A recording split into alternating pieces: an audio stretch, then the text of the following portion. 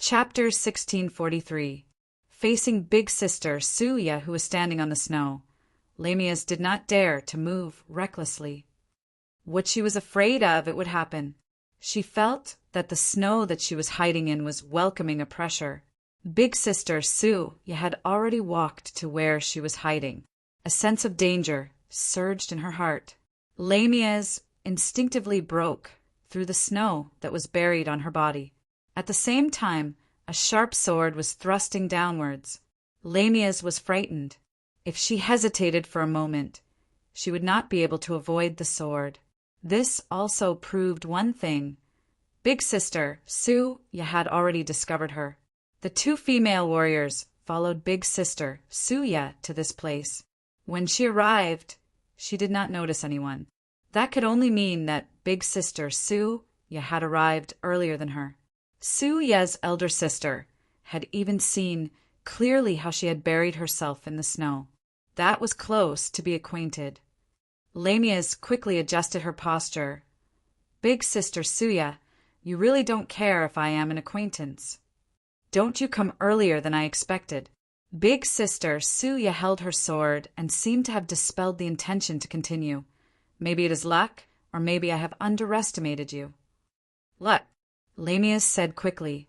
At the same time, she looked at Big Sister Suya suspiciously. Silver? Big Sister Suya was a silver. The two female warriors naturally did not have the possibility to resist. But if Big Sister Suya was a silver, why would she need to be followed by the two female warriors? With his silver ability, there was no opponent in this challenge. He could completely sweep his way through. Big Sister Suya, you didn't need to hold him back and let him consume the strength of the other challengers in the final ice field. But these were not important. The key was, Big Sister Suya, since you are already a silver, there is no need to participate in the fight for the heavenly crane constellation St. Cloth. This was what Lamias could not understand. There were many bronze warriors, but relatively few silver warriors. Every silver warrior in the Sacred Saint Galaxy had a record. They knew everything. Why would the Sacred Saint Galaxy let a silver warrior mix in with the challengers? Impossible. What's more, Big Sister Suya came out of the Pegasus camp with her. How could a silver rank hide among a group of female warriors who feed the Pegasus? At this time, facing Lamias's question, Sister Suya just smiled casually, but Lamias felt like she was being stared at by a poisonous snake. Unexpectedly, Lamias took a deep breath at this time and said in a low voice, You are not a silver. The holy garment you're wearing might be fake. Suya's eldest sister said indifferently, How do you know? Lamias said, You can't be a silver. Otherwise, the sanctuary wouldn't have put you in the challenger's maze.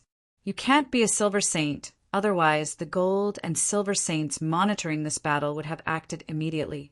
Since the purpose of this challenge is to obtain the silver saint cloth from Grus constellation, then the Sacred Saint Galaxy will definitely not allow such unfair behavior. So, you're a fake, Lamias said with certainty. The storage of the holy garment requires the holy garment chest. You were with me the whole time, but I didn't see you carrying the holy garment chest at all. There's nothing wrong with the previous reasons.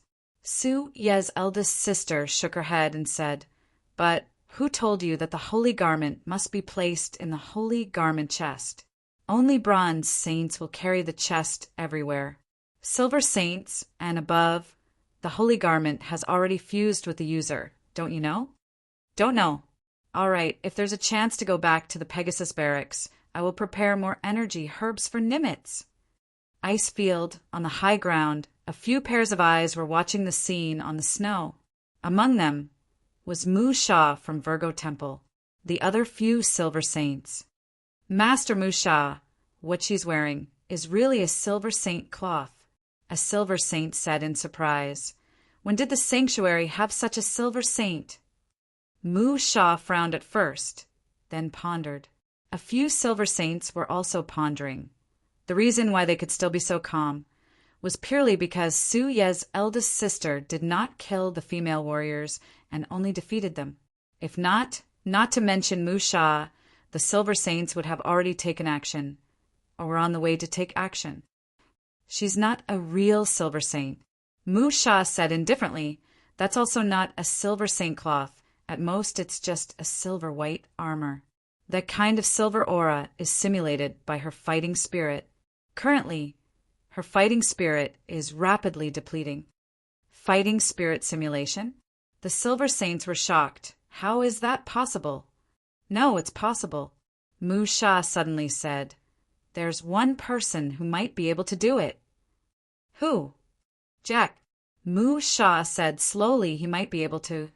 The holy battle technique, Phantom Fist, that he developed himself can produce a similar simulation effect. From her, I can feel the same energy fluctuation as when Jack used the Phantom Demon Fist back then. Jack! A few Silver Saints were shocked at the same time. This Jack was too famous in the upper middle class of the sanctuary. In the past, Jack once competed with the current Gemini temple for the Gemini Gold Saint cloth. The two fought until the end, and it was hard to determine the winner. In the end, the goddess sent down the sanctuary and set the current Gemini Gold Saint cloth as the winner.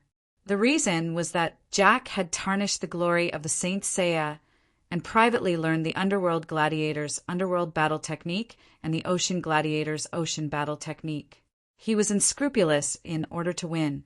In the end, Jack was removed from the sanctuary, and after his fighting spirit was abolished, he was expelled. Could this Suya be Jack's descendant or student? It's possible, otherwise Suya will definitely not use Phantom Fist. Master Mu Sha, since Suya is the descendant of the sinner Jack, she is no longer qualified to participate in this challenge. Please let me take action and capture Suya. Mu Sha stood in front of everyone, and her eyes were looking at Lamia's. The Silver Saints did not know what the Virgo Temple's master was looking at, so they were impatient. No need, Mu Sha said at this time. Although Jack has been expelled, it is only limited to himself. Even if it is his descendant, she should not lose the qualification to become a Saint Seiya because of this. What's more, she came to the sanctuary through the proper way. She is qualified to participate in the challenge. But Master Mu Sha, Mu Sha turned back casually and said with a calm gaze, just now, one of the two female warriors who were knocked down is your student, right? I am not. The Silver Saints were shocked and quickly lowered their heads. Mu Sha said indifferently at this time, the challenge continues. The Holy Garment has the ability to choose its master. You have experienced this. Even if meditation technique can improve the possibility of compatibility, it is only an improvement. If the Holy Garment does not like it, it will naturally refuse. You all can leave. Yes, he was the chief among the Gold Saints, the most powerful man under the goddess. In all aspects, the Silver Saints did not have the courage to resist. They could only bow their heads and leave. Icefield, not only this area, there were also battles between challengers in other places. After everyone left, Mu Sha continued to look at Lamia's and big sister Suya on the snow. You said you can't suffer. A smile suddenly appeared at the corner of Mu Sha's mouth. But now it's not a matter of eating or not. Achoo! Nero sneezed loudly. Then she shivered and hugged her hands tightly. 2 slender ice crystals were hanging on her nose at this time. Would she be afraid of the cold? Prince Pulin obviously didn't believe it, so he looked at her coldly. He looked at her coldly along the way, but she never cared. She just played by herself. Yes, like playing. In fact, I hate this kind of map the most. It reminds me of some unpleasant memories. Nero looked at Prince Pulin, who had transformed into Master Romy of the Scorpio Temple at this time, and said seriously, "This is my childhood shadow." "Is it?" Prince Pulin responded perfunctorily. At the same time, he looked around. He could feel that there was a powerful existence in this ice field. In the air, there was even a faint fluctuation of power. It might be the Gold Seat's chief. Mu Sha had never appeared on the battlefield of the gods in this war. He had always been guarding the Holy Land. Even in the battlefield of the human world, he had never made a move.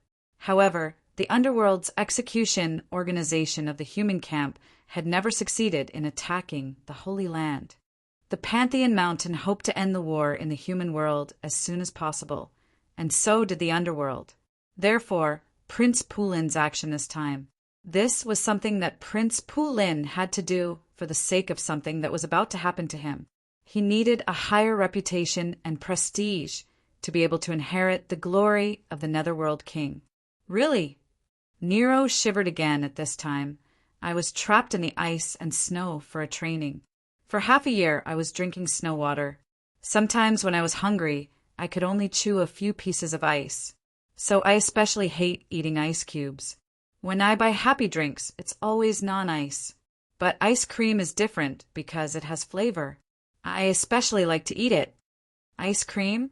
Prince Pulin suddenly stopped, frowned faintly, and whispered, "Ice cream? Haven't you eaten it before? I'll treat you to ice cream." Nero blinked her eyes that seemed to be able to shoot out starlight. "I'll fight with you. I can beat Uncle Whitebeard's ice cream 10 times every time." Prince Pulin shook his head. He subconsciously felt that this female warrior named Shaji began to talk nonsense again, but he seemed to be able to understand. A trace of confusion appeared in his heart, but it was quickly diluted by the power of death. Prince Pulin shook his head at this time, pointed to the front, and said, "There are a few challengers for the holy garment there. Go and defeat them." "Why me?" Nero pointed to herself and asked curiously, "Didn't you say that you want to cause trouble?" Prince Pulin said indifferently, "Then why don't you try to fight for the Gruss holy garment? If you can become the winner of this challenge, you may be able to meet the goddess of the Holy Land directly." Nero blinked quickly and didn't say anything. Prince Pulin didn't mind either. His thoughts were all focused on this mysterious girl, but her heart, which was hidden in her irrelevant words, was like a labyrinth from beginning to end. It was a spirit labyrinth that was even more enormous than this trial-taker's labyrinth. I have to go back eventually," Nero muttered at this time. "How about I do a big job and go back?" "Huh." In the midst of his astonishment, Nero took a step forward. Her speed was so fast that even Prince Pulin couldn't help but be somewhat surprised. "Then me too." Prince Pulin sighed and looked in the direction of the huge wave. "Let's see the golden chief of the Holy Land." The girl called herself Shaji. This was probably not her real name. Prince Pulin had this feeling that he had met such a person before, full of lies. As for whether Shaji would expose him in the future, Prince Pulin didn't think about it because she wouldn't. Prince Pulin had this feeling. It was very strange. On the snowy ground, Sister Suya and Lamia's were still in a stalemate. No one moved first. Suddenly, Lamia's made a move that surprised Sister Suya. She dropped her hands naturally at this time, completely giving up the fight. Sister Suya's eyes flashed with doubts. "You can do it." Lamia's looked at Suya at this time and said expressionlessly, "I won't fight back. After you defeat me, I will lose the qualification to challenge. I won't be your obstacle, but don't hit too hard." Sister Suya was originally puzzled, but now she was bewildered. Lamia's was too abnormal at this time, so she couldn't judge what Lamia's was planning. "Really, I don't have any ideas." Lamia said with a serious face, "There is no trap, and this is not a conspiracy.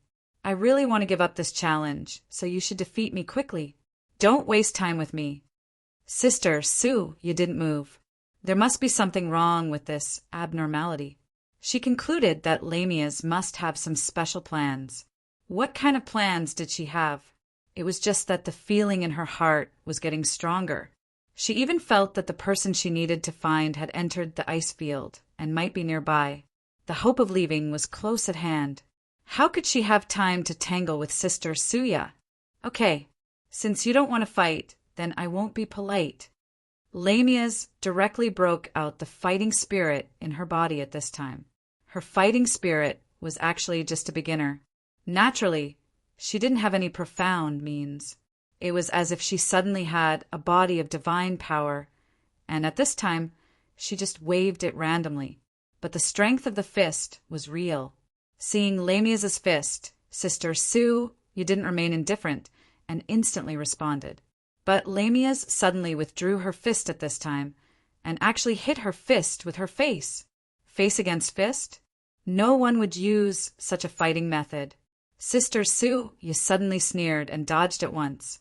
Then she sneered, Lami, it seems that you want to use the fighting method of perishing together with your injury to exchange for my injury, right? I really underestimated you. You are really a ruthless guy.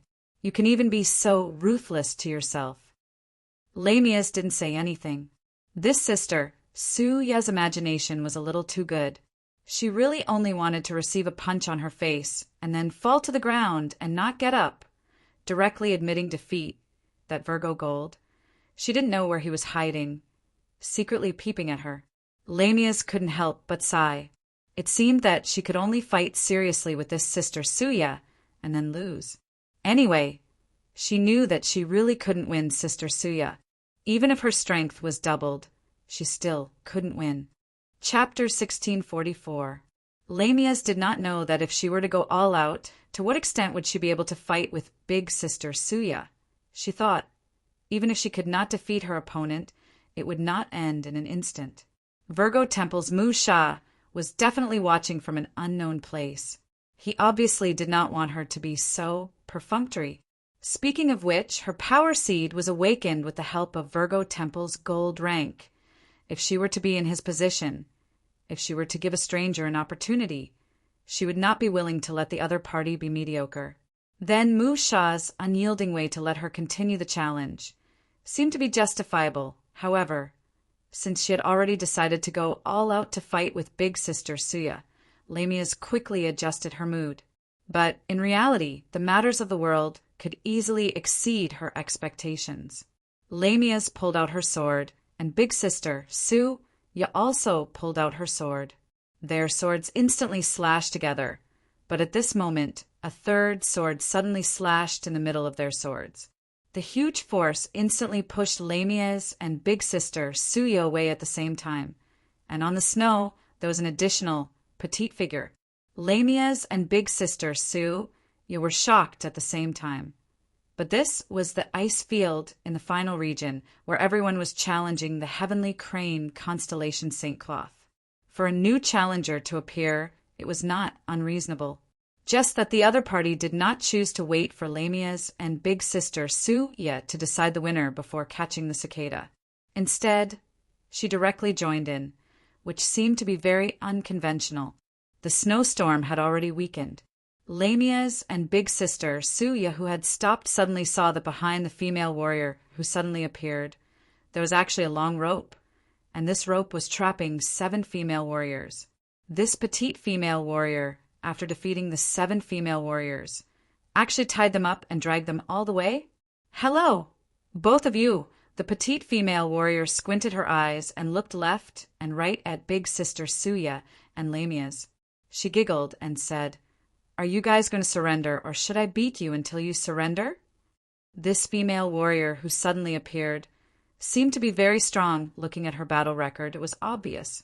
Lamia's almost had the impulse to shout out surrender, if not for her misgivings about Mu Sha's expression.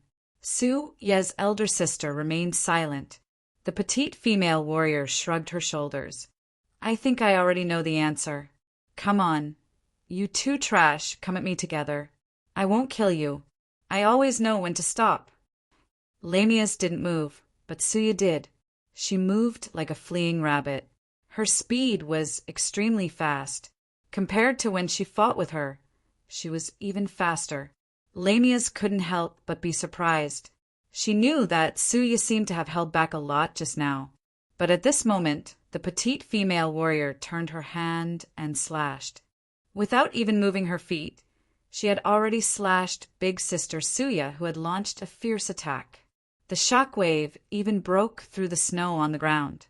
After being split apart by the petite female warrior, Su Ye's elder sister instantly threw away the standard long sword in her hand the moment she landed on the ground.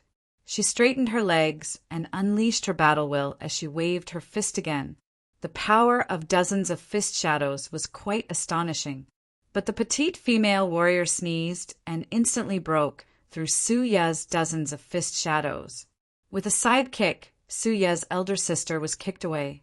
She was like a cross skipping on water. She rolled all the way on the snowy ground and finally hit a rock. After her body smashed the rock, she stopped. The petite female warrior's palm was placed on her forehead as she looked into the distance. Oh, full marks. How could she be so strong? Lamius couldn't help but widen her eyes. At the same time, her heart was beating wildly. It's here. That strong feeling. Could it be that this petite female warrior is the one I'm looking for? Who is this person? I've never seen her in the sacred domain.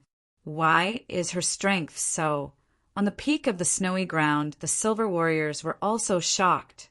They had already left Mu Sha's side and headed to other areas. But now they had returned once again. One of the silver warriors directly said, "Lord Mu Sha, this female warrior is extremely fast." She suddenly appeared on the ice field and instantly defeated the other seated contestants. Moreover, she dragged the losers all the way. We couldn't catch up with her. Later, this silver warrior's voice became lower and he even hesitated. A silver warrior was actually left far behind by an ordinary female warrior. This wasn't something to be happy about. She's called Sari. A low voice was heard. After that, a golden light flashed and appeared beside Mu Sha, who was sitting cross-legged. Seeing this, several silver warriors instantly lowered their heads and respectfully said, "Greetings, Lord Romi." The one who came to Mu Sha's side was none other than the gold warrior of the Scorpio Palace, Prince Pulin. Mu Sha was still sitting cross-legged. His cross-legged sitting was a kind of cultivation method. If he sat there, unless the goddess descended, no one would stand up. Everyone was already used to it. At this moment, Mu Sha casually glanced at Romi and slightly frowned. "You said Sari?" Prince Pulin nodded. "Sari, a challenger from the Black Iron Castle. She happens to be in my jurisdiction. Of course, her strength is indeed beyond my expectations." The silver warriors didn't say anything, since the gold warrior of the Scorpio Palace recognized her as a challenger. There was naturally no problem. Even if there was a problem, it wasn't their turn to speak. Black Iron Castle. Mu Sha nodded and then thought for a while. Black Iron Castle is mostly the descendant of humans and giants. This female warrior didn't even use her fighting spirit. She could use her physical strength to break the fighting spirit. It seems that the giant bloodline gave her an innate advantage. "Perhaps," Prince Pulin said casually. "Along the way, she gave me a lot of surprises, but her personality is a bit strange. Her strength is tyrannical, but she might not be recognized by the Saint Cloth. Everything depends on fate." Mu Sha said indifferently, "Fate will make the right choice. Let's just wait and see." At this time, Prince Pulin took a step forward and asked, "Mu Sha, what about the Dark Gladiator?" Mu Sha had already closed her eyes. The goddess already knows about this matter. The majestic star is temporarily staying in the temple. As for other matters, let's wait until the Saint Cloth contest is over. Prince Pulin was thinking, if he suddenly attacked here, he could directly kill this gold warrior. But after all, Mu Sha couldn't be compared to Aruba of the Taurus Palace. Just by getting close to Mu Sha, Prince Pulin faintly felt something that didn't belong to humans' divinity. This gold warrior of the Virgo temple had already condensed her own divinity. Between her and the gods, there was only one level difference. In terms of pure strength, perhaps she had already reached the same level? Perhaps this challenge match will end soon. Prince Plin nodded his head, but he had all his intentions to attack Lin Fan from the bottom of his heart. There were too many legends about Mu Sha, the most powerful shield of the goddess, the guardian of the sanctuary, the most powerful human under the gods. Legend said that even if she didn't activate the saint cloth of the Virgo temple, Mu Sha could still defeat any gold warrior, the petite female warrior. Nero, at this time, casually took the sword from the defeated female warrior and put it on her shoulder, looking at Lamia's. She suddenly exclaimed, and then, in the blink of an eye, under the speed that Lamia's couldn't react, she was almost in front of Lamia's. Lamia's heart was beating fast at this time, as if her heart was going to spin out. She only felt that under the gaze of the other party, her brain was roaring loudly, and then her consciousness went blank, as if thousands of centuries had passed. Lamia's woke up from the chaos. She felt unprecedentedly weak. The feeling of being on the verge of death made her body's strength instantly drain. At the same time, Nero took a step back slightly, showing a strange expression. Not knowing if it was an illusion, Lamia's only felt that there seemed to be a layer of colorful halo flashing in Nero's eyes. Lamia's was too tired. Even standing seemed to be her limit. She wanted to say something, but suddenly lost her voice. Her throat moved, but she couldn't say anything in the end. But the strong feeling in her heart had disappeared at this time. Lamia's couldn't help but widen her eyes, not sure whether this petite and mysterious female warrior was the person she was looking for. Nero subconsciously shook her head, and then a trace of doubt flashed in her eyes. At this time, a strong wind came from behind Nero. Sister Suya. In the wind and snow, the strange silver armor on Sister Suya's body was broken at this time. The armor was full of cracks, as if it would fall off at any time. But her fighting spirit was stronger at this time.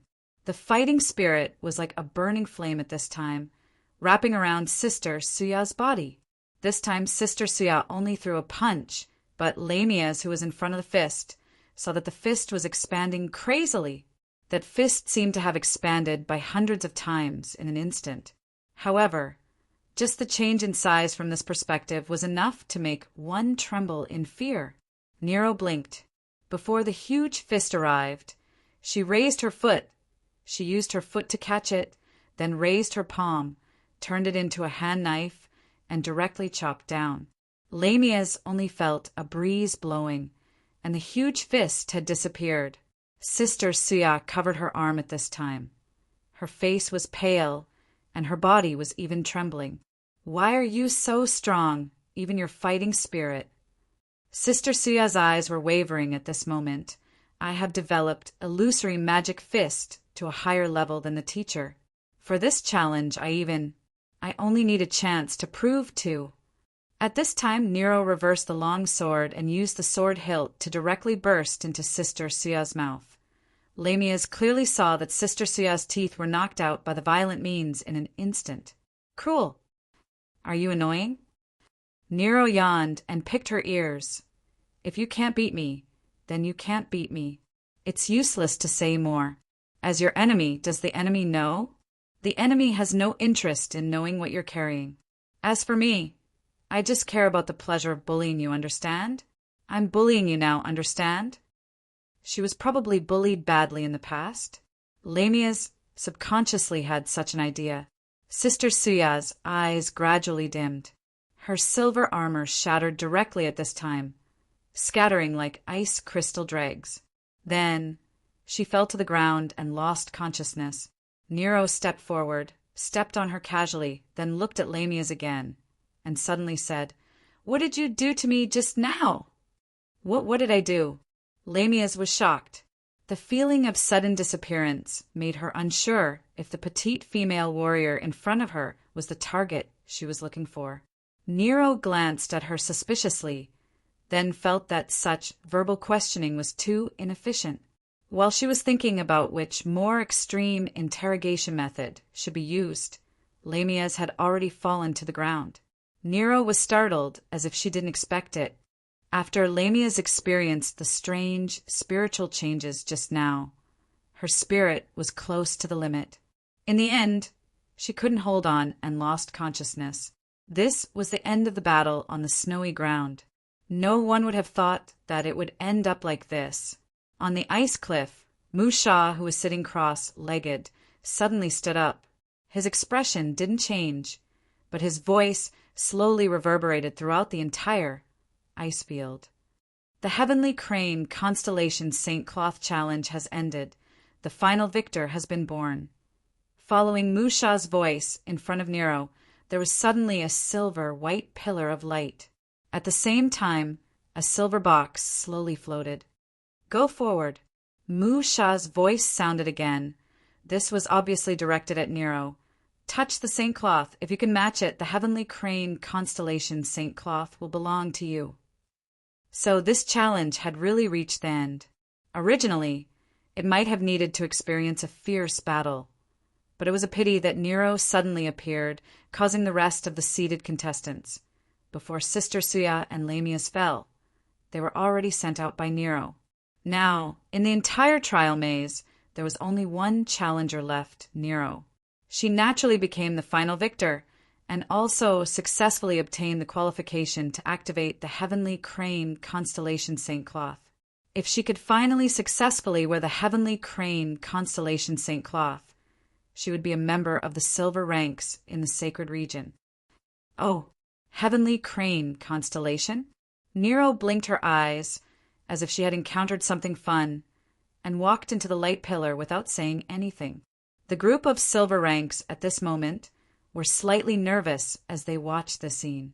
They did not know if this strong challenger would be able to successfully match with the Heavenly Crane Constellation's Saint Garment in the end. If not, this selection, they were afraid that they would have to start all over again. Finally, under everyone's attention, Nero placed her palm on the silver Saint Cloth box. Hashtag, hashtag, hashtag, hashtag, hashtag PS, as usual. Chapter 1645. The Gold of the Scorpio Temple. Prince Pulin was also rather astonished as he watched this scene. He naturally knew more about the female warrior named Satsi than Musha and the rest of the silver warriors, but it wasn't much more.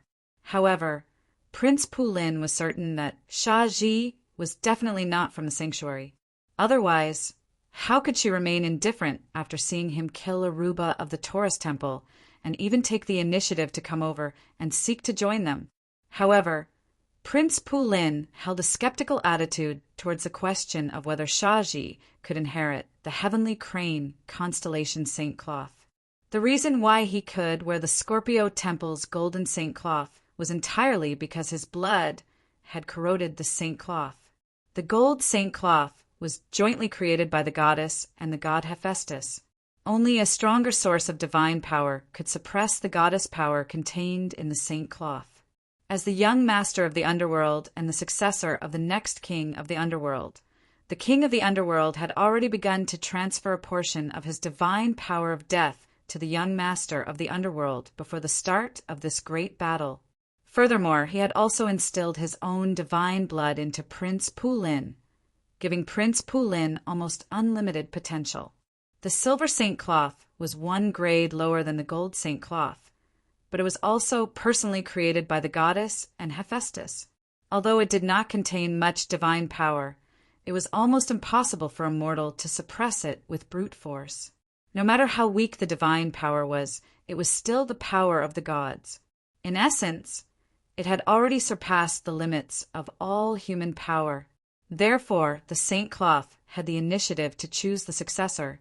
Prince Pulin hoped that the Heavenly Crane Constellation's sacred garment could be inherited smoothly. Only in this way would the goddess appear during the inheritance ceremony. Perhaps he could only wait for Shah Ji to fail and wait for the next challenge. This would inevitably delay the time by a lot. He could not help but frown because of this. At this time, the box of the Saint Cloth was slowly opened under the touch of Shaji.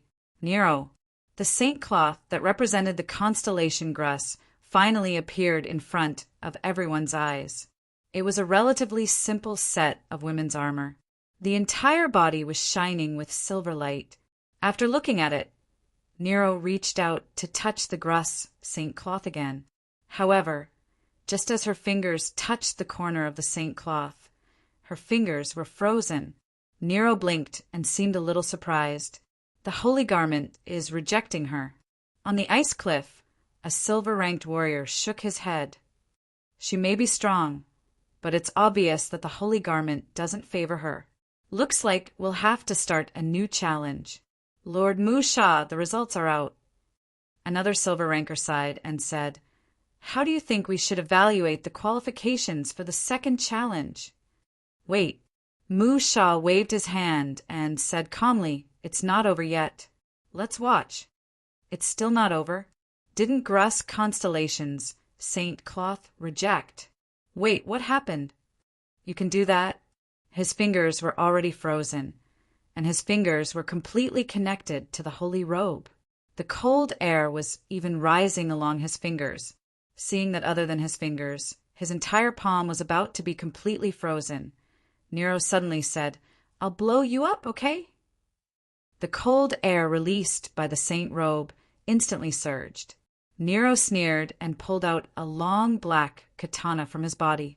He casually knocked on the body of the holy robe twice. Did you see that? This toy is called Yamablade. Nero squinted his eyes and said, This thing is very arrogant, like a lone wolf in the grassland. But once again I found out that it can also be scared and scared to death. Do you know why? The cold air of the holy garment rose again, as if it was disdainful. Nero didn't care. He held onto Yamablade and knocked it twice again. Trash blade, tell it why you're so scared. If you say too little, I'll melt you and make you into a toilet bowl. The sound of the blade seemed to be saying something. As for what it was saying, only a ghost would laugh. The cold air of the Gruss constellation, holy garment, suddenly weakened. But in an instant, the cold air exploded again, as if it was about to perish together. On the snowy ground, the temperature suddenly dropped again. Sister Suya Lamias and the rest of the female warriors who fell on the ground were suddenly covered with a layer of frost. Trash blade. Nero threw Yama blade to the ground in disgust. What do I need you for? You can't even scare me with a broken holy garment. Looks like I still have to do it myself. Ignoring the changes of Yama blade after it was thrown to the ground, Nero directly reached out his hands and grabbed the joints of the holy garment. Like breaking a lotus root, he actually broke the holy garment's gauntlet and then roughly stuffed it into his arms. The holy garment seemed to be crying, but this was just the beginning. Pieces of the holy garment were forcefully peeled off by Nero and then put on.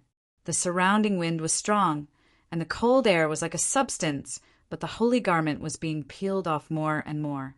Finally, Nero grabbed the helmet of the holy garment with both hands and put it on his head, but the holy garment that had become one body directly froze itself, and even Nero was frozen inside. Nero wasn't afraid. He struggled with both arms and walked out of the ice crystal. The holy garment was unwilling to give up and continued to release extreme cold air, but it was easily broken by Nero again and again. In this way, the holy garment and Nero were frozen again and again, breaking out of the ice, freezing, and breaking out of the ice state. In the end, the holy garment no longer released cold air, and the silver light on its body instantly dimmed. It actually turned directly into the appearance of a stone. Nero was dumbfounded. He didn't expect the holy garment to be more unyielding than Yamablade. He couldn't help but be stunned. The silver figures in the distance. Even Prince Pulin was somewhat dumbfounded at this time. Even Musha of Virgo Temple opened his mouth slightly. This guy actually forced the holy garment to seal itself. A silver figure subconsciously swallowed his saliva. Doesn't this mean that the divine power contained in the holy garment is also helpless and can't break free? At this moment, an even more unbelievable scene happened. The heavenly crane constellation, holy garment that had sealed itself, suddenly burst out a strong silver light. Under the silver light, the petrification of the holy garment had been removed, and it once again returned to the bright appearance of the holy garment. This time, not only did the holy garment of heavenly crane constellation not burst out cold air to reject, it even restrained the surrounding cold air.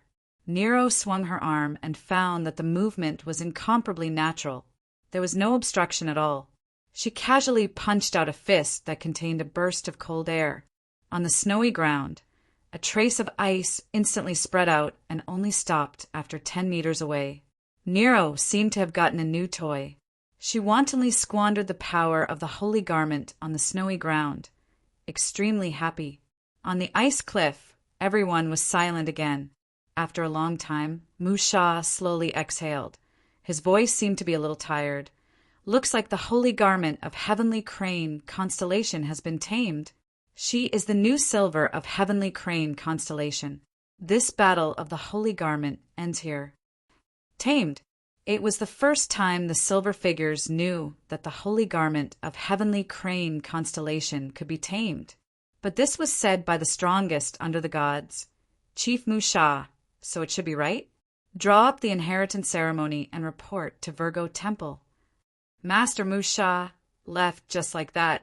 They knew that the previous master of Heavenly Crane constellation, Maya, was Master Musha's sister. He was especially concerned about the inheritance of the holy garment of Heavenly Crane constellation, although Master Musha did not show any dissatisfaction. But thinking about it, Master Musha was not willing to see his sister's holy garment to be inherited in such a crude manner. In short, the battle of the holy garment, along with the compromise of the holy garment of Heavenly Crane constellation, had indeed ended. Who is going to bring those female warriors away? If they are not brought away, they will freeze to death. I will go. I will go too. A few silver figures rushed out of the ice cliff. Congratulations. Prince Pulin came in front of Nero at this time. But Nero did not say anything and punched out. The fist that was filled with cold air directly hit the Scorpio holy garment on Prince Pulin's body. Cancel. The Prince of Underworld did not move. On the surface of the Scorpio holy garment, there was only a ripple. Nero suddenly said seriously, "My holy garment is too trashy. Why don't we exchange?" "If you want, I can give it to you." Prince Pulin said indifferently, "But there is a condition. When I leave the Holy Realm, you need to leave with me." "Is it fun?" Nero thought for a while and asked. Prince Pulin smiled but didn't say anything. His figure gradually disappeared in the wind and snow. Nero, on the other hand, suddenly sat down on the snowy ground as if she was bored. She spat out the remote control in her body and pressed it a few times. "I know. Eleanor, that coquettish bitch, must be lying to me. This thing is fake." Nero looked up at the sky of the labyrinth, ice field, and raised her third finger.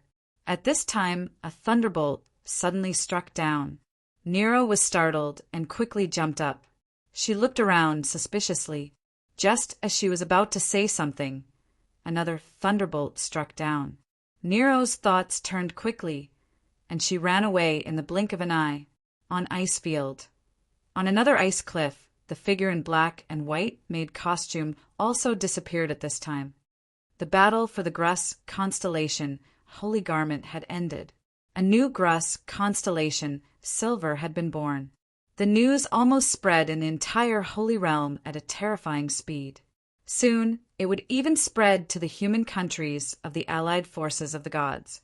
This would be a good news to the human countries of the allied forces of the gods. The succession ceremony would be held at dawn tomorrow. The intention of using this time was that dawn was coming, and the darkness would be dispelled. The battle for the holy garment had ended. Some were happy and some were sad. Those seated players who had been trained by the Holy Realm could only leave in disappointment. They needed more time to train and wait quietly for the next battle for the holy garment. Perhaps it would be soon. After all, it was now the time of war between the gods. Bronze and silver might soon fall. Even gold had the possibility of falling at any time in this vast war between the heavens and the earth, wasn't it? In a guest house in the Holy Realm, this was a place for challengers from all over to stay temporarily. At this time, there were not many challengers in the guest house. Most of them had left quickly after the battle for the holy garment had ended and returned to their respective battlefields. The war situation in the human countries was still tense. If not, They would probably stay until the succession ceremony ended. Su Ye's eldest sister was currently in her own room, packing her luggage. Her right arm was already broken, so she could only wrap it in gauze and hang it around her neck. It was quite inconvenient when she was packing her luggage. "Can I come in?" A man's voice suddenly sounded. Suya frowned. She did not have much impression of this voice. She only felt that it was unfamiliar. "Don't worry, I will finish packing and leave soon. I won't stay here and not leave." Su Ye's eldest sister thought for a while and replied. Her identity had actually been exposed in the ice field. Those silver and even gold had probably seen through her background. Now that they were looking for her, they probably had some thoughts of settling the score. "I'm coming in." The person did not get the permission of Su Ye's eldest sister and directly pushed the door open. What surprised Su Ye was that the person who came to look for her was not the law enforcement team of the Holy Realm, but a gold. A gold from the Scorpio Temple. "You are."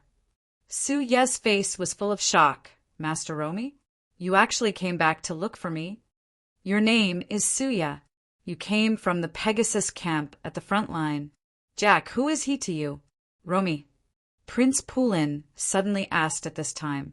Suya was silent for a moment before saying softly, "He is my father." Prince Pulin stared at Suya for a moment before saying coldly, "What about your mother?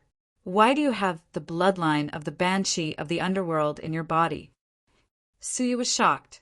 She immediately put on a desperate fighting posture. Prince Pulin shook his head at this time. "You can no longer inherit the Grus constellation, holy garment. The battle suit you wore before should be a replica, right? But a replica is a replica after all. Compared to the real holy garment, it is still inferior. Are you mocking my stupidity? Scorpio Temple's Gold Lord." Suya looked at the man bathed in golden light with a sad expression. "No." Prince Pulin shook his head. "I just came to ask you if you are interested in becoming a dark gladiator." "What? Chaos?" That was a place located in chaos. A figure flashed over. At this time, Eleanor had already returned to the most familiar place, the place where she worked, the shop hidden in chaos, and came to the shop owner. At this time, the shop owner was sitting on the desk with the shop's account book in his hand. Eleanor rarely saw the shop owner look at the account book so confidently. At least, this seemed to be the first time since she became a maid of the shop.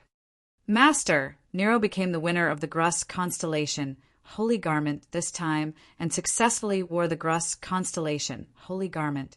This. Eleanor hesitated. "Do you think that it is ridiculous for a black soul envoy to inherit a mere silver holy garment?" The shop owner closed the account book in his hand, raised his head, and looked at Eleanor calmly. "I just think that this Nero's origin is too mysterious."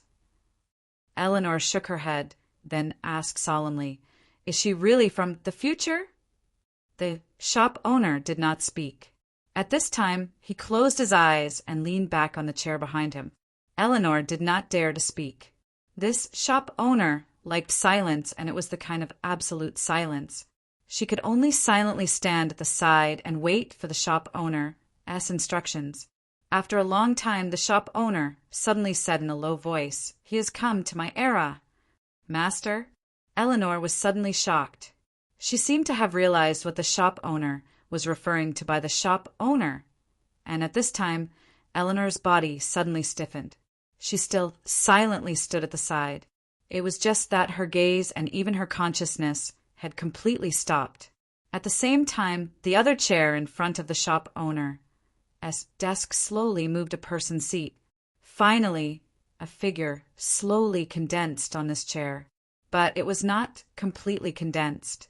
It was just a shadow, but one could barely see the shadow's appearance. "Hello, this should be the second time I'm meeting you. Former shop owner." The voice reverberated in this ancient study. That was Luacio's voice.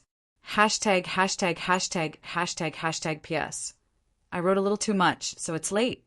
Chapter 1646. They looked into each other's eyes for a long time. After a long time, a hint of appreciation flashed in the shop owner's eyes. The shop owner looked at Boss Luo and said, "I can't ask for your name." Boss Luo smiled and said, "I can't ask about your past either." The shop owner waved his hand, and Miss Eleanor, who was motionless beside him, was sent out of the study room. This would make the conversation more comfortable. The shopkeeper smiled at this time and said, "That black soul envoy named Nero, you have planted a spiritual seed in her before, right? Using this connection, you sent back an ordinary person who is related to this era and stimulated the seed in Nero's body again. Then your will descend. It's a very good method. I didn't think of this before." Boss Luo shook his head. "It's a relatively successful attempt." The shop owner nodded. "I've done similar things before. Unfortunately, my predecessor didn't seem to have the intention to cooperate with me." Boss Luo knew a lot from the simple words. He took over the shop from the shop owner in front of him, and the shop owner also took over the shop from his predecessor. We can't find the source of its inheritance. The shop owner clasped his hands at this moment and said, "Its existence is far more ancient than you think." Boss Luo had a lot of questions and didn't understand. He hoped to get the answers from the shop owner. This discussion wouldn't end in a short period of time. "Why did you choose me?" "It seems that I'll really choose you later." The shop owner thought for a while and said, "But I can't answer your question now. Because I haven't officially met you yet, I don't know what I'll think tomorrow. Naturally, I don't know the reason why I transferred the shop to you. Moreover, this is an inevitable result." Boss Luo was silent. This was indeed an inevitable result. If his arrival in this era allowed the shopkeeper to know about the future in advance, if the shopkeeper did not choose to hand over the shop, he might have disappeared now. If he could not become the shopkeeper, he would not have the power to come here and lose control. If this is how the future works under the origin as control, then the part where I met you will be erased after you leave, shopkeeper replied. "I will completely forget about this, but you won't after you return. Do you know why?" Luaccio thought for a moment and said, "Any question that I ask you can be answered by purchasing it from the altar. Therefore, in the future, I will only know about the past. In fact, I can't influence the past at all." As he spoke, Boss Luo waved his hand, but his palm passed through the table. In this era, he could not touch anything. Other than the shop owner, no one else could know of his arrival. "No, you can still influence it somewhat." The shopkeeper shook his head and said, "After all, there's a slight disorder in this time and space, but it is not caused by you. Or rather, it is not caused by the you in front of me, but it is also caused by you, a you that is more distant than the you in front of me.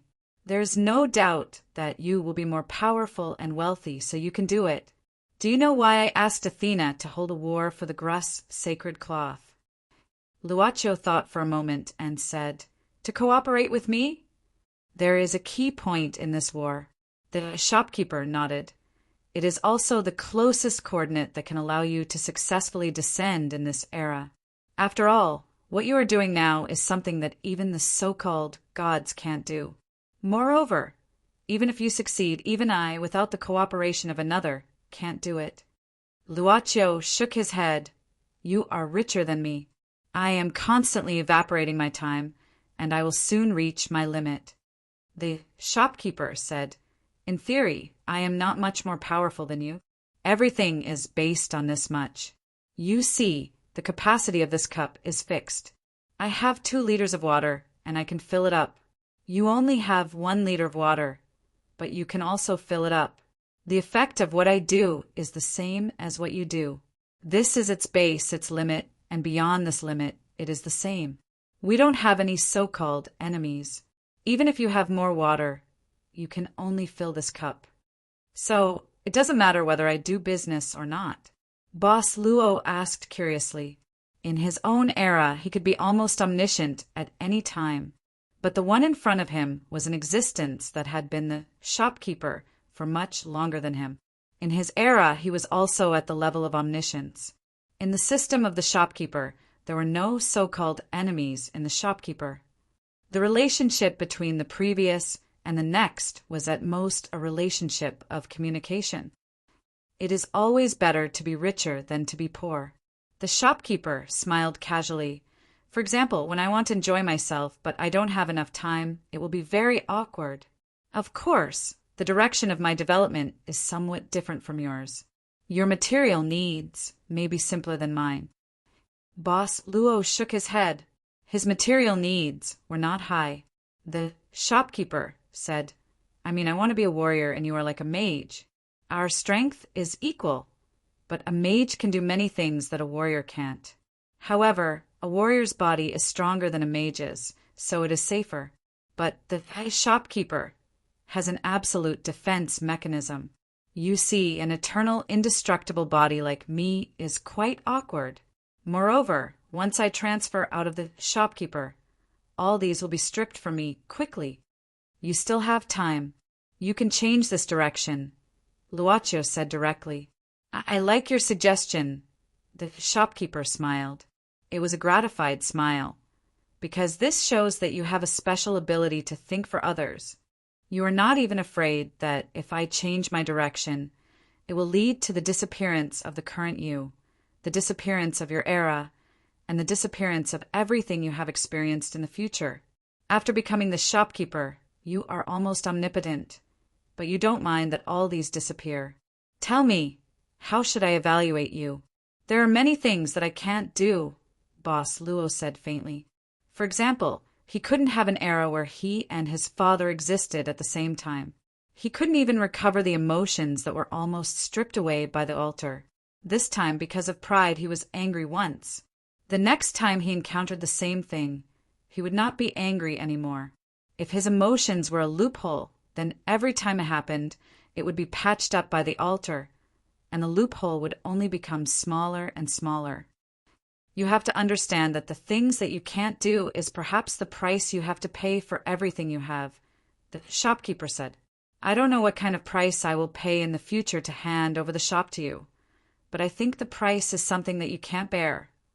What price did you pay? Boss Luo suddenly asked. The shopkeeper shook his head and said, I don't know what price I paid. After inheriting it, this part has been erased.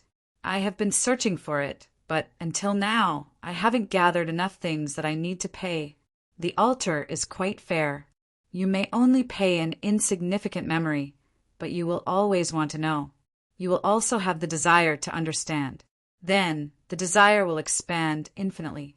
This insignificant memory will become something that you can't even ask for, because you have lost this memory. You don't know if this memory is really insignificant or if it is more important to you than your life. The information asymmetry for customers also applies to the shopkeeper.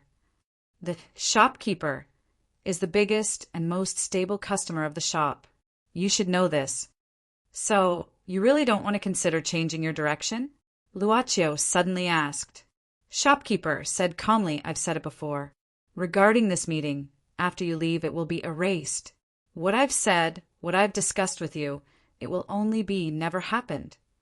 Since it didn't happen, why do you make me feel like I've taken the wrong path? You are too calm, Boss Luo bitterly smiled. You are the same. The shopkeeper smiled and said, Even if I can calculate my future situation, I don't feel angry at all. This is our shared sorrow. But in fact, this sorrow doesn't exist. Luaccio suddenly said, You can always maintain this state, and I can also maintain my state, standing outside the river of time, watching time flowing away. You said that we have no enemies at all. That's right. The shopkeeper smiled and said, If I had decided to do nothing now, you wouldn't have come. I can truly exist forever, watching countless civilizations being born and destroyed in an endless cycle. But in fact, you are still in front of me at this moment, which proves that I still did something. Do you know why this is happening? Boss Luo fell into deep thought. Without enemies, one could exist forever, standing at the top of all living beings and even the so-called gods. It was truly transcending everything. It was a higher material dimension than countless subworlds. As long as one wanted to, one could exist forever. There was indeed no reason to seek death. Because, like you, I am also looking for one of the few pleasures. The shopkeeper thought for a while and said, I am thinking that if I sell the shop to you, it is probably because I want to pursue my last bit of pleasure. If I miss it, I will completely become the agent of the altar. I will no longer be myself. I exist, but at the same time, my existence has been denied. Obviously, even at this stage, when I think about this problem, I feel instinctively afraid. Look at me. My fingers are trembling slightly. Obviously, I am still afraid, but my expression and my eyes can't see it. But what if it is not pleasure? Luaccio suddenly asked. Then there is only one possibility. The shop owner thought for a moment and said, You and I could be a future set up in the past by my predecessor, or even before that. Just as the subworlds have their own scripts under the control of the Arraya system, we may also have our own scripts. The feeling of being controlled. Luaccio lowered his head and pondered. You see, I am just saying. The shopkeeper smiled evilly and said, But you have fallen into deep thought and started to estimate the correctness of this matter based on the existing conditions. Shouldn't it be? Boss Luo was stunned. Why do you think it is necessary? The shopkeeper said bluntly, Why not another possibility? In fact, as shopkeepers, we never need to pay anything. Maybe the shopkeeper is the luckiest one chosen by the root of everything. You don't need to do anything. You can do anything. No one will punish you, and you will not be affected by the so-called karma. Everything should be under your control. You can destroy it, you can reorganize it, you can do whatever you want. You really don't need to pay anything. Are you really the luckiest one unreasonably? Luaccio couldn't help but open his mouth. The shopkeeper! Words even impacted some of his existing ideas. The shopkeeper smiled and said, Anything is possible. What you think shouldn't happen is actually happening in different places all the time. It is the same for those impossible and even miracles. Perhaps you've always felt as if something was manipulating you, but it's just an illusion. Perhaps you've always been battling with the air. Maybe he had always been fighting with the air. Was it possible? Perhaps it was possible, since anything could happen. Luaccio couldn't help but become silent. The shopkeeper obviously had wisdom that surpassed his. This was a quantitative accumulation. It was understandable that the shopkeeper had a deep accumulation that Boss Luo didn't have. It was just that they didn't walk the same path. Then, why did the future me create this little bit of chaos in this space-time? Finally, Boss Luo asked one of the most important questions of this trip. The shopkeeper thought for a while and said, Maybe I just want you to understand that you don't need to do anything at all here. You see, compared to any of the black soul envoys in the shop, isn't it more convincing for me, the previous shop owner, and the one who personally handed the shop over to you, to say all this? Luaccio had to admit this point. It was true, but was it really that simple? Perhaps it was really that simple. It was just that he was used to imagining that there were always unruly people who wanted to harm him or something like that. Yes and no. Hashtag, hashtag, hashtag, hashtag, hashtag PS, as usual. Chapter 1647. Boss Luo smiled bitterly. Today he not only had a headache, of course it could also be because the time was crazily evaporating, greatly suppressing his thinking. I think I will still be troubled by this problem for a very long time. Shop owner said calmly, You can continue to be troubled. You have enough time to be troubled by this problem. Maybe the longer you are troubled, the better it will be for you. Actually, you can still find something to do. When you officially become the executor, I'm afraid you won't feel any happiness anymore. Luaccio frowned. According to what you said, the future me shouldn't let me understand this from you. Shop owner leaned back again. His gaze was distant. Maybe in the distant future, you will find a way to solve all these problems. That's why you need to do this. Anything is possible, isn't it? Including you. You cooperated with the future me to create this time point for me to descend? Boss Luo's eyes lit up. The shop owner shook his head and said, "In fact, I'm not cooperating. I'm just doing this passively. To put it bluntly, if you stand in front of me in the future, I might not be able to resist the urge to kill him, because in the future, you will probably buy a request for me to cooperate passively in the distant future. My own will is obviously against cooperating, because to me, it's obviously not beneficial." Boss Luo's expression became strange. This shop owner was actually a little mischievous in his steadiness. "Of course, it's also possible that I can't defeat the future you and will be pressed to the ground." Shop owner shrugged and said, "After all, even the present me fell into the trap, right? Let me understand this, and then let me do all these in the future. Let me become the future me, and then let all these go in a perfect cycle?" Luo Chio muttered, "Can time still go in a cycle like this?" "Why not?" Shop owner asked curiously. "I said before that we are in a higher dimension. Just like the two-dimensional plane you see, the relationship between triangles, A, B, and C, are 3 points. In 2 dimensions, you can only go from A to B, then from B to C, or from A to C, then from C to B. But when we look at it in 3 dimensions, we can see the whole process at the same time. We know both the beginning and the end. Everything happens at the same time. The past, the present, and the future, a trinity. The key is whether you focus on the origin, the result, or all of it. But in fact, all of them are in your eyes." Boss Luo shook his head and asked abruptly, "Eternal Kingdom?" Shopkeeper remained silent and gave his answer. "Eternal Kingdom is Eternal Kingdom, and we are us. As for the Eternal Kingdom, I'm still exploring. The altar has a high requirement for this kind of information. It gave me a hint that only the power of the Eternal Kingdom's royal family could eliminate the shop owner. But in fact, I've never come across such information. Why did Shopkeeper know less about Eternal Kingdom than Sherlock?" "I'm not perfect," Shopkeeper said abruptly. "This is something I only understood later, but it doesn't matter because it won't affect me from doing what I want to do in my era." "About me?" Boss Luo asked. Shopkeeper shook his head and said, "This is what I don't like. The time required to obtain information about you is almost infinite. It exceeds my storage capacity. I have to wonder if you have harvested all the subworlds of the Arrayas system, and I'll forget everything after this.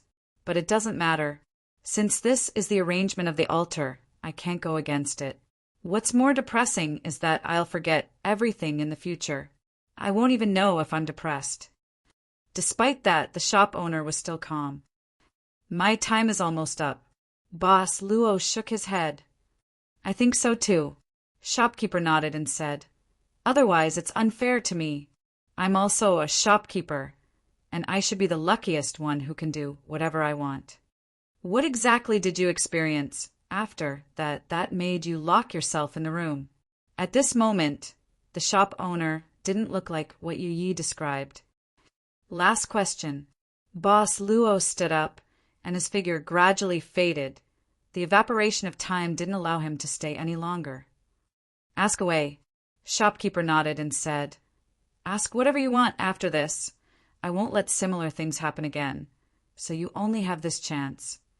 If the past can't be changed, why is Nero in this era? Why was Lamius sent back by me?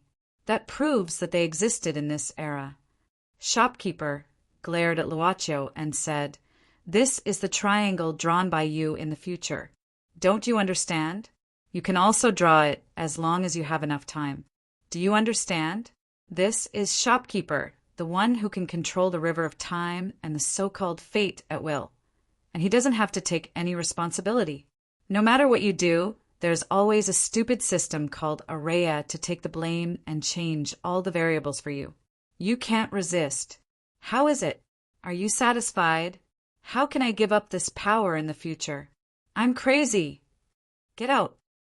A roaring voice sounded in the study. Finally, the resentment and anger accumulated by Shopkeeper broke through the blockade of reason. Boss Luo smiled. At the last moment when he disappeared, he showed a smile. Because he knew that shopkeeper at this time might still be his original self, Luaccio disappeared as if this era had never come. Shop owner frowned and looked in front of him in confusion. Then his frown deepened, and he couldn't help but mutter to himself, "Who is attacking me?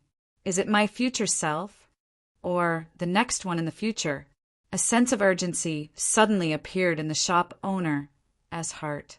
This sense of urgency even made him feel fear that he had never felt before. Then, should I also leave a way out for myself? Shopkeeper lowered his head and pondered. His thoughts almost reached the limit in an instant. Instantly, countless possibilities appeared in his mind. Shopkeeper suddenly knocked on the table. Araya. In the room, an emotionless girl with blue hair and blue eyes appeared out of thin air. Root authority holder. Scanning and backing up the subworld number 003 and related myths. Shopkeeper pointed with his finger. I have an independent copy of the mirror world.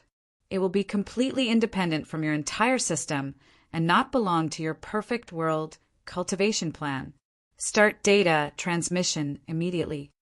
Understood. The girl with blue hair and blue eyes disappeared.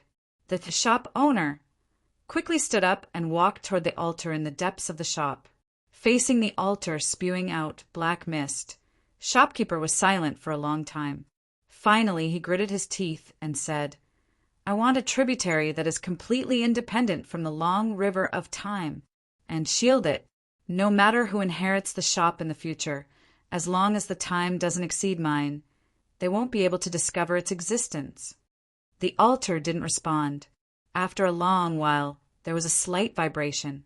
After a long time, shopkeeper slowly walked out of the room where the altar was. He returned to the study.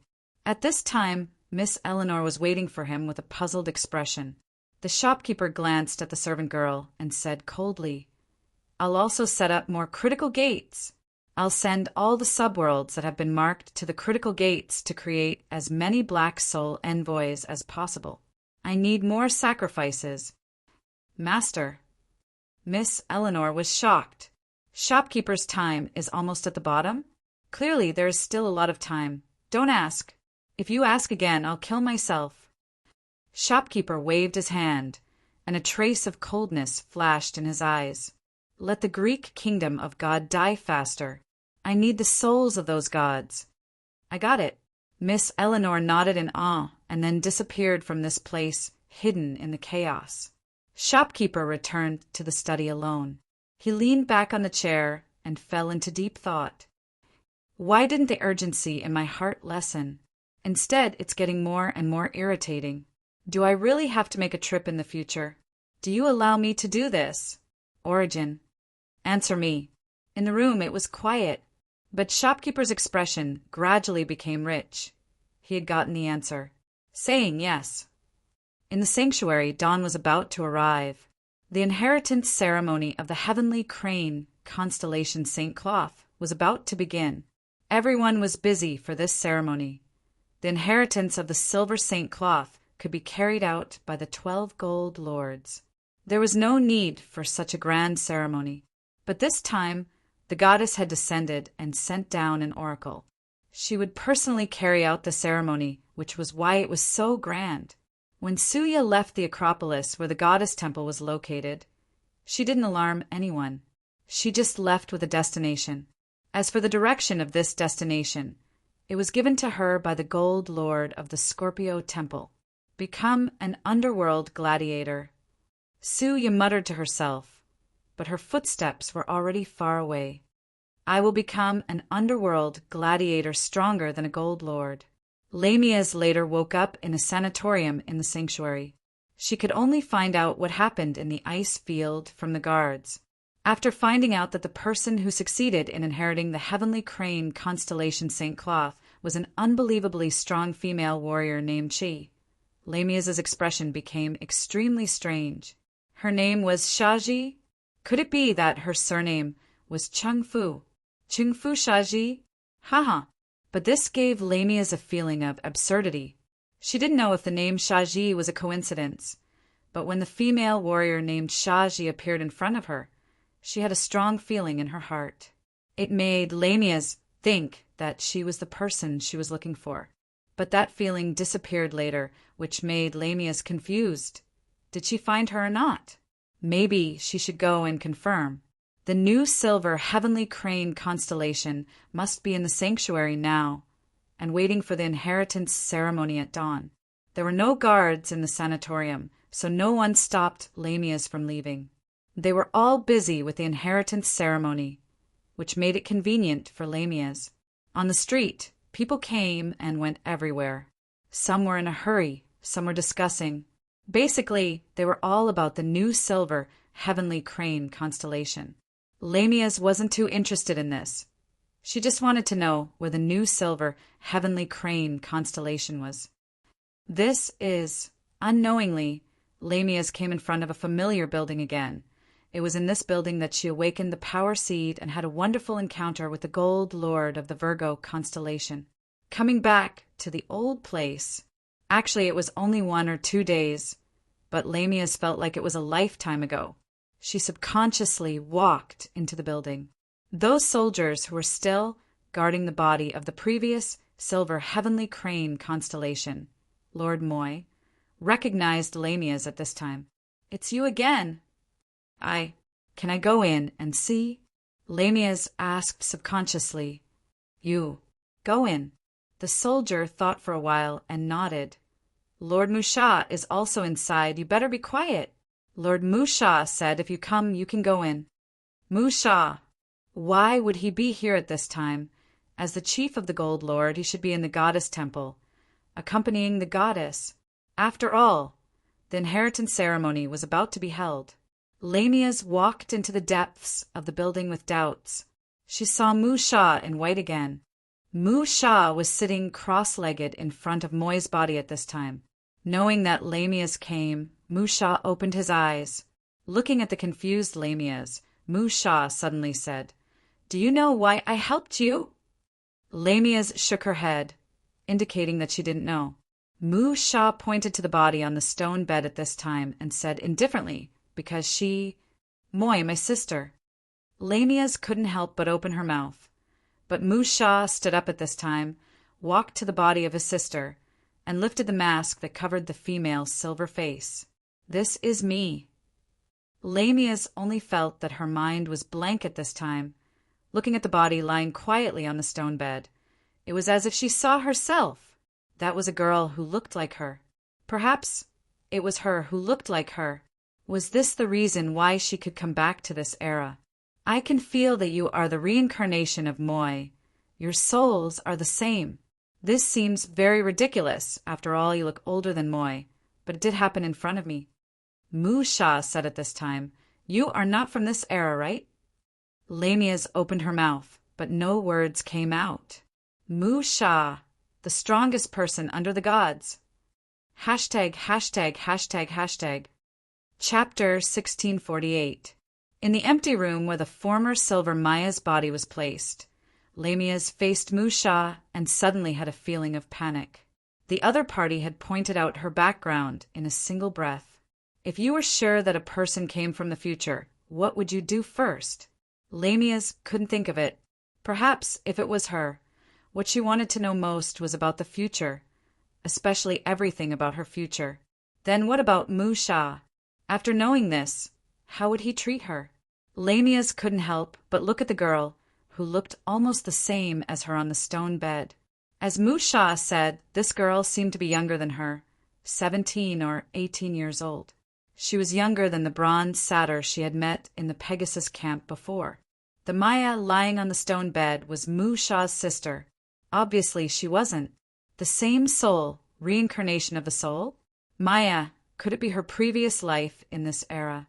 Because of this, she could return to this era through the ability of the Manor Master Luocho?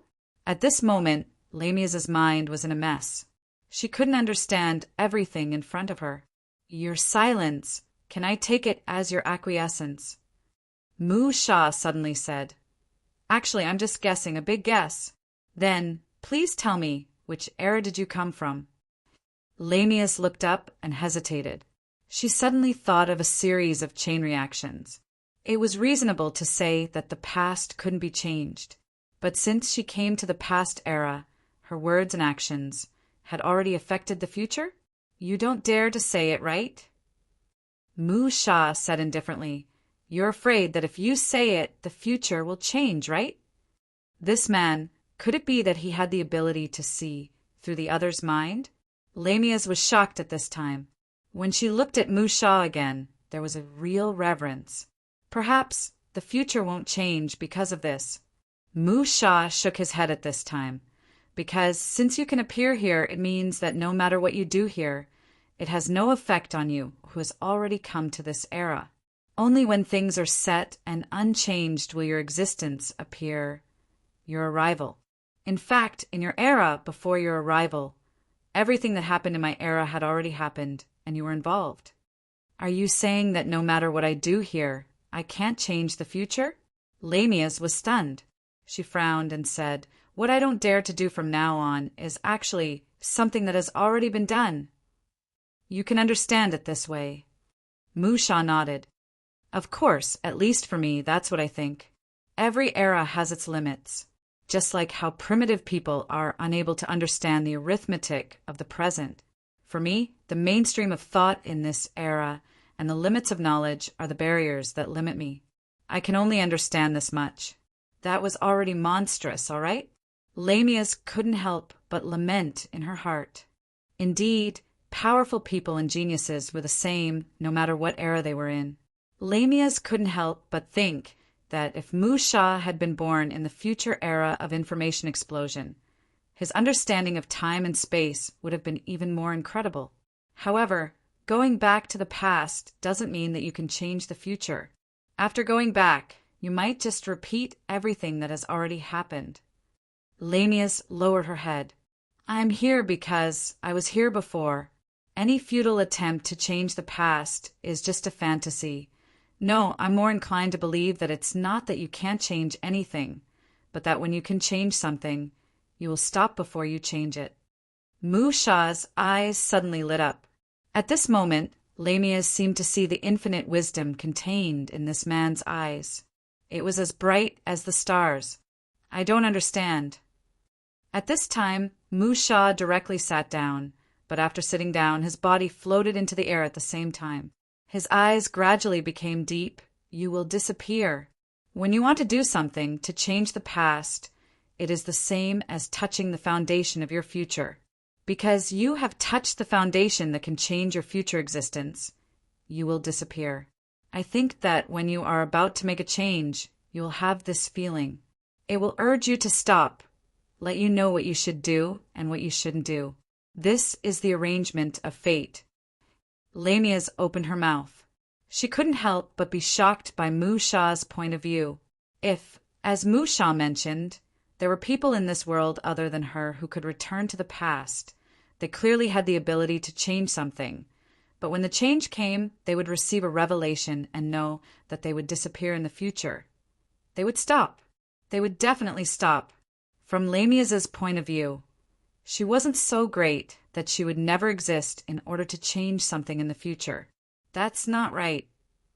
Lamia's was struck by an idea. She looked at Mu Sha and gritted her teeth. According to what you said, if I did something that changed the future and touched the foundation of my existence in the future, and I disappeared in the future or even never appeared, how could I go back to the past and make these changes? If I don't exist in the future, the matter of me returning to the past also doesn't exist. The future won't change, right? Isn't this already changed? Mu Sha said indifferently, It's just that you don't exist anymore, so you don't know how your future will change. This is already a change. I don't exist, already changed. I don't exist, already changed. But I don't know because I don't exist anymore. I don't exist anymore. As if falling into a dead end, Lamia's vaguely grasped something, but she couldn't break through the fog in front of her. Mu Sha was just in front of her, floating and sitting cross-legged like a holy god, deep and needed to be respected. She was scared and subconsciously stepped back. Everything that happened in this empty room, For the silver warrior Maya, who might be her previous life, everything seemed so illusory. Finally, she stepped back to the exit of the empty room. She turned around and wanted to leave, but she stopped again. She suddenly turned around and stared at Mu Sha. She took a deep breath and said, "Don't you want to know what will happen in the future?" Mu Sha said indifferently, "Since you can return to this era, since you still exist now, it means that no matter what I know from you, I can't change anything about the future. Whether I know or not, the result is the same. I will choose not to know. Why? At least, there is still hope for the unknown in my heart." Mu Sha shook her head, her body slowly descended, and said faintly, "Because I am not a god, just a mortal." Lamia gritted her teeth and said quickly, "In the future, there is almost no record of this era, at least in the human world. They generally don't know about the existence of gods. Even if there is an inhuman and supernatural power, it is still very rare. So, the future may be an era where the gods are not in. As for the direction of this war of gods, I also don't know, but you can—" She was about to say something, but Mu Sha suddenly shook her head. At the same time, Lamia only felt an unprecedented fear spread throughout her body. She looked at her hands in horror, and her hands gradually faded away. What she had said was already the foundation of what she could establish in the future. Lamia was frightened. Her lips instinctively closed. Her wildly beating heart and nerves eroded by fear were frantically stopping her from saying what she was about to say. I can't say any more." Lamia's voice could not help but tremble. Mu Sha was deep in thought and muttered, "Regarding this, I was only guessing. But from the looks of it, at least this guess is correct. As expected, there is no way to change the future. Sorry, I can't help you." Lamia took a deep breath. "I don't even know the real reason why I came here." Lamia left, and Mu Sha did not ask her to stay. He stayed alone in the empty room, surrounded by flowers, silently gazing at his sister's body. He walked up, reached out his hand, and stroked the cheek that was still soft even though it had lost its vitality. He softly said, "At least I know that in the future you will still exist." At the last moment before dawn, the gold of Virgo constellation, Master Mu Sha left. When he left, he set a fire, and at the moment of dawn, the body of the former silver fighter, Grus constellation's Maya, was also cremated in the sacred Saint Galaxy's goddess temple. At the same time the bell rang. The new Grus constellation succession ceremony was about to begin.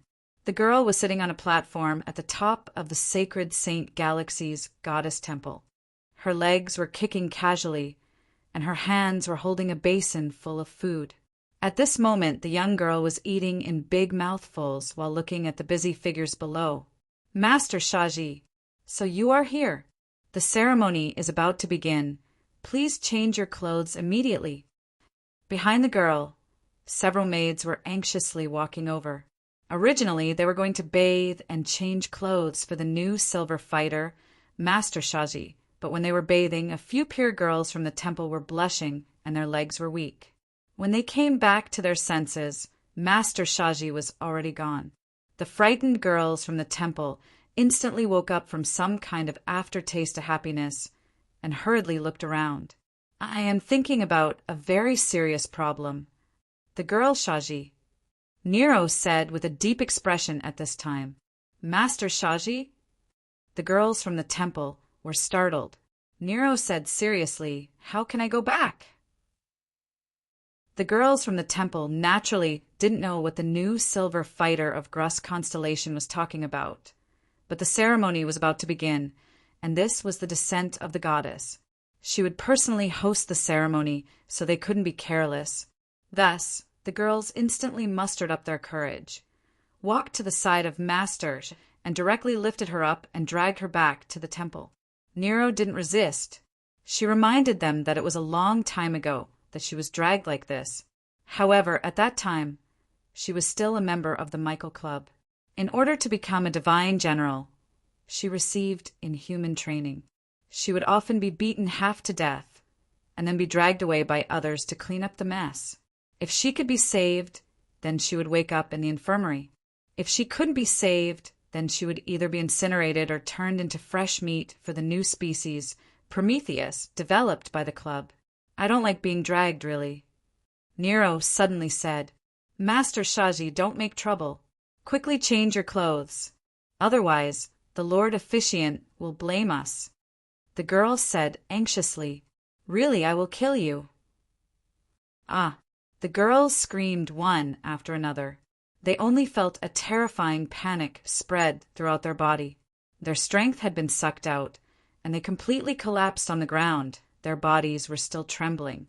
Nero slowly stood up, picked up a piece of beeswax from the basin she was holding, and chewed it. Also, when I eat, I don't like to be disturbed. Remember. Yes, yes. The girls from the temple nodded in horror. Then the new silver fighter's face appeared as bright as the sun. Just kidding. I am the kindest person in the world. Others call me Holy Shaji. The girls from the temple were still trembling. At this time, a figure slowly walked over, and the girls from the temple knelt down in reverence. The one who came was Master Gold of the Scorpio Temple. You all can leave. She will go back to change her clothes later. Master Gold of the Scorpio Temple said expressionlessly at this time. Not only did the girls disobey, but they also bowed their heads and left quickly. The Gold of the Scorpio Temple. Prince Pulin walked in front of Nero and said with a frown, The ceremony is about to begin. You will meet Her Highness the Goddess. So, are you not going to say anything to me? Nero blinked and said, I won't tell you that you can successfully conquer my secret book.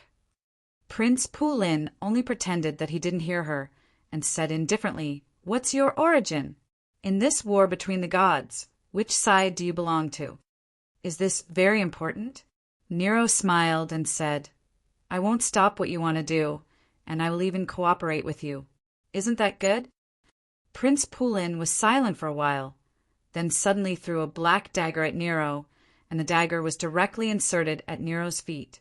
Prince Pulin said in a low voice, If you plan to help me, then stab this dagger into the goddess' chest when she personally baptizes you. Nero opened her eyes wide and looked at the dagger on the floor.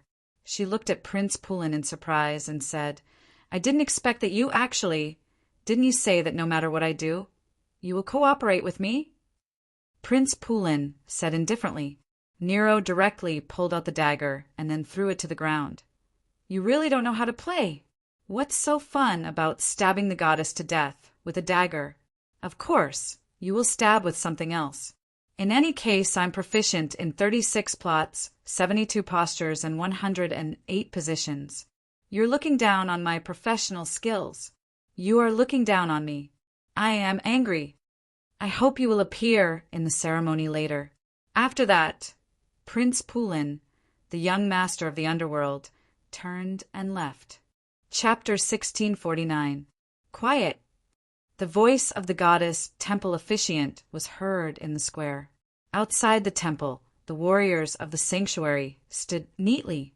In front of the temple, gold, silver, and bronze were divided into ranks. This would be the most solemn ceremony in the sanctuary in the past 10 years. The majesty of the goddess filled the square. Along with the announcement of the temple officiant, the new heavenly crane constellation wearing a holy white robe finally appeared in the square. Lamias was in the crowd at this time. She was not qualified to stand at the front, but she was lucky enough to come to a place with a good view. It was a guard who led her to this place, saying that it was Master Musha's idea. Lamias did not refuse. Anyway, she agreed, and her body did not have the tendency to disappear, so it should be allowed. In fact, if there was the risk of her existence disappearing at any time, Lamias was not too worried. At least, she could know in advance what she did, which would cause her to not exist in the future. It was equivalent to having a layer of protection. But perhaps there was a more secure possibility for her existence in the future. That was, she directly died in this era. If she died in this era and did not do anything that could change the future, she would be dispensable in history, or even a person who was never recorded. Probably, she would not have a big impact on the future, or even have no impact at all. She tightened the clothes on her body, maybe because of the cold in the morning, but she actually had fighting spirit, and her physical fitness had exceeded the limit of the human body. Obviously, she was not afraid of the cold in the morning. I really don't have that kind of feeling. Lamias silently looked down at the square. Under the escort of a few temple girls, the girl wearing a holy white robe was slowly walking towards the goddess. Suddenly, she had a strange feeling. In her impression, this mysterious girl seemed to be wilder, but at this time, she was as solemn as a saintess, which really made Lamias unable to adapt. Pretentious, Lamias shook her head and withdrew her gaze in disappointment. Then, her eyes moved back and forth in front of the temple, subconsciously searching for Mu Sha's figure. Although Mu Sha was sure that she was the reincarnation of his sister Maya, but for Lamias, this matter still needed to be verified. Even if she had a vague feeling that this might be the case, knowing was one thing, and being able to accept it was another. If he couldn't return to his original era and could only survive in this chaotic era of gods, wouldn't it be better to rely on Mu Sha's side to survive? If he couldn't find the person he was looking for, at this moment, Mu Sha, who was standing solemnly in front of the divine temple, suddenly looked in the direction of Lamias. Lamias was shocked. This man's superhuman perception was truly awe-inspiring. She quickly collected her thoughts and, like everyone else in the square, quietly watched everything unfold before her eyes. Finally, when the new heavenly crane constellation arrived at the bottom of the steps in front of the temple, accompanied by the radiance released by the temple, the goddess of the sacred region, the wise, pure, and powerful female goddess of Mount Pantheon, slowly walked out. Nero looked up at the figure that was slowly walking out of the stairs. Her holy face suddenly seemed to collapse. TSK, a bad comment for a posture with long purple hair. The girls of the divine temple beside her were stunned as if they had heard something. They subconsciously looked at the silver lady of heavenly crane constellation. But seeing this lady's holy appearance without any flaws, they couldn't help but feel puzzled. Heavenly crane constellation. Sha Ji greets the goddess. At this moment, the chief priest of the divine temple announced loudly again. Nero's expression was natural. She lifted her white long skirt and walked up the stairs leading to the front of the temple. The goddess was silently watching Nero's arrival. This was the quietest moment in the square of the divine temple. Everyone was focused and quiet. They were afraid that they would blaspheme the majesty of the goddess if they made a sound. Finally, Nero arrived in front of the goddess, separated by 3 meters. On both sides, there were 12 golden warriors who stood straight like spears. In this small area, it was as if the heavy pressure of a mountain had condensed. Nero's heart didn't beat. She stood quietly without being scared. At this moment, a girl of the divine temple held a plate with both hands and came to the side of the goddess. There was a mask on the plate. The goddess reached out and held the mask. This mask will accompany you for the rest of your life. It represents the purity and glory of the Silver Lady. Come to my side, I will put it on for you. Nero nodded and walked forward a few steps. Under everyone's gaze, she was in front of the goddess, but she suddenly stopped. This made the ceremony stop. The eyes of the golden warriors changed. At this moment, the chief priest hurriedly said, "Lord Shaji, please come forward.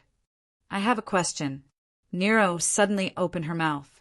Her voice wasn't loud, but the surrounding golden warriors could hear it. Some powerful warriors under the stairs could also vaguely hear it. How could the goddess not hear it? She was right in front of her, close at hand.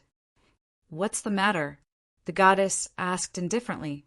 Nero thought for a moment and said, "According to the rules of the sacred region, after wearing this mask, I can't get married? But what if I want to get married? What if I don't like the man who unmasks me and I can't kill him? I can't wrong myself, right?" Shocked, everyone's jaws dropped. Even with the knowledge of the 12 golden warriors, there were some who opened their mouths slightly at this moment. The goddess seemed to have never thought that someone would ask such a question during this ceremony, but the astonishment only lasted for a moment. As a goddess, she had countless thoughts every second. This astonishment was even difficult to detect. If you want to have love, you can wait until you retire. The goddess said indifferently, the sacred region doesn't limit the retirement of the Saint Seiya. Huh. Nero blinked. It's not a lifelong system? Will my benefits be reduced after I retire? I'm also very confused. The New Grus constellation. Please don't be presumptuous in front of the goddess. A low voice came. Among the 12 golden warriors, Nero saw one of them who had just spoken. Nero stuck out her tongue at the slightly angry golden warrior. At first glance, I know that you don't have a good relationship with women. At this time, you actually didn't stand up for me to make a wave of favorable impression. You deserve to be single. You. The golden warrior who was rebuked gritted his teeth. At first, he was just dissatisfied, but now there was real anger in his eyes. How could the golden warriors think that there would be someone who would commit such atrocities during such a ceremony? How could the inheritance ceremony of a silver warrior be trifled with? Not to mention that this ceremony was hosted by the goddess herself, which was even more supreme glory. But such a sudden situation was obviously not expected by everyone. In an instant, the goddess, who had thousands of thoughts, couldn't help but be silent at this time. The goddess looked at Nero, still with an unworldly look. There was no joy, no anger, only calmness. The goddess waved her hand slightly at this time to calm down the somewhat irritable golden warriors. Then she looked at Nero and said, "Come to me, I will answer your questions." Nero frowned, but she still walked over. She had completely arrived in front of the goddess. She was completely close to her. At this moment, Nero suddenly showed a bright smile, but at the same time, her palm contained a shocking killing intent. A black dagger suddenly appeared. "How dare you!" In an instant, more than 5 golden warriors burst out, a terrifying fighting spirit at the same time. The 5 golden warriors attacked together and were about to capture Nero. The new heavenly crane constellation dared to take out a weapon to assassinate during an audience with the goddess. This almost instantly exploded the golden warriors' brains. Unfortunately, this new heavenly crane constellation was really too close to the goddess. At the moment when the golden warriors were shocked and frightened, the new heavenly crane constellation did something that shocked everyone again. That dagger that was supposed to stab the goddess, was actually raised high at this time. "I want a report."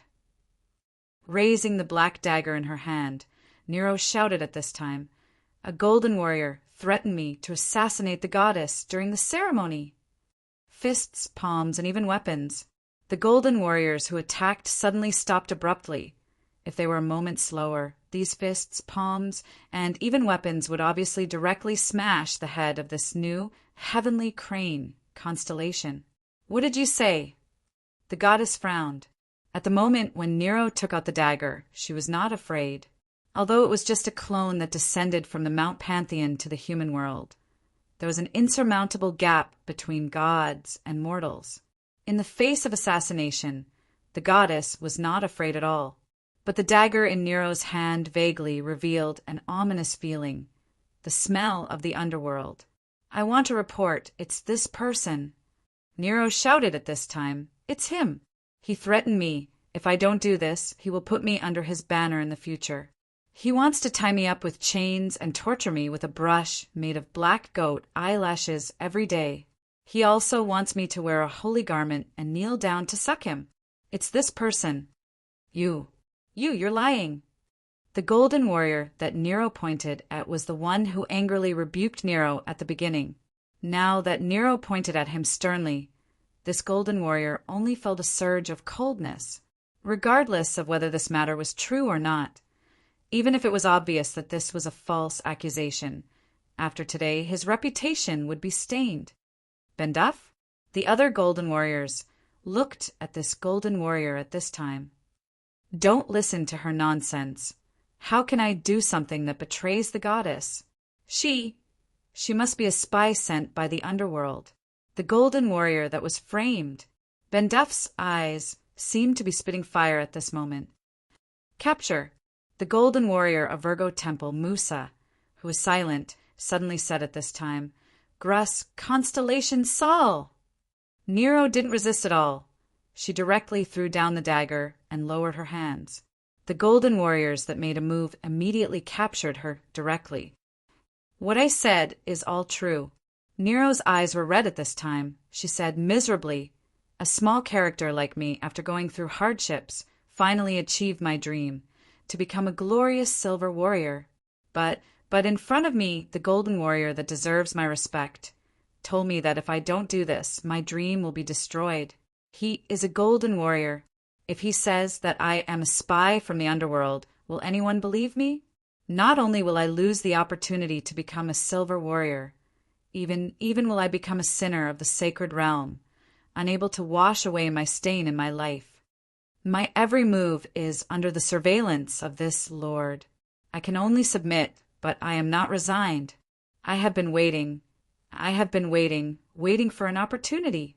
I want to expose the ugliness of this golden warrior in front of everyone. I want to tell everyone who is the one who defected to the underworld, who is the one who fell from the sacred realm. Even if I die, I will not hesitate. Changed. Some people's gazes towards this golden warrior, Benduff, seemed to have vaguely changed, although it was not to the extent of believing in the new silver warrior. At least it made people start to doubt her. Don't listen to her nonsense. This is framing. This is a conspiracy. Nero stared at Benduff at this time and smiled sadly. I will use my life to prove my innocence. With that, a cold air suddenly emitted from Nero's body. In just an instant, Nero completely turned into an ice crystal. What did she do? She actually chose to freeze herself and end her life to prove herself. Changed again. Originally, it was just a trace of doubt, but now it had changed. Looking at the change in the gazes of his colleagues, Benduff seemed to have been stimulated by something. His face turned pale, and he subconsciously took half a step back. Benduff, could it be you? This golden warrior opened his mouth at this time, but couldn't say anything. He didn't know how to explain this matter. Nonsense. The voice of the goddess suddenly sounded. Then she waved her hand, and the frozen state of Nero was instantly unfrozen. Looking at the confused Nero, the goddess said indifferently, Maybe someone really instructed you, but it can't be Benduff. The farce should be over. New heavenly crane constellation. Tell me your origin. How did you? At the same time, the goddess suddenly tapped the scepter in her hand. The moment the scepter touched the floor, a ripple instantly spread out. Nero's expression changed slightly, and she jumped up in an instant. She floated in midair, and the ripple didn't end. It suddenly broke away from the ground and gathered towards her again. Without saying a word, Nero pulled out Yamato and slashed at the ripple. Bang dash! The air wave instantly exploded above the temple of the goddess.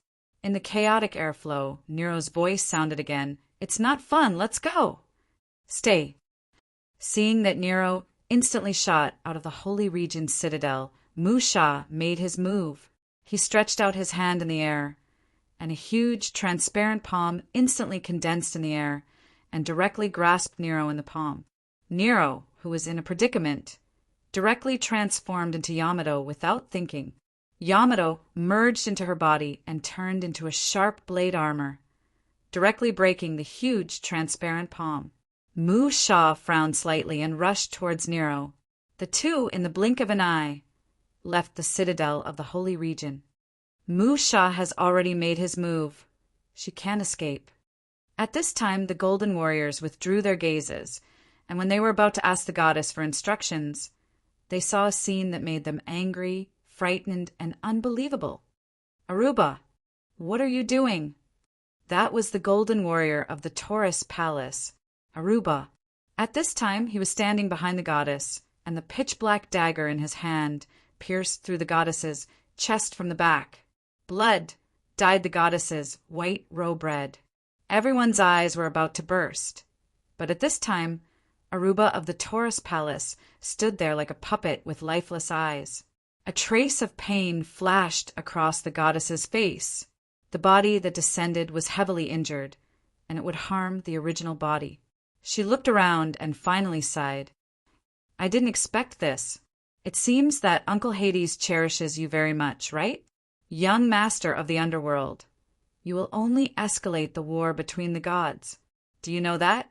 The goddess's eyes dimmed, and her body turned into a ball of light that instantly shot into the sky, returning to Mount Pantheon. At the same time, the place where the goddess disappeared shot down a white light that directly shone on the golden warrior of the Scorpio Palace, Romy, who was in the crowd. At this time, this golden warrior's body emitted traces of black mist, and his appearance changed little by little, revealing his true appearance. "You, the young master of the underworld." "Aruba, Romy is already? Damn it." The underworld broke the agreement. The enraged golden warriors unleashed their fighting spirit. As for the silver warriors, bronze warriors, and even the warriors in the square, those who reacted quickly all unleashed their fighting spirit. Prince Pulin frowned as he watched all of this. He looked at the direction where the goddess clone disappeared. Without a doubt, this would hurt the goddess of war on Mount Pantheon, but Prince Pulin couldn't feel happy at this time. So, Prince Pulin muttered to himself, "The one who wants to fight the most is you, Athena." He didn't think that Aruba would succeed, and he didn't believe that Yarn wouldn't cause him any accidents. Therefore, he had prepared a backup plan long ago. But Aruba succeeded, which could only mean one thing. The goddess did it on purpose. As if to prove his conjecture, the sky of the Holy Realm suddenly darkened and then directly cracked open. The crack in the sky seemed to tear the entire human world apart. In the huge crack between the rolling dark clouds, a dazzling golden light shone down. At the crack, a golden figure stood high, holding the scepter of victory in her hand. Her divine power descended upon the earth in a mighty manner. The goddess, the true body of the goddess on Mount Pantheon, had directly descended upon the human world at this time. The young master of the underworld killed a god, breaking the agreement. Damn it. A golden light shot out from the goddess' scepter. In front of the temple, Prince Pulin took a deep breath and faced the power of the goddess with a punch. This power had obviously exceeded the limits of what the human world could withstand. The human world that had become unstable due to the appearance of the goddess' true body was now in an even more turbulent state. The fist collided with the goddess' divine power. In just an instant, Prince Pulin was directly blasted to the ground, smashing into the temple of the goddess directly. Prince Pulin, who had fallen into a deep pit, climbed up with difficulty, looking like a bloodied man. No wonder Father is so afraid of you. This power, even compared to the master of the sky. He spat out another mouthful of blood, but the second light of the goddess' divine power had already shot down again. As the young master of the underworld, did he have a real death? Prince Pulin himself was not sure, but when the death that he had never felt before approached, some images suddenly flashed in Prince Pulin's mind. A peaceful family with a father, a mother who was about to give birth, and a kind grandmother. Someone shouted his name, Joe. Golden light shot down. A moment ago, Holy Realm outside the city. Nero was slapped to the ground by a huge palm in the sky. Nero, who was completely lying on the ground, looked at the sky at this time and blinked. The gold of Virgo slowly descended at this time.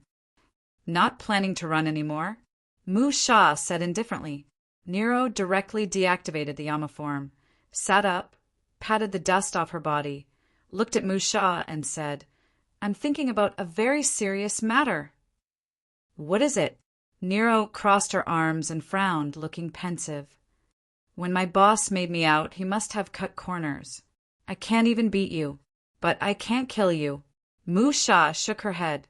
Nero opened her mouth and said in surprise, "How do you know?" Feeling. Musha said in a low voice, "I can suppress you, but I can't completely kill you. Or, with my current strength, I can't erase the foundation of your existence. But it doesn't matter as long as I can suppress you." Saying that, Musha attacked again. The huge palm formed again. Nero was quick-witted and blurted out, "The gold of Virgo is called Shaka." The palm formed in the sky, suddenly stopped. Musha frowned, and in an instant, as if she had suffered a heavy blow, she spat out a mouthful of blood. As if the heavens couldn't tolerate her, the gold saint robe of Virgo temple shattered at this time. She was about to say something, but she was shocked and suddenly looked at the sky, only to see a golden light sprinkling down from the cracked sky. Musha lowered her head and muttered something. Then she glanced at Nero and immediately left, returning to the holy citadel. After a while, Nero got up from the ground. She could feel the vast divine power brought by the descent of the goddess' true body. At this time, a huge force of death burst out and rushed to the divine power of the goddess in the sky. It was Prince Pulin who had recovered his true appearance. "Old Ha, I finally saw you." Nero glared at this time and spat out the remote control in her body. Without saying anything, she rushed to the figure who was waving his fist at the sky. "Bring me back!" Nero shouted and ran to the holy citadel again. In the beginning, the shop owner and Miss Maid Eleanor watched everything that happened in the holy citadel expressionlessly. "I didn't expect that a dimension observer would be born in this era. The gold of Virgo Temple, Musha?" The shop owner whispered at this time. "Musha, he is?" Miss Eleanor was surprised at this time and immediately said in a low voice, "The dimension observer is not tolerated by the will of the world. He might not be able to survive this war." The shop owner did not deny or confirm, but he was deep in thought. But, strangely, the shop owner and Miss Eleanor seemed to ignore Nero on the ground. "The Netherworld King is here, Master," Miss Eleanor suddenly said in a low voice. The shop owner was silent for a while before waving his hand. "Go. The gods on Mount Pantheon will need you, Eleanor." "Yes." Eleanor nodded, turned around, and left. There was only one reason why the gods on Mount Pantheon would need Miss Eleanor. They had a request. The shop owner looked at everything in the holy citadel calmly. Looking at the young master of the netherworld, who was waving his fist at the goddess, he whispered to himself, "This space-time chaos started from you? Then, let this be the start of the backup. Restart. Name." The shop owner lowered his head and pondered. Then he had an idea and continued in a low voice, 003, Beta World Start. When the button was pressed and the light appeared, Nero did not feel any attack, but she instinctively felt a very dangerous aura. Or rather, she felt a terrifying power. In front of this power, she would not have any ability to resist. In front of this terrifying power, she would become no different from an ant. This was a mighty power that could treat everything as ants. Perhaps her cultivation was still shallow, so she could not tell what this power was, but she had already remembered this feeling. After the light disappeared, Nero frowned and looked up at the sky and the surroundings. Joe was right beside her, but Old Ha was gone. She looked at her palm, dumbfoundedly. There should be another remote control here, but it disappeared inexplicably at this time. This made Nero unable to react. For a long time, Nero remained silent. Finally, little Joe woke up. He looked at everything around him in horror. The dark red sky, the scorched earth, and grabbed the big sister's trousers in fear. "Big sister, where is this place?" "Don't be noisy. I'm thinking about something." Nero rarely did not scold or laugh, but she was like an ordinary person. "Thinking about something?" Joe raised his head in puzzlement and looked at the big sister's face. "I actually..." Nero said blankly at this time. I'm not. Black Soul? At the same time, a huge monster with 3 heads, spewing flames, descended from the sky and appeared in front of Nero and Joe. I'm the great guardian of Hell's Gate, Cerberus, Nero felt her state at this time, then blinked and picked up Joe without saying a word. Brat! Run. I don't have the strength to fight now. But the next second, Nero was directly pressed to the ground by Cerberus's claws. There are actually living beings on the ground entering the underworld. I want to offer you to the great underworld master. Chapter 1650. The young master of the underworld had successfully blocked the goddess' first attack, but he was already seriously injured. However, the goddess' second attack came one after another. The powerful divine light illuminated the entire sky of the sanctuary. The gold fighters of the 12 zodiacs had solemn expressions. This war between the gods might turn into an unknown state because of the young master of the underworld's fall. The second divine attack had already landed, and the goddess temple that had stood tall in the sanctuary for God knows how many years turned into nothingness in an instant. The young master of the underworld has no chance of surviving. The gold fighters sighed. The goddess divine might was still vast and mighty at this moment. They were about to kneel down and worship her. But at this moment, a feeling of terror that made their hearts beat wildly and uncontrollably followed. It was as if they had heard the call of death in an instant. The sound of wailing filled the entire sanctuary. Then, black snow silently fell. Black snow? When the sanctuary fighters in front of the temple square subconsciously reached out their hands and let their palms fall into the black snow in the sky, death had already approached. The fighters fell without warning. They lost their breath, lost the possibility of survival, and simply died. Only the gold fighters of the 12 zodiacs were barely holding on with the divine power contained in their saint robes. However, the divine light circulating on the saint robes also dimmed as the black snow fell. In just a few breaths, the vast sanctuary was like a dead city. It's him. It's him. It's him. In the square, before the black snow fell, the young master of the underworld rushed towards the goddess with his fist. The silent Lamias suddenly felt her heart beating wildly again. She had already experienced this feeling of her heart beating wildly once. That was when she met the mysterious female warrior, Shaul, in the trial maze. But now it seemed that Shaul was still not the one she was looking for. To her, perhaps Shaul only had a special meaning, and was not the person she was looking for. The person she was looking for was the man who met the goddess with his fist, the young master of the underworld. Lamias felt numb. This feeling was completely different from when she met Shaul, and the answer that was on the verge of coming out of her mouth almost made it difficult for her to breathe. It's him. I finally found him. I found it. I can go back now. Lamias shuddered, but she didn't know how to approach it. At this moment, the young master of the underworld was swinging his fist at the goddess. Oh, goddess, there were all existences that could kill him countless times with a single sneeze. Finally, the underworld's young master was blasted down by the goddess, followed by a second beam of divine light. Lamias's eyes flashed with despair. If the underworld's young master were to die in the hands of the goddess, then her mission would be a failure, and she would forever lose the possibility of returning to her original era? What should I do? Lamias fell to the ground absent-mindedly.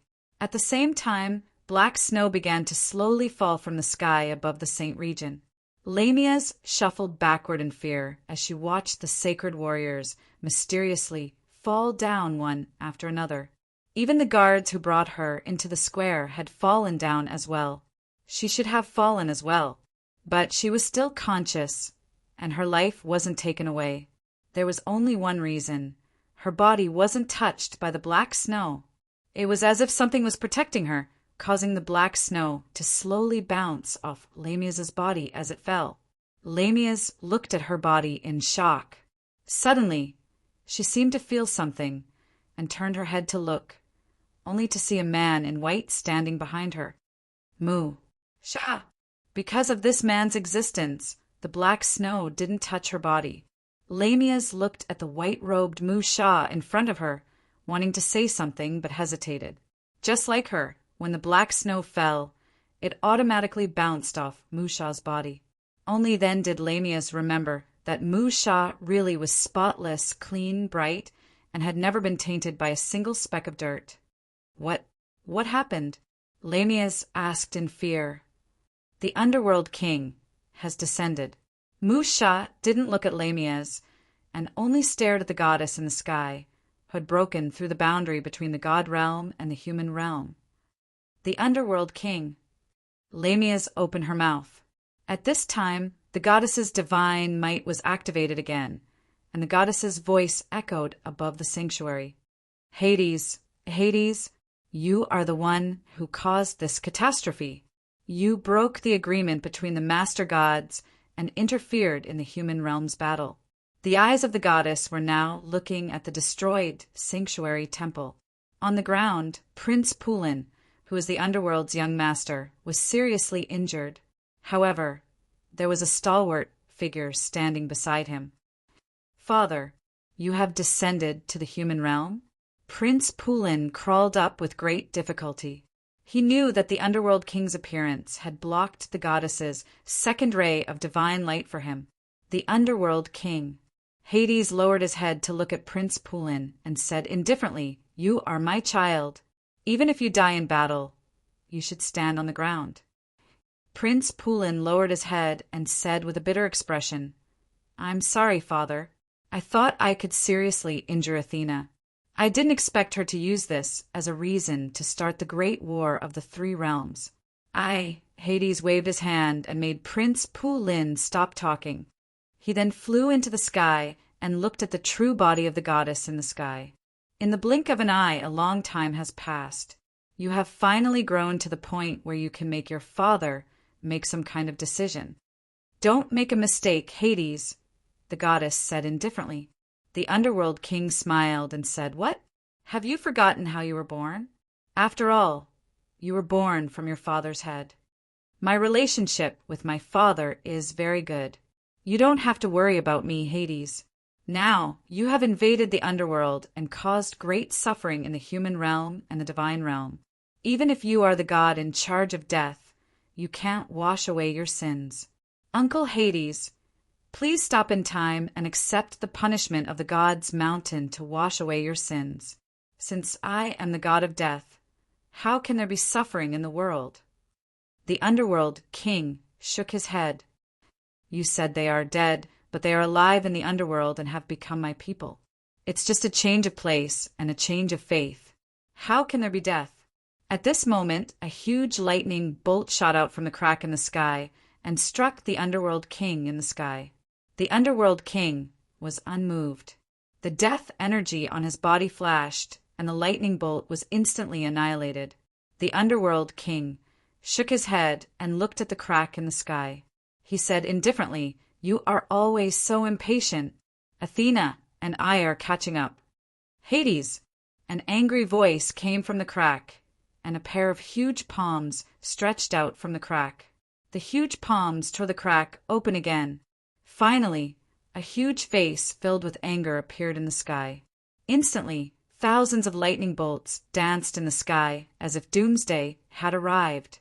The goddess frowned and looked at the huge face. She couldn't help but say in a low voice, "Don't let your anger blind your eyes. Father God! Die!" As if it didn't hear the call of the goddess daughter, the huge face in the sky twisted in fury. At this moment, endless lightning bolts and lightning bolts struck down. A second ago, it seemed like doomsday had arrived. Now it was the real doomsday. The goddess watched in horror as the lightning bolts devoured the lives in the human realm. It wasn't just the sanctuary. Far away, it was the human battlefields and even the human kingdoms. "Father God, calm down." The goddess called out again. She felt that the master of the gods' mountain had endless godly power, and his godly might kept rising as if there was no limit to it. It was far beyond her expectations. "Give up, Athena." Pluto shook his head. Look at your father, God. Don't you understand? Right now, he, the master of the sky, has been reduced to a puppet of power. What did you say? The goddess' expression changed. Then she remembered the pure small world that she had bought in private and was startled. Could it be the world outside? Pluto said faintly, "It's far more horrifying than you can imagine. You've been there, right? But you came back like a stray dog. This godly nation and godly system are as weak as child's play in front of the truly powerful existences in the void. Zeus. So, you're so eager to get the mansion of the dead. Hades! Die!" The huge face in the sky was enraged again, and the lightning bolts that filled the sky grew crazily again. Hades! Die! Amidst the lightning bolts, dozens of huge light shadows rushed out from the cracks in the sky. They were the master gods of the gods' mountain. Why are you all? The goddess' expression changed drastically. She could clearly sense that the gods were as crazy as her father god. Have you all gone mad? At this moment, Pluto remained calm in the face of the master of the sky's angry glare and the madness of the gods' mountain. Finally, it's time to destroy this so-called weakness. Pluto sighed softly. Then he waved his hand. Beside him, the space suddenly distorted, and a figure slowly walked out. The figure was lifeless, and his eyes were hollow like an empty shell. On the ground, when Prince Pulin saw this figure, his expression changed drastically. He saw another version of himself. Pluto lowered his head and glanced at Prince Pulin. Then he suddenly said, "He might be your brother. Who knows? He also has the status of Pluto and the same power as me. So he is also Pluto. But now he is the ultimate weapon to destroy the gods. Pluto!" Prince Pulin's face turned pale. His mind was in a mess, and his consciousness was almost washed away by the chaos. He almost fainted. Go back to the mansion of the dead." Pluto waved his hand and shot a black light at Prince Pulin. "If I can't go back, the mansion of the dead will truly belong to you, child." "Father!" Prince Pulin exclaimed, but the black light had already shot toward him. A powerful force instantly opened the passage to the mansion of the dead and pulled him in. At this moment, a petite figure shot over. "Old Ha, quick! Activate this broken thing. I want to go back." "Nero!" Prince Pulin instinctively looked in the direction of the voice. He saw a familiar face appear in front of him and reach out to him. But in the next second, the passage to the mansion of the dead had completely pulled him in. Nero was still one step slower after all. The body that rushed forward passed through the air and then stopped. Nero stared blankly at the disappearing black light and Prince Pulin in silence. She lowered her head and looked at the broken arm. This arm was directly annihilated the moment it touched the black light. About half of it was annihilated. At this moment, the arm that had been annihilated quickly grew back. The body of the source of the foreign body was able to transform between the virtual and the real. Even if a part of it was cut off, it could still be equalized back. But my remote control... Nero looked at the palm that had grown back in annoyance, but it was also empty. She couldn't help but show a trace of annoyance. "But why? Is there another old Ha? Damn it. Boss, when you made me, not only did you cut corners, but you also didn't give me any IQ points. I can't figure it out. I really can't go back." Nero suddenly fell to the ground like an abandoned child. She looked absent-mindedly at the gods in the sky falling. Death was coming, accompanied by Nero's wail-like complaints. The real wail of death sounded between heaven and earth. The black snow had turned into a black blizzard at this time, and all of this was because of the figure that was like an empty shell beside the Lord of the Dead, the ultimate weapon that destroyed the gods, Lord of the Dead. Finally, because of the madness of the gods, the human world was broken. When more cracks appeared in the sky, the earth, and even the entire place that the eyes could see, something broke the space and rushed in crazily. primordial devil of the void. How could it be? It seemed to be the voice of the Lord of the sky. The earth shattered, the god kingdom was classified, and the void swallowed the surroundings. A piece of land cracked at this time and fell into the endless darkness. Nero was sitting on this piece of land at this time, hesitating and helpless. The Lord of the dead has fallen. The era of the gods will eventually pass. The once glorious god system will be lost forever. Is this the end? On the broken earth, Musha, who was dressed in white, was silent at this time. He just held the thing that the goddess personally handed to him when she descended. I will keep my promise. My lord. You want to go? Where are you going? Please take me with you. I don't want to die. Lamias looked at him in horror. She instinctively felt Musha's intention to leave. Like grabbing a life-saving straw, she quickly ran to Musha's side. I can't save you. I don't even know if I can escape this disaster. Musha shook his head and waved his hand, bouncing Lamias away. I hope you can survive. Wait, The voice suddenly stopped. A huge crystal instantly sealed Lamias in it, completely isolating her from everything in the outside world. And Musha had already disappeared in this god kingdom that was about to break. Father! Excited shouts rang out in the palace of the underworld. A black light flashed, and Prince Pulin fell to the empty main hall. He had an impulse to join the battle, but at this time his brain felt like it was about to explode. Some of the sealed memories of the past began to surface. The memories before he became the underworld's young master. Prince Pulin fell to the ground in pain, and on the ground there was a broken arm. Prince Pulin looked at this broken arm in a daze, only to see the broken arm turn into mist and dissipate. And on the ground there was a strange little box left behind. 2 Hell Kings! How? Mayor Lotta felt his scalp go numb. It was because of Teacher Pulin who was standing beside him, and also because of the man in formal attire who took off his hat and revealed his appearance. At this time, Teacher Pulin was silent. The man in formal attire shook his head and said, I suddenly feel like eating ice cream. After saying that, the man in formal attire stretched out his hand. The door of a convenience store in front of the town square instantly opened, and 3 ice creams flew out from the refrigerator. He tore open the packaging, threw one to the black cat, and ate one himself. Then he extended the 3rd ice cream to Teacher Pulin and asked with a smile, Do you want to eat?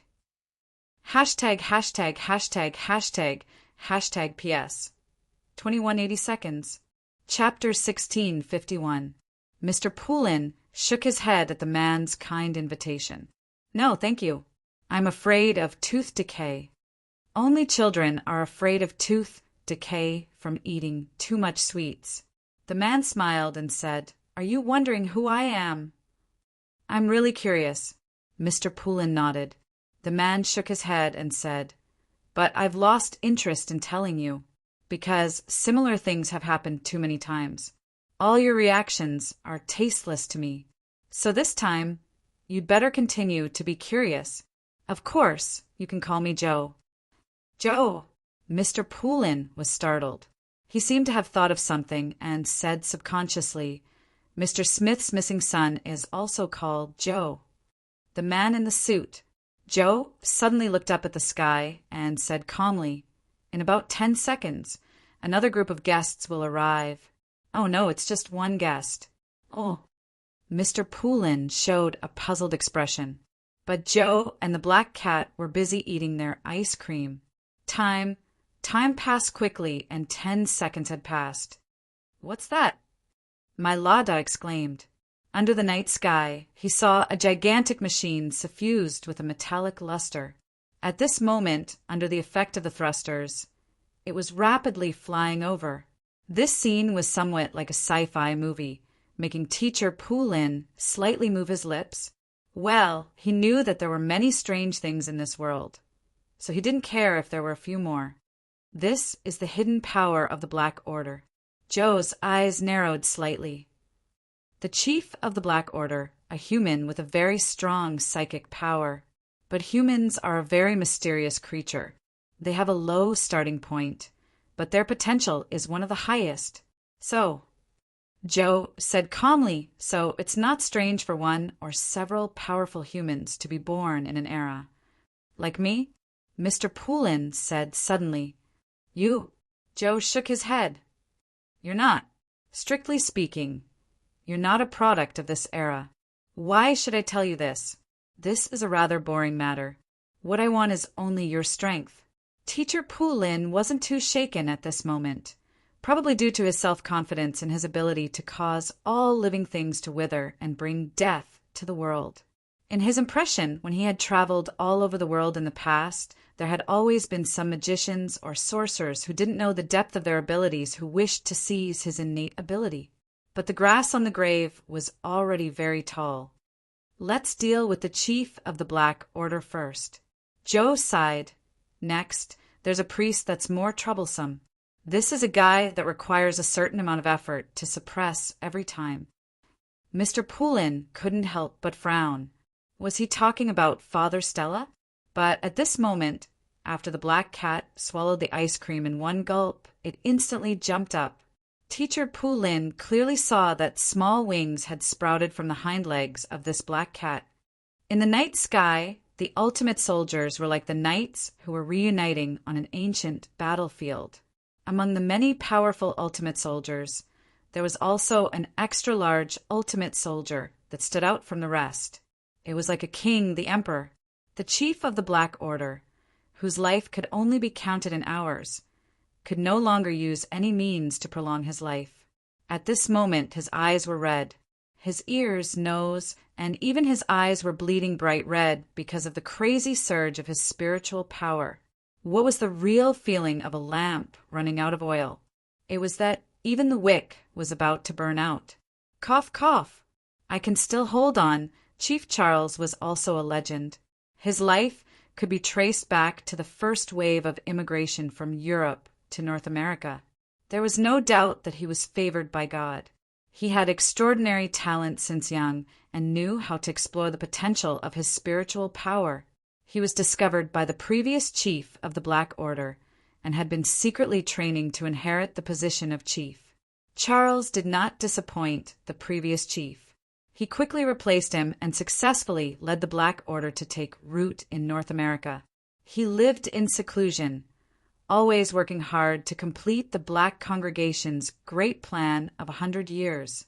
Before his body began to crumble, he was practically a flawless chief of cultivators, dedicating everything he had to the chief of cultivators until he understood that there would be a day when he would die. But his spiritual power was still growing, as if there was no limit. This was the most desperate thing for Charles. His body could no longer bear it, but his power was still increasing. The world shouldn't be like this. In the cockpit of the ultimate soldier, King Emperor, which was like an emperor, the chief of the Black Order, whose body was full of infusion needles. Every second, he consumed hundreds of millions of precious medicine. At this moment, he only had eyes in front of him, as if he was possessed. I want a new life. My life can't end like this. I want a new life. I want a new life. I want a new life. I want. At this moment, a black cat appeared directly on the screen of the cockpit. This black cat was stepping on the head of an ultimate soldier in front of him. It was as if it was looking directly at the chief of the Black Order through the screen. All of a sudden, Charles felt his heart palpitate. That was because of his powerful psychic energy that allowed him to sense danger in the capital. This black cat had the power to kill him. In his long life, Charles had made similar judgments several times. It was also because of this that he successfully escaped death several times. But at this moment, even if he escaped, he still had to face imminent death. No one can stop me, let alone a cat. The cerebral cortex of the furious chief of the Black Order was fluctuating wildly. A large number of ultimate soldiers received the order at this moment, and their electronic eyes flashed red in an instant. The same lines the same bald head who only knows how to roar incompetently. "I've had enough." The black cat spoke human language at this moment. Charles almost thought that he had misheard. In the blink of an eye, the black cat jumped out from the ultimate soldier standing on the ground. Its claws seemed to have the attribute of incomparable sharpness. Those ultimate soldier armors that were clearly much stronger than the so-called strongest alloy in the world were easily torn apart by its claws. As for weapons, at this moment facing a small black cat that had randomly entered the formation, the weapons that the ultimate soldiers were equipped with actually brought about a destructive disaster. Looking at those ultimate soldiers that were accidentally hit by stray bullets, had their skulls torn apart by the black cat, or had their vital organs bitten off by the black cat, Charles and the Emperor stared with his eyes wide open. He was not feeling pity for these ultimate soldiers that he had spent a huge amount of money and manpower to create. But he was furious that someone was blocking his path of rebirth, and it was a cat. Do you know? There aren't many who can match my speed. Unknowingly, the black cat was already standing in front of the Emperor's cockpit door. Its claws directly pierced into the cockpit door and directly tore it open with brute force. In the cockpit, the extremely fragile Charles was instantly exposed to the air. Anger, fear, disbelief, a variety of expressions flashed across his face, and finally, this chief of the Black Order's rationality collapsed. Die! In an instant, a huge storm formed in the sky above the town. Even the sea was shaking violently at this moment, as if a hurricane had arrived. The moment Charles shouted the word die, his brain expanded. The result of the expansion was that the fragile brain, due to the sturdiness of the skull, could not withstand the pressure and directly began to explode from the inside. At this moment, the powerful spiritual energy was like a building that collapsed directly. The hurricane had only just formed when it dissipated. In the Emperor's cockpit, Charles's body had completely lost all signs of life. His head had already exploded, and blood and brain matter directly stained the cockpit. The black cat somewhat disdainfully pinched its nose, shook its head, and said, "What a pity, this is almost the power of the gods. You're the most depressing one to be afraid of death." Shaking its head, the black cat finally jumped into the cockpit. The ultimate soldiers fell from the sky one after another. They crashed into the streets and houses of the town, causing a lot of damage. Finally, the Emperor also fell together. The moment the Emperor landed, the black cat had already returned to the square and came to Joe's side. At this moment, the black cat's mouth was holding a cold white orb of light that faintly revealed a trace of golden light. "You've worked hard, Hermes," Joe said softly. Waving his hand, the orb of light in the black cat's mouth flew directly into his palm. In the palm of his hand, a small box with a red and blue button instantly absorbed the orb of light. The black cat did not say anything. As if it had done something insignificant, it began to lick its paws and then wipe its face. "What is that?" Teacher Poulin looked at the box in Joe's hand, feeling that it was somewhat mysterious. Joe looked at him, and after a moment of silence said, "A broken item." "Broken?" Teacher Poulin was even more shocked. "It's broken, but it can still be used." Joe smiled. "It is something a very interesting big sister left for me. Unfortunately, I will probably not be able to see her again." "Why?" Teacher Poulin was surprised. "You also possess the power of death. You can summon the dead." "Because it is broken." Joe shook his head. "So, I will not be able to see her. I can only—" Joe did not say what he could only do. At this moment, another person had entered the square of the town. Holy Knight Wasco. However, what caught everyone's attention was that this Holy Knight, Sir Wasco, had a self-portrait of Father Stella pasted on his body. The style of the portrait was quite unique. "Evil One, it's you! Are you toying with the souls of the people of this town?" Wasco completely adhered to the virtues of the Holy Knight of the Holy Church. At this moment, holy power erupted from his body. "I will never allow evil to wreak havoc." Holy night. Joe looked at Wasco and suddenly smiled. Speaking of which, I have to thank the Holy Church. After all, you have brought me a few descending angels. What did you say? Wasco could not help but be shocked and angry. However, Joe did not say anything. He reached out towards Wasco, as if he had directly grabbed Wasco's heart. This veteran holy knight who had trained his body to be as hard as steel suddenly fell to the ground in pain. At the same time, the self-portrait of Father Strahl that Vasco had pasted on his body suddenly started to burn. When the portrait was completely burned, his body started to tremble violently as he let out a low roar of pain. Joe slightly closed his palms and pulled across the air, as if something was about to be extracted from Wasco's body. However, at this moment, a small black shadow pounced directly towards Joe. Seeing this, the black cat Hermes jumped up and collided with the small black shadow. After the black cat Hermes landed on the ground, it subconsciously looked at its forelimb. A deep wound had already appeared. The black cat looked at the front solemnly. On the floor of the square, there was a golden layer that was much fatter than it.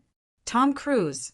At this moment, Tom Cruise's eyes were shining. Looking at the black cat, his eyes were full of desire for food. I might not be tasty. The black cat Hermes shook its head and licked the wound on its forelimb. The wound had already healed. At the same time, something seemed to have bounced Joe's palm away. He retracted his palm and shook his head helplessly. Holy night, Wasco's face was still pale, but the feeling of death had disappeared from his heart. All this was because the palm on his shoulder came from Father Stella's palm. At this moment, Father Stella was wearing a black priestly outfit and running, holding a thick Bible in his hand. However, Wasco clearly saw that this old man had a Playboy magazine in between the Bible. But at least this guy was wearing leather shoes this time, instead of running out in flip-flops. At least he didn't completely throw away the Holy Church's face. Stella. Wasco wanted to say something, but stopped. Don't worry, for the sake of your sister. The priest drew a slanted cross in front of his chest and then nodded. I will give you a 20% discount for the appearance fee. The veteran holy knight instantly withdrew his touched heart and wanted to stab this old bastard's ass with his sword. However, Father Stella didn't want to waste time with Wasco. He waved his hand and pasted an even more unique self-portrait on Wasco's back. He then snorted and said, Trash Wasco, get out of my way. As a background, you should have the self-awareness of being a background. Give me a passerby's exclamation and let me feel good. Why don't you go die? The furious veteran, holy knight, couldn't care less about the enemy in front of him. He immediately had the urge to draw his sword and fight to the death with this bastard priest. Go help Tom Cruise, Father Stella said coldly.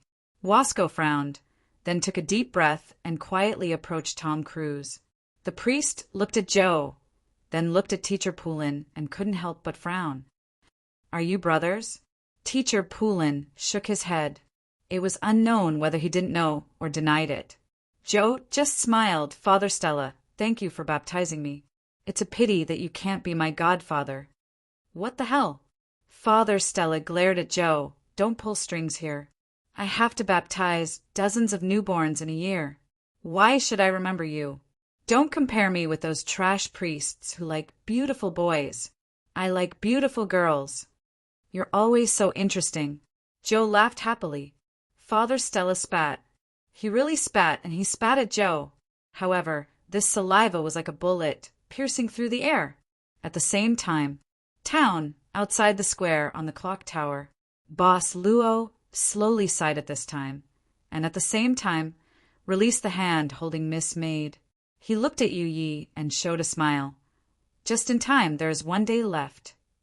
The reason why he let go of Miss Maid was there was no need to share the vision of the Time River with her by holding her hand.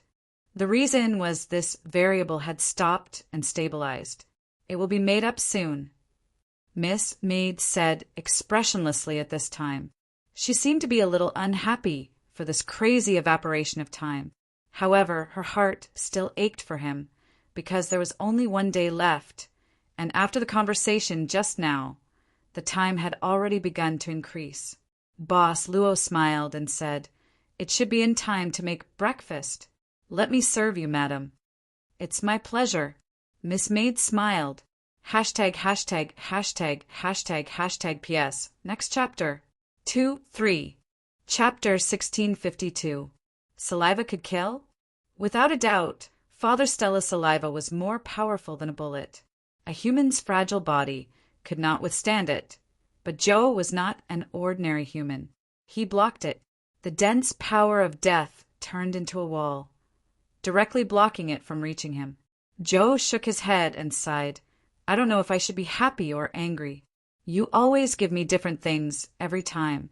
"Well, this time can't be considered a surprise." The priest widened his eyes and looked at him suspiciously. He said in shock, "I thought I was enigmatic enough. I didn't expect you to be even more ridiculous than me.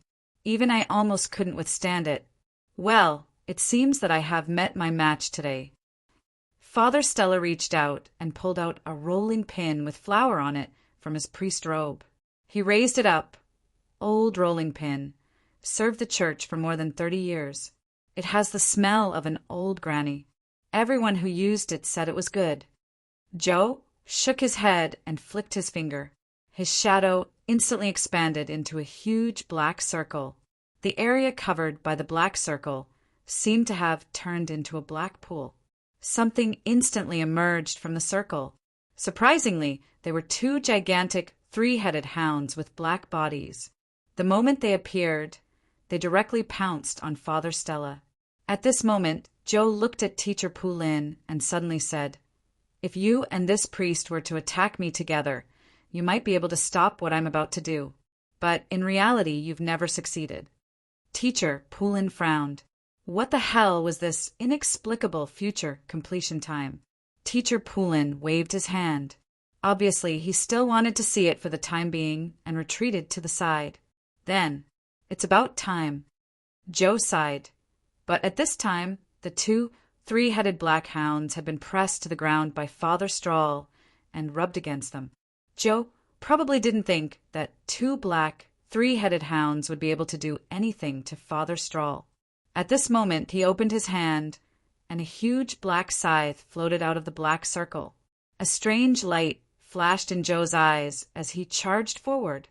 The moment the scythe and the rolling pin collided with each other, a huge shockwave spread out. Joe and Father Stella instantly turned into 2 lightning-fast figures, using the entire town as a battlefield. On the other side, the Black Cat was also facing off against Tom Cruise. Wasco found that he did not seem to have any leeway to intervene. It was because the 2 cats were too small and the angle was too tricky. He could only be anxious. Could it be that, like what Stella said, he was willing to become a background character? How hateful. "I think you should go help Pluto," my Lotta suddenly said in a low voice. Thanks to standing beside Teacher Poulin, my Lotta wasn't attacked by the surrounding death energy. At this moment, however, Professor Poulin suddenly looked at my Lotta. My Lotta hastily said, "I'm talking about Joe. You see, you all have the same power, so you should agree to the formation." "You, what's wrong with you?" "What happened to me?" Teacher Poulin asked in surprise. "Your eyes." My Lotta's face was full of fear. "And your gloves?" Teacher Poulin subconsciously lowered his head to look, only to see that the white gloves on his hands were actually burning at this moment.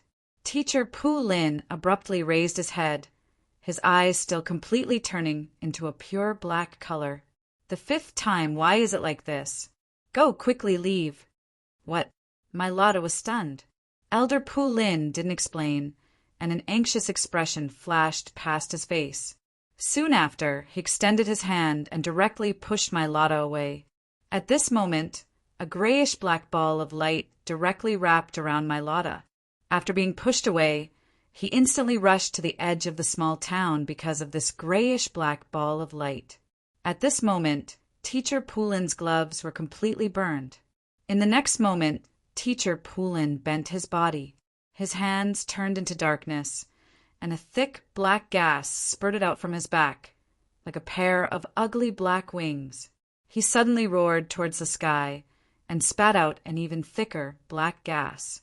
At this moment, with Teacher Poulin's body as the center, a large amount of black gas spurted out and filled the whole town square, turning into a huge black ball, swallowing everything.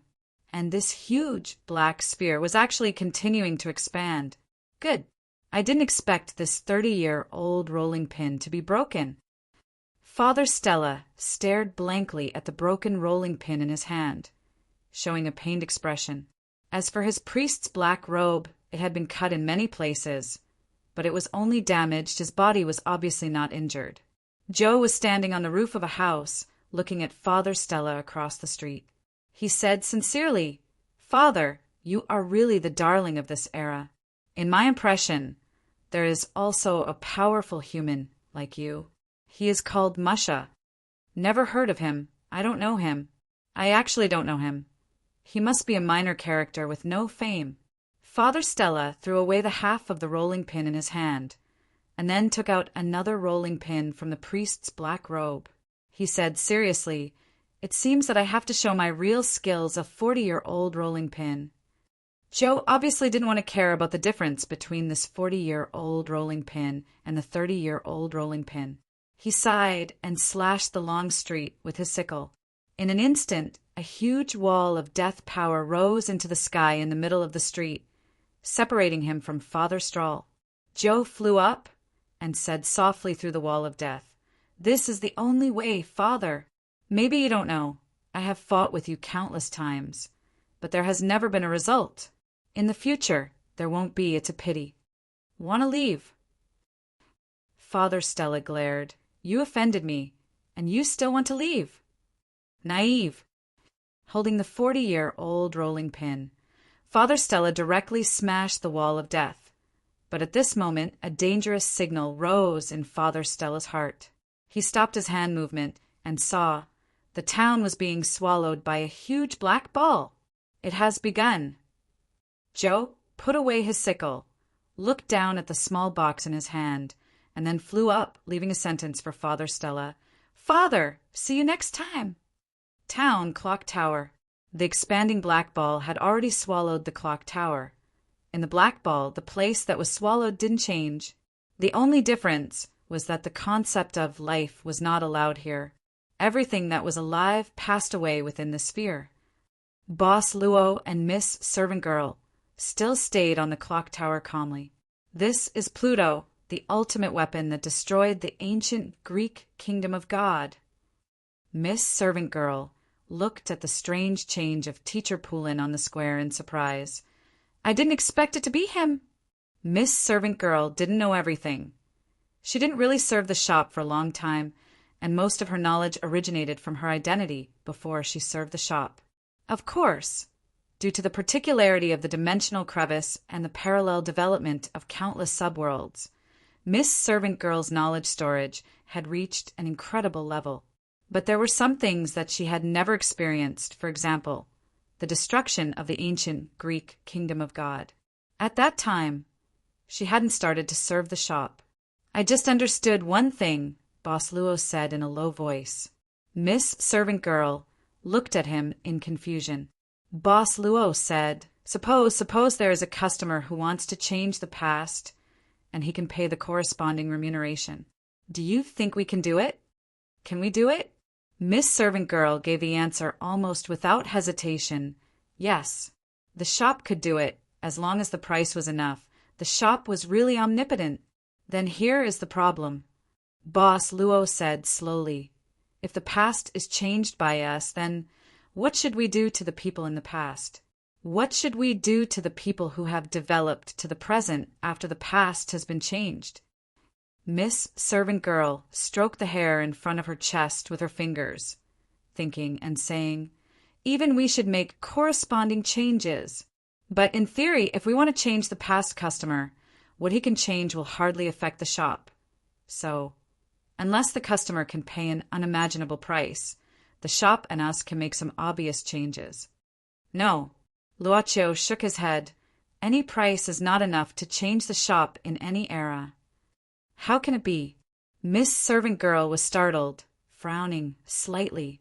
If the past could be changed, but the shop's activities along the river of time would not be affected, it was equivalent to denying the shop's omnipotence. This was a point of view that could almost break the shop's perfectibility. Why not? Boss Luo looked at Yu now. His eyes were like chaotic stars, saying softly, "Because our time is completely independent." Miss made open her mouth, subconsciously. With her talent, she understood the meaning of Boss Luo's words almost at the same time. The shop's time was completely independent. It was independent of all the subworlds, even the cracks of the dimensions. Therefore, no matter how the subworld's time was disturbed, it had no effect on the shop in another timeline. Otherwise, after becoming the shop owner would not be the only independent existence in the endless subworlds. The reason why he spread his legend and searched for the primordial was so that he could be independent and unified in the endless subworlds. But if he couldn't spread his legend in the primordial, how could he unify and perfect? I should have thought of it. Miss Servant Girl lowered her head, murmuring something. Boss Luo smiled. Actually, whether it's the past or the future, I can communicate with them. This ability has no disadvantages from the beginning. But I need to understand this principle. Well, this chaos is going to be a thing of the past. Above the huge black ball, a gap suddenly split open. Within the gap, Joe's body exploded with a gray, hazy brilliance. Like a meteor, he directly crashed into Teacher Pu Lin in the center of the square. Boom! At the moment when the black ball swallowed the square, Wasco, Tom Cruise, and the black cat all left all the way. In fact, Tom Cruise instinctively felt that he was not afraid of the black ball, but it seemed that it would be troublesome if he stayed for too long. Plus, the black cat took the initiative to leave, so he followed all the way. He still hoped to swallow the black cat. My time is up. The black cat suddenly stopped at this moment. The moment it saw Joe break the black ball and rush into it, it had already stopped. The black cat who stopped looked at Tom Cruise, who was at a loss, and suddenly said, "Well, let's play next time. Meow?" Tom Cruise tilted his head, but the black cat suddenly jumped up and opened its mouth, spitting out hundreds of huge tentacles. But the wings on the black cat's hind legs suddenly expanded, and its speed suddenly increased a lot, crashing into the black ball. In the square, Teacher Pu Lin stood like an empty shell, with black airflow crazily spurting out from his back. When Joe appeared like a meteor in front of him, Teacher Pu Lin moved. He slightly raised his head. Maybe it was just an instinct. The black airflow twined up and instantly swallowed Joe. But Joe walked out of the engulfing airflow easily. Our power is based on Hades. No one can hurt the other. Joe smiled faintly, no matter how the airflow crazily attacked him. It didn't affect him at all. He came to the front of Teacher Pu Lin and reached out his hand to press against Teacher Pu Lin's heart. Once, the world must have been divided into two parallel lines somewhere, but only I must have obtained the power of Yama, right? Joe said softly, "Actually, we belong to this era, us, me, or you. But since this thing is in my hands, it is obvious that I should not leave it here." Joe lowered his head to look at the box in his hand. "Speaking of which, it was my adoptive father who transformed you into this. We are the ones who have wronged you. Let's leave you here as compensation." Shaking his head, Joe said faintly, "It's a bit boring to say this every time. I won't say anything this time." He reached out his hand and directly pierced Teacher Pu Lin's chest with his palm. "I'll take away the status of Yama." Joe took a last glance at Teacher Pu Lin and then revealed a smile. "Take good care of your brother or sister. Goodbye, the other me." Joe closed his eyes and gently pressed the button in the box. At this moment, a small black shadow shot toward Joe and slammed into his arms. In an instant, Joe disappeared. At this moment, the black sphere vanished like smoke in thin air. Teacher Pu Lin suddenly lost his support and fell to the ground. When he woke up, his eyes couldn't help but reveal a trace of blankness. He looked around blankly. Something seemed to have happened here. He knew that it must have been because of the explosion of his terrifying power of death. Teacher Poulin knew that every time his power of death erupted, it would bring about a terrible disaster. So he chose to leave this town because the fifth explosion was coming, but he was unable to estimate the time. He only knew that it would happen soon, but he didn't know that it would happen tonight. Yama! Yama! Yama! A figure quickly ran over, gasping for breath. It was Mayor Lotta, whom he had forcibly sent away before the fifth explosion. Mayor Lotta angrily ran to Teacher Poulin's side. "Where is Yama? Just now, what happened?" Teacher Poulin didn't say anything, and only lowered his head to look at his hands. Mayor Lotta was able to come here safely because the death energy that filled the town had disappeared. Not only that, the power of death that he was born with had also disappeared. It was as if something had stripped away the power of death from his body. Suddenly, a beam of light shot up to the sky again. It was a beam of light formed by a large number of light clusters. The beam of light shot up to the sky, and then the night sky was dyed bright and a golden drizzle began to fall. In the small town, those residents who had already fallen and lost their lives, at this time, their cold bodies gradually began to warm up. They either stood up, walked out of their houses, or woke up from their sleep. They came back to life, one after another. Teacher Poulin obviously didn't have this kind of ability. When the fifth explosion occurred, he would only kill the residents of the town. The reason they were able to escape this calamity was purely because they had already died before the fifth eruption of his ability. First die, then live. Could it be? Teacher Poulin seemed to have thought of something and lowered his head in silence. Far away on the beach, the Black Order Legion couldn't get this grand resurrection. Only 3 people looked at the Black Order Legion that had been completely wiped out in despair. There were Katerina and 2 other combat nuns who had temporarily left the team to search for Sister Grant's body. Katerina's old face almost collapsed, and she fell to the ground. "The order is finished." Father Stella walked back with his 40-year-old rolling pin in dissatisfaction, and he met with Wasco at the fork in the square. "Don't ask me what happened. How the hell would I know?" The priest was angry, and he ran back to the church with Tom Cruise in one hand. But on the way, the priest picked up a wallet, and he immediately beamed with joy. Seeing the residents of the town come back to life, Wasco, who was thinking about the few Holy Night candidates in the apartment, didn't have time to quarrel with Father Stella, and hurriedly ran to the apartment building. Paladin Wasco finally saw the 4 young paladin trainees at the entrance of the apartment building. He couldn't help but let out a sigh of relief. Teacher Poulin left the square and walked towards the hospital. He didn't know why, but he just felt that way, and so he walked just like that. My Lotta followed them all the way, chattering incessantly as he questioned Teacher Poulin. In the end, Teacher Poulin flipped open the dark Bible in his hand and nailed my Lotta to the wall by the side of the road in a flash. The power of death was gone, but the dark Bible was still there. This thing wasn't something he was born with. It was given to him by the priest who adopted him. His adoptive father was a kind priest, and this was probably the reason why he could be friends with Father Stella. Hospital. Teacher Poulin came to this place. In the past disaster, the hospital didn't carry out any life-threatening operations, but at this time it was still a little chaotic. As Teacher Poulin walked over, she ran into Mr. Smith, whose face was filled with anxiety in the corridor. And the place where Mr. Smith was at was shockingly the operating room. "Your wife." Teacher Poulin furrowed his brows. After losing the power of death, he seemed to have some kind of relief, and didn't feel afraid because of it.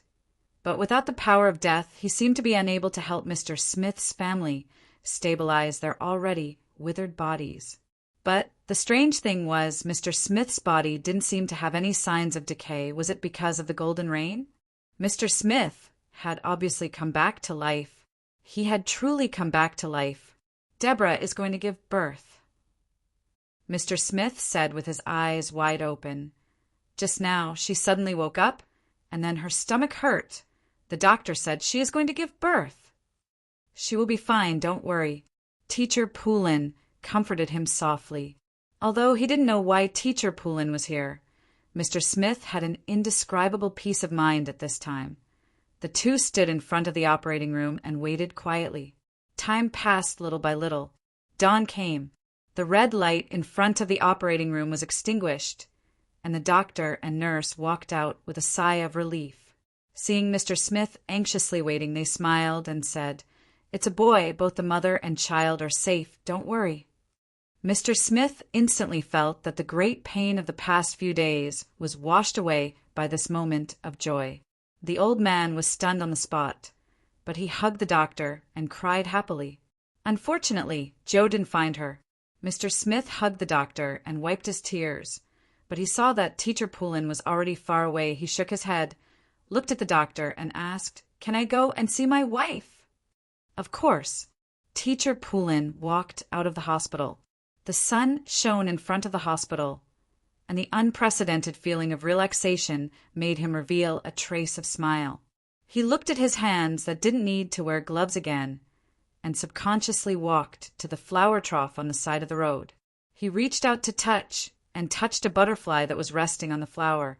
But the butterfly was startled, immediately flew out of the flower, fluttered, and finally fell on a finger.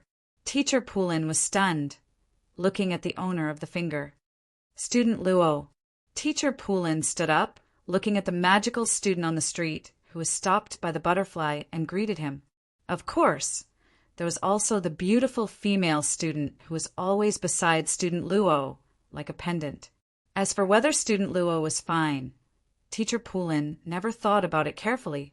Not to mention now, when the power of death was still there, Teacher Poulin didn't feel that he could hurt Student Luo at all. "You seem to be very happy." Boss Luo smiled, probably because the power of death is far away. Teacher Poulin also smiled, although he didn't touch the butterfly. His hand touched the flower beside him. The flower received the dew, and at this time it was obviously very delicate and beautiful. "Are you still leaving?" Boss Luo suddenly asked. Teacher Poulin thought for a while and said, "I will leave, but I will probably come back in the future. But I don't know if you will still be here at that time. This is for you." At this time, a black card flew from Boss Luo's hand to Teacher Poulin. Teacher Poulin reached out and caught it, looking at the front and back, and found that there were 4 golden patterns printed on the back. "This thing seems to be a bit different from the last time I saw it." Teacher Poulin was startled. "The patterns won't disappear." Boss Luo said slowly, "It will always be 4 patterns, so you can always enjoy a 40% discount when you buy things from me. Speaking of which, I still don't know what you do." Teacher Poulin couldn't help laughing, but kept the black card. "I sell things." Luaccio said softly, "I sell everything." Teacher Poulin seemed to understand something, but he didn't intend to use the black card immediately. He felt that, at this moment, he actually didn't need anything. "I want to breathe the morning air." Teacher Poulin looked deeply at Luaccio. "This is what I want to do most now, and I can do it myself." He started to jog, morning jog, disappearing at the end of the street. Miss Maid glanced at the butterfly that was still on Boss Luo's finger, and the butterfly instantly trembled and flew away. Then she whispered, "Master, the eternal 40% discount card." "He gave me a chance." Boss Luo shook his head and said, "A chance to talk to the previous one. Isn't it worth it?" "I remember." Miss Maid suddenly lowered her head and frowned. "A guy who still owes me 260,000 times of punishment." "She will come back." Boss Luo smiled. "Come, let's go back. I'll make breakfast." Dimensional crevice. In a space quietly floating in the chaotic space-time. In the broken palace of the Mansion of the Dead, a figure instantly fell. Then another smaller figure fell into the arms of the first figure. Joe, Prince Poulin, and the Black Cat Hermes. "I regret it. I should have moved one. No, 2 refrigerators back. I want to eat ice cream." The Black Cat muttered at this moment. Prince Poulin said faintly, "Actually, you don't have to come back with me. Actually, you can throw away this remote control. Then you don't have to come back, right?" The Black Cat asked back. Then he won't have a future. Prince Pulin sighed. The black cat shook his head. Anyway, I don't have a future, so I might as well come back. This way, I'll keep living, even if it's just this part of history. I'm not doing this because I pity you. Prince Pulin smiled and said, Well, next time I come back, I'll bring 2 more refrigerators back. How many years do I have to wait? The black cat looked at him with contempt. Anyway, I'll accompany you. Prince Pulin said, I regret it. I won't come back with you next time. The black cat made threatening gestures. Prince Pulin smiled and walked out. Outside, it was the broken mansion of the dead. At the end of the War of the Gods, there was nothing left here. Then the broken mansion of the dead floated quietly in the depths of the dimensional crevice. Life would only appear after a long, long time. Anyway, it's so boring, Hermes. Prince Pulin turned around at this time, and like magic, he took out a box of cards from the pocket of his suit. Why don't we play a round, Gwent? What's this? In front of the bed, Mrs. Deborah looked at her husband, who was a little weak. Mr. Smith brought a box over. Mr. Smith smiled and said, Do you remember Mr. Pulin? He's a teacher in the academy. He sent this over previously, saying that it's a gift to congratulate you on your recovery. It seems like he knew in advance. I have to thank him. Mrs. Deborah showed a sweet smile, reached out to take the box, and opened it. Inside the box was a red balloon. Mrs. Deborah was a little surprised as she held up the red balloon and found that there was a small note tied to the string that tied the balloon. It read, I am here to live hashtag, hashtag, hashtag, hashtag, hashtag PS. I wrote too much, so I wrote slowly. 22 of 82. Chapter 1653. Incident 1. Forum netizens who do not intend to reveal their names. Today, I confess to a female classmate that I have had a crush on for a long time. The process will not be described. Just like most interesting plots, I failed. My opponent was a high-ranking member of the class, nicknamed Title C Spirit. He was multi-talented and rich, and he drove a Ferrari with one hand. At that time, I was looking up at the sky at a 45-degree angle, trying to stop my tears from falling. But that was not a problem. I found that I could start a fire. I snapped my fingers, and my fingers started burning. Superpower, okay. It really is superpower. I swear on 18 generations of my ancestors and 1 household register that I really just snapped my fingers and my fingers started to burn. But there is a crucial problem. After my fingers started burning, they could not stop. Right now, I think my fingers are moderately burned. It is still burning, but I can't feel any pain. It is still burning. What should I do? Urgent. Waiting online for an answer. Help. Incident 2. Ah Chang and Ah Zhen's mother. Quickly call me mother. Things should not be like this. Things should not be like this. I am a full-time housewife. For my husband, I gave up my job. For my children, I gave up on taking care of myself. For my mother-in-law, I learned how to play mahjong. These are all not a problem. But my husband actually cheated on me, and the partner was my best friend. I am in despair. I feel that my life has come to an end. I have already grown to 170 kilograms. I do not have the courage to lose weight. It is impossible to lose weight. It is impossible to lose weight in this lifetime. Fine, I plan to leave this God-forsaken world. I plan to take my children and leave this God-forsaken world. Scumbag man, scumbag woman, go to hell. You will spend every day in regret. I want you to remember this every time you have sex. Let it be a shadow for the rest of your lives. But why can my child fly? Really, I am holding my child and hanging in the middle of a building. I can't go up, I can't go down. My child can only watch me like this. He is only 2 years old. Should I feed him milk at this time? Why does he look so hungry? My friends who are so talented, I know you guys will definitely have a way. Smiley, smiley, smiley, smiley. Incident 3. At City X Traffic Police Online. Race. Racing. A translucent, white AE86 was seen speeding on the road. It could take turns in the ditch, and now it had already shaken off the McLaren Black Warrior in front of it. The Black Samurai was still accelerating. It had not given up. The Black Samurai bumped into me. I flipped over. My leg was crushed.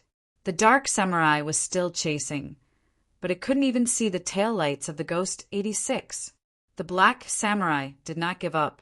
It was not a car that was fighting. Come on. Damn it. I'm injured, and you still don't care. Incident and oh, shit. My house was destroyed by a robot. It's true, the house next door was also destroyed by another robot. Many houses in our town are the same. I suspect that our world is being invaded by aliens. I feel that the robot in my house should still be operational. I'm trying to open its cockpit now. Guess if I can open the window or not. With a double click, I've added you to my account. With more than 10,000 reposts and comments, I'm going to drive a Gundam today. Hey, this live streaming robot. Is he at the place where your cheap son is studying? Sister Ren? Lizzie crossed her legs and tore open a bag of potato chips.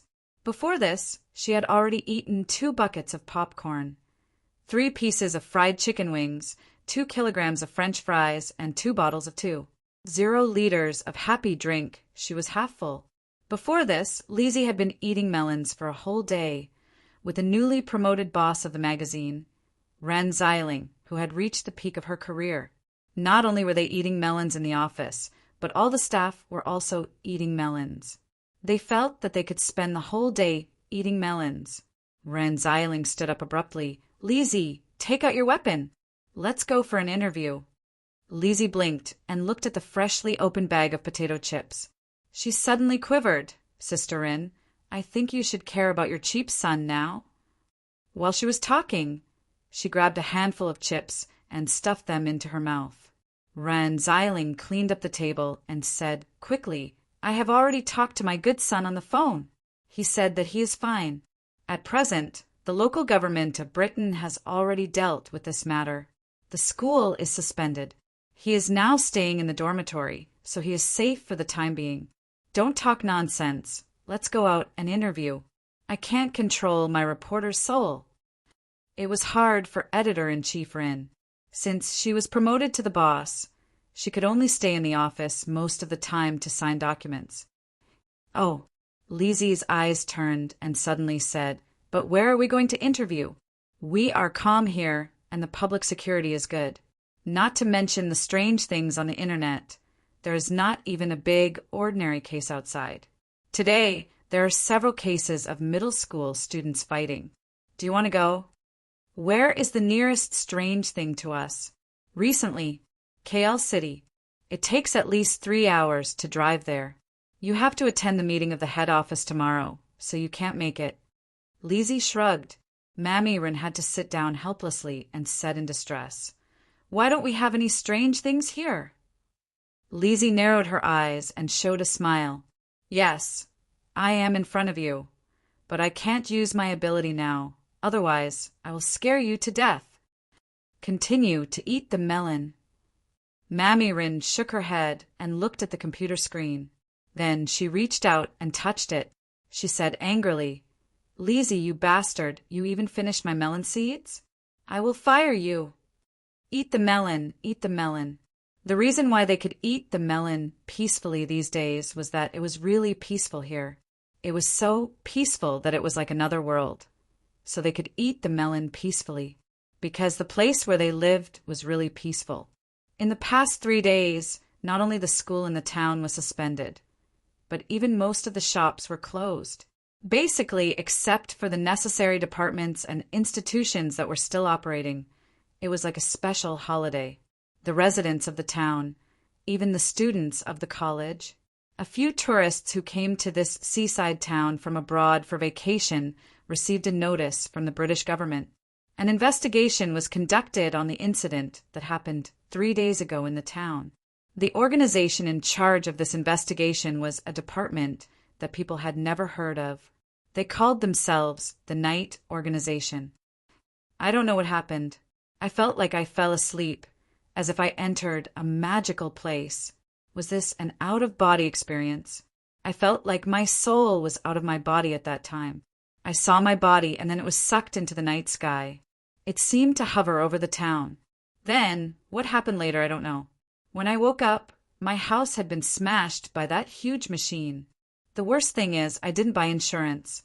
Is this considered a natural disaster? Did your government compensate me? Okay, next. Ignoring the noise of the townspeople, the investigator waved his hand and asked his subordinates to invite the man out of the room. Then the investigator leaned on the chair with a tired face, reached out and picked up the coffee cup on the table, and was about to take a sip, but soon his stomach began to surge. He had to put down the coffee cup. In the past 2 or 3 days, he had drunk too much of this stimulant drink, and his body had begun to protest. Forget it, let's rest for a while. The investigator ordered his subordinates, who brought people in again. This is not something a human would do. In just 3 short days from the time they received the notice, to the people on duty, and then the interrogation of the town, the investigator had not closed his eyes for almost 50 hours, but the investigation of the townsfolk was probably less than half done. Of course, he was not the only investigator in charge of the investigation, but facing the entire town's residents. Thinking about the sorting work after that, it was really a hopeless workload. Mr. Gareth is here. The subordinate suddenly said at this time. The investigator rubbed his head painfully. He was directly under the night organization, and Mr. Gareth was naturally his immediate superior. What is he doing here? It seems to be to deal with the bodies found at the beach. Those were just generalities. To be precise, it should be a large number of bodies. Let the next one in. The investigator waved his hand. Since his immediate superior was here, although he did not ask about the progress here, he did not dare to slow down the progress. The investigator resisted the discomfort in his stomach, picked up the cup again, and drank the coffee. Then he frowned and looked at the next person to be interrogated. Claudia, female, 21 years old, student of St. Andrew's College. A part of the town seaside was turned into a military restricted area. A large number of soldiers were stationed along the route along the coast, refusing all irrelevant people to enter. A military helicopter sent the current head of the night organization, Knight Gareth, to the scene. Just as he walked out of the helicopter, Mr. Gareth smelled a faint smell of corpses in the air. Mr. Gareth subconsciously took out a handkerchief and covered his nose. "Where's Dagonite?" Mr. Gareth asked the secretary beside him. "Dagonite is in front, where the bodies are placed." Mr. Gareth nodded and walked quickly. In a short while he came to a beach with a large number of tents. The bodies of those who died mysteriously were placed in these military tents. Gareth lifted the curtain of a tent and walked in. At this time, the clown Dagonite was standing there, thinking about something. "Dagonite." "Yes." Mr. Clown responded casually, still looking at the body lying at his feet. Gareth frowned in confusion. "Did you find something? This person, if I'm not wrong, seems to be called Sharon." Dagonite said in a rare, serious tone, "One of the high-ranking commanders of the Black Order. According to the intelligence, he was a guy who had been specially strengthened and transformed. I've seen his body. There were no external injuries, nor was he poisoned. He just suddenly lost his life and died. This guy was found on the streets of the town. When he was found, he was still wearing something similar to the dragon rider armor. When I came, I received a report that the wreckage of a special submarine was found in the nearby sea. I dived down to take a look. It should have sunk in the past few days." Dagonite shook his head and said, "It should also be something of the Black Order, including these bodies." There was too much information contained in this, so Gareth couldn't draw a useful conclusion from the fog for a while. At this time, Dagonite suddenly thought of something and asked, "It's been 3 days since the incident happened. Logically speaking, you should have come as soon as possible. Why are you so late?" Gareth frowned and said, "The world has changed. It seems that after this incident happened 3 days ago, a large number of supernatural events have occurred around the world. Strange things keep happening, although the impact of each event isn't big. When they happen all at once, the governments of various countries can't help but feel anxious. Among them, the Huasha country in the east is the most serious. It seems to be a disaster area with the outbreak of supernatural events. In the Huasha country, the number of supernatural events that we know of is currently more than 900. We don't know, so who knows how many exactly have happened. So, Dagonite seemed to have thought of something. Mr. Gareth said solemnly, "Her Majesty is discussing with the United Nations of the European continent. I'm afraid that a summit meeting of various countries will be held in the near future." "Oh?" Mr. Clown showed a playful smile at this time. It seems that the world that has been covered for so long is finally going to reveal another layer of its veil. Mr. Gareth glared at Dagonite. He was really dissatisfied with this guy's character of not caring about things. The chief of the night organization said with a headache at this time, "Earlier in the Fog City riot, we barely managed to ask the people of the Magician Association to help and erase the memories of most people. But the residual effects haven't been eliminated yet. There are still a lot of legends spreading among the people. This time, I'm afraid that there's really nothing we can do." Dagonite blinked and said, "So, you've already looked for the Magician Association?" "Yes. Why haven't we looked for them?" Mr. Gareth shook his head and said, "Not only us, but many forces are also looking for them." But do you know what the Magician Association's answer was? "What?" Mr. Gareth said with a strange expression. They said, "It's none of their business. They have collectively moved to the inhuman domain. For the matters of the modern world, it's reasonable for them to help out." Ha ha ha ha ha. Only Mr. Clown's laughter sounded in the tent. Chapter 1654. Mr. Gareth's visit this time was mainly about the Black Order's bizarre death in the town. The Black Religious Order had terrifying power in the dark world, and they had extraordinary technology. Just look at how the former Prime Minister was able to create the Dragon Knight armor because of some technology from the Black Religious Order, and you could see how slim they were. To put it bluntly, Mr. Gareth's visit this time was actually to obtain the Black Order's technology. The town not only had a large number of Black Order combatants, but also a large number of ultimate soldiers. The corpses of those Black Order combatants could be studied to unearth many secrets of the Black Order. As for those ultimate soldiers, if Xiao could use them again, rather than saying that the seaside had become a cemetery for the Black Order, it was better to say that the seaside had become a transcendent treasure. "I'll stay here for a few days to sort out everything here." Mr. Gareth pulled Dagonite out of the tent. "Those huge ultimate soldiers will be distributed and transported away during this time. You have to stay here and look after these bodies. This matter can't be hidden. I suspect that there will be people secretly plotting against these Black Order remnants. It seems that the holidays are still far away." Dagonite shook his head bitterly. Mr. Gareth acted as if he didn't hear him. Transcendent events in Britain have been happening constantly during this time. The night mechanisms everywhere can't spare any time. Among the 12 nights, only you have the most free time. My life is so hard." Mr. Clown continued bitterly, "How many years have I been under cover?" Mr. Gareth acted as if he didn't hear him again. He then frowned and asked, "Where is that paladin from the Holy Church now? I remember that he seemed to have a few paladin trainees with him." Dagonite thought for a moment and said, "After the incident, Wasco seemed to have left with his people. He left in a hurry. He may know a lot about this matter, but I couldn't stop him. Stella is still there, but it's probably more difficult to pry open his mouth." Dagonite's expression suddenly became a little unnatural. "Did you look for Stella later?" Mr. Gareth asked suddenly. Dagonite shook his head and said expressionlessly, "No. I'll go see him." Mr. Gareth thought for a moment and said, "You stay here and watch the scene.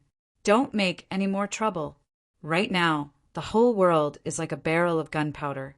Who knows when it will explode? Good luck, Dagonet said seriously. Scram, don't get in the way of me giving alms to these faithful female believers. Did you see the fear and hesitation on their faces? They need my comfort now. In front of the church, Mr. Gareth, who came empty-handed, was pointed at by Father Stella and spat at. Mr. Stella, please cooperate with us. Mr. Gareth had always been good-tempered. He said patiently, I believe that even the Holy Church would agree to let you cooperate with our investigation. I told you to scram. Aren't you guys annoying?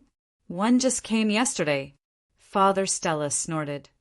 Yesterday? Mr. Gareth frowned. You mean Dagonet? He came to see you yesterday? Father Stella said disdainfully, I don't care what that guy's name is. That idiot came to show off in front of me yesterday. After I punched him a few times, he crawled away. Do you want to give it a try? With that, Father Stella blew on his fist. Let me tell you, when I hit someone with my fist, even I'm scared. Mr. Gareth really did have the thought of testing this priest. But when he thought of the fact that Dagonet had lied to him, he knew that he must have been tricked by Dagonet. With Dagonet's bad character, he probably concluded that he would be at a disadvantage if he really made a move. Father, Mr. Gareth took out a card. My phone number is on it. If you think of anything, you can call me at any time. We, the Knights, are really sincere in cooperating with you. Scram! The priest waved his hand in annoyance. He didn't know what kind of attitude the Holy Church had toward Stella. At present, the whole world and all the inhuman and transcendents were in a rather delicate state. Gareth didn't intend to act rashly. After saying goodbye, he left with his subordinates. Lotta, close the door.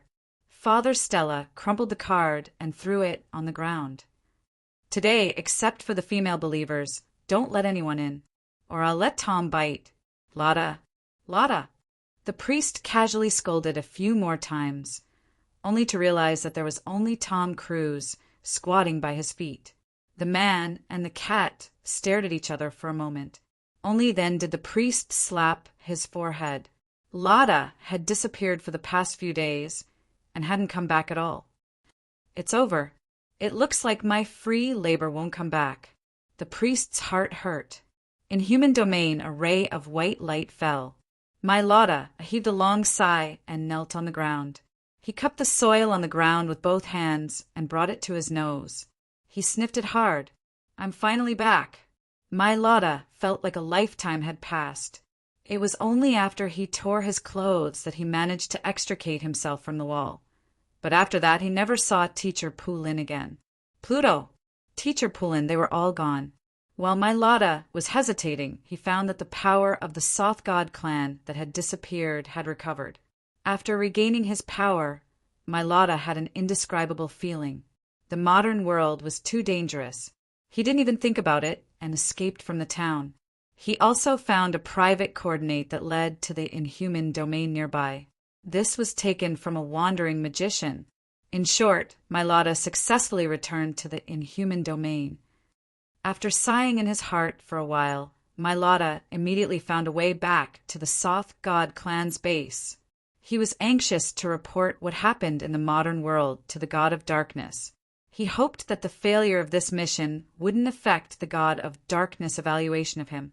It only took him half a day to return to the base of the Soth God clan. The clansmen looked at him and seemed to have vaguely guessed that this high-ranking member of the God clan had suffered a lot, but they didn't ask too much. What happened? Why do the clansmen look so depressed? My Lotta couldn't help but ask. A clansman came forward and sighed. The Magician Association has been cracking down recently. Our clansmen, scattered in various regions, have been caught. During this time, hundreds of our clansmen have been caught by the Magician Association. I think it's because we attacked the Magician Association a few times before when we were looking for clues about Pluto. Oh, right. Did you come back because of the mission from the God of Darkness?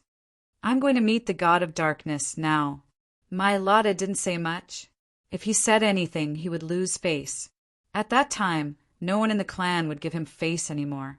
When he was popular, all he had to do was say, "Give me face," and the clansmen would give him face. Face could solve a lot of problems. Thinking about this, my Lotta hurriedly entered the cave where the god of darkness was. Normal clansmen weren't allowed to enter and disturb the god of darkness's sleep. Only the selected high-ranking members of the Soth God clan could receive the honor of directly facing the god of darkness.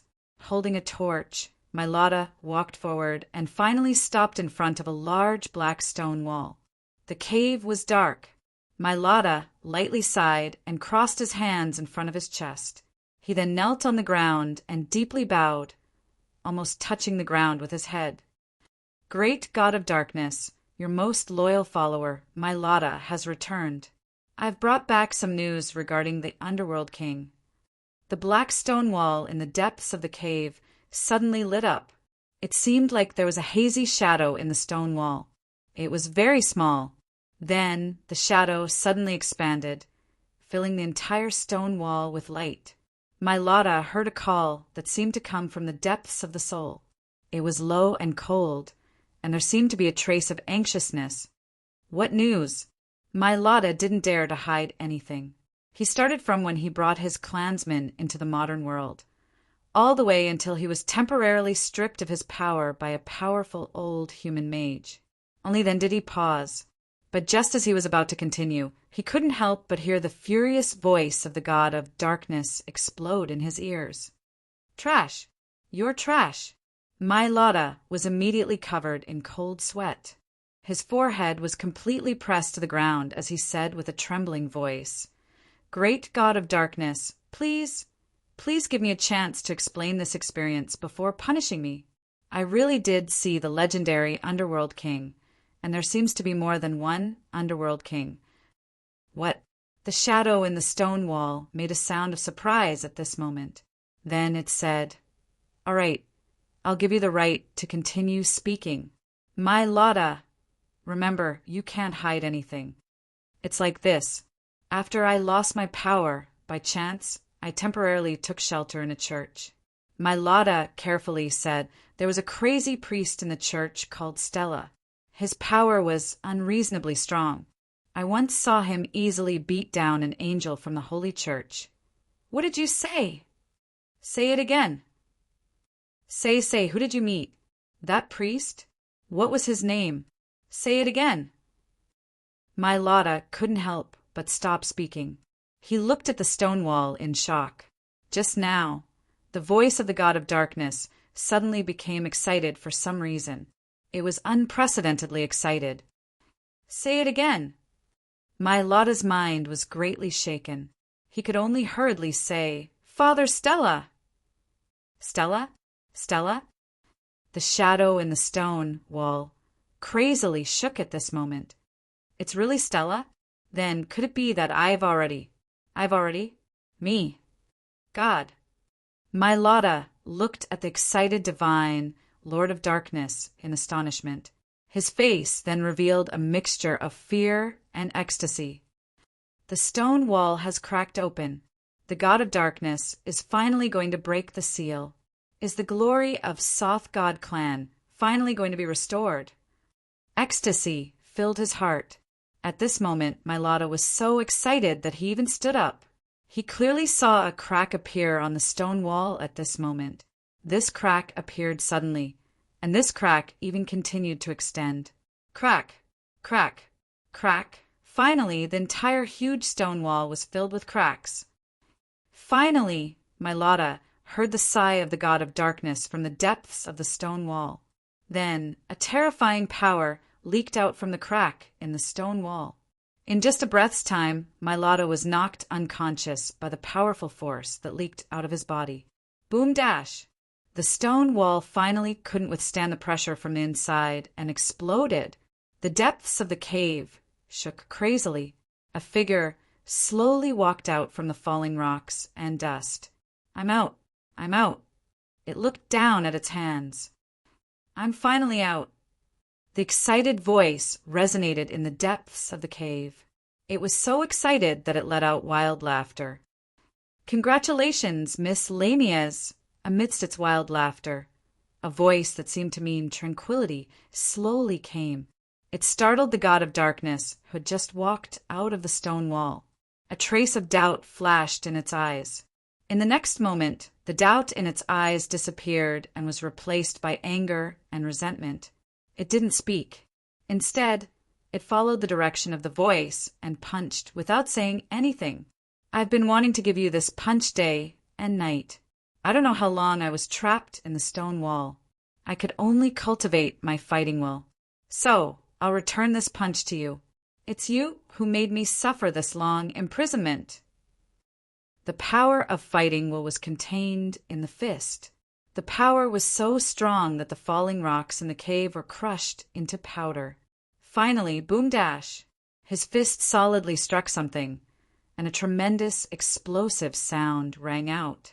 Chi waves instantly scraped away the inside of the cave. At the entrance of the cave, there was a strong airflow that blew towards the several ancient trees outside. Okay, I'll take your punch, and I won't resist. It kept silent and silently withdrew its fist. The punch just now didn't hit the opponent at all. Instead, it was blocked by an invisible wall on the surface of the opponent's body.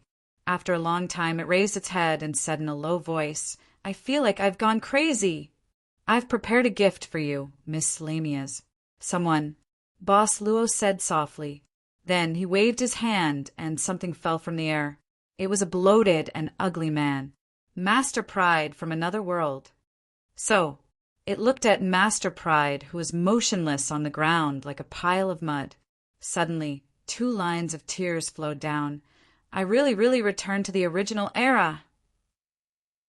To be exact, you've lived to this era.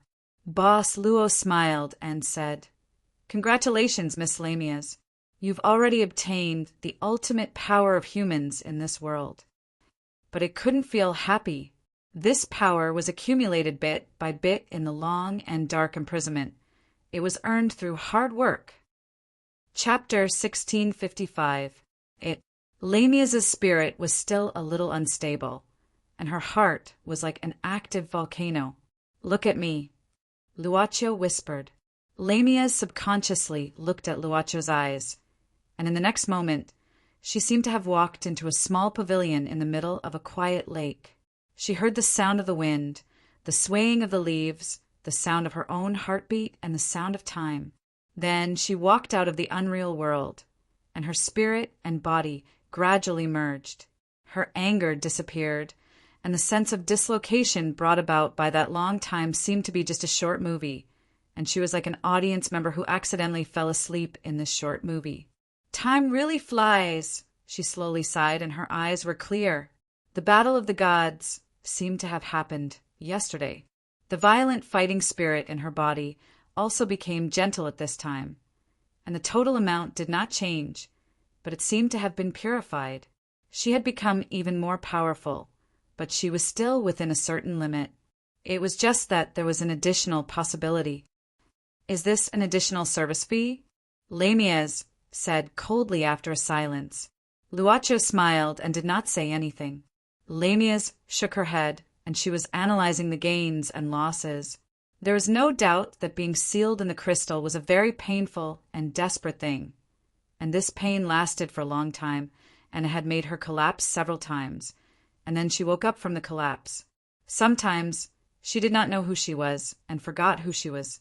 She was locked in the darkness, and there was no sound. The disadvantage was obviously the pain. She was sure that she would never want to endure the pain again. There were also advantages. Her will was tempered, and the fighting spirit that was cultivated for a long time, even if the quality was not high, but the huge amount could be said to be a miraculous number, and even seemed to have a life transition, and she was no longer an ordinary human. There was no doubt that she got power. She did not need to rely on external things, and it was purely her own power.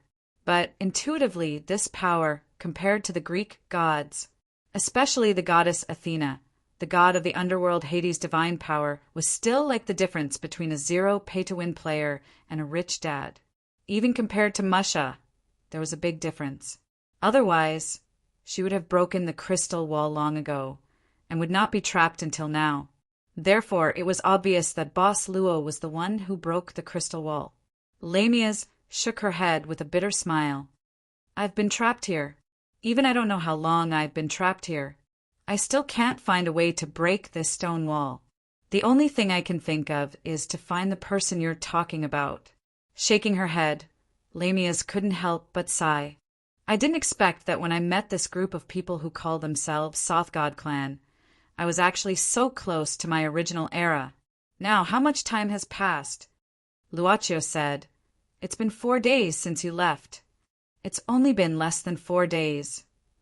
Lamias opened her mouth. The feeling of dislocation suddenly became obvious again, but it didn't make her feel confused anymore. She was silent for a moment and finally sighed. I asked the guy from Soth God Clan to look for Hell King. The person you wanted me to look for was Hell King, right? Unfortunately, when I finally found him, I was already trapped in the stone wall. I could only watch as he disappeared. Shaking her head, Lamias looked sad. All these years, I couldn't find a way to leave this place. There was no news of Hell King either. But a while ago, that feeling appeared again and woke me up. In fact, if that feeling didn't appear again, I'd still be crazy. Boss Luo didn't say anything. He just casually glanced at Master Pride, who was lying on the ground like a pile of mud. Lamia said indifferently, What's wrong with him? Do whatever you want with him, Luocio said casually. 10 minutes, Lamias said suddenly. I'll wait for you outside. Boss Luo smiled and turned to walk out. Lamias looked at Master Pride, who was motionless like an empty shell and whose eyes were lifeless. She slowly walked towards him. All of this is because of you. Isn't this karma? 10 minutes wasn't a long time. For Boss Luo, who was used to letting himself go, it was especially short. Lamias walked out from inside as if nothing had happened. Are you feeling better? Luocio asked. His spirit is trapped. Lamias glanced at Boss Luo and said indifferently, I'm a little unhappy that I can't hear his screams and pleas for mercy. But it's good to be a punching bag for a long time. Boss Luo obviously didn't plan to take back Master Pride. He never took back the things he gave out. Tell me about your experience. Boss Luo thought for a while and asked. He wanted to save as much as he could. He had just used up most of his time. Now he had more or less made up for it. However, his stingy nature hadn't been worn away by the altar. He was still very strong. The War of the Gods broke out. Lamias recalled and said, I don't know much. I was trapped here and couldn't get out. What I know is limited. I only know that the underworld King Hades created a terrifying weapon of death. Then the gods fell one after another. The sky fell and the earth cracked. Then the dimensions shattered. A strange monster started to invade from outside the shattered dimension. The gods, humans, and demons of the age of the gods almost all died. Then everything returned to peace. It seems that only the Lord of the Sky left. Oh, Luocio blinked. After his conversation with the previous owner ended, he left. He didn't personally experience what happened after that. Of course, he could investigate. However, although what Lamias said was simple, it was basically the complete direction of the story. Or maybe they escaped. But whether they escaped or not, I really don't know. Mount Pantheon, the human realm, and the underworld. How shattered are they? Lamias shook her head. There are many things that I can only judge based on what I hear. I have to thank those gods. When they were fighting, they liked to make a big fuss and let the whole world be filled with their voices. I see. Boss Luo nodded. Then he didn't say anything. Lamias didn't know what he was thinking. Even now, she was still afraid of this mysterious manor master. Especially now. In the past, when she was just an ordinary person, or at most a strong ordinary person, she couldn't judge. But now it was different. She felt that she could take on several Black Order, all of them. However, the more powerful one was, the more one feared the manor master. What else do I need to do now? Lamias couldn't stand the silence and couldn't help but ask. She was a little scared. She was afraid that this manor master would throw her into another dimension. If she had to be imprisoned for a long time again, she would rather destroy herself. You don't need to do anything. Boss Luo shook his head. Or rather, you can do whatever you like now. The agreement between us is over. From now on, the future belongs to you. Me. Lamias looked at him in disbelief. She felt that it was quite strange that he let her go so easily. You're free. Luaccio smiled. Then he opened a passage to the present world and walked in. If you're interested, you can also come to my manor as a guest. Then, I'll have to trouble you, Miss Lamias. He left just like that. Lamias's pupils shrank. So, what exactly am I now? Lamias looked at the scenery that she saw for the first time since she was free. She suddenly didn't know what she needed to do. When she was imprisoned, she only had one thought, and that was to get out and gain freedom. Even if she couldn't go back to the past, at least she wouldn't be imprisoned.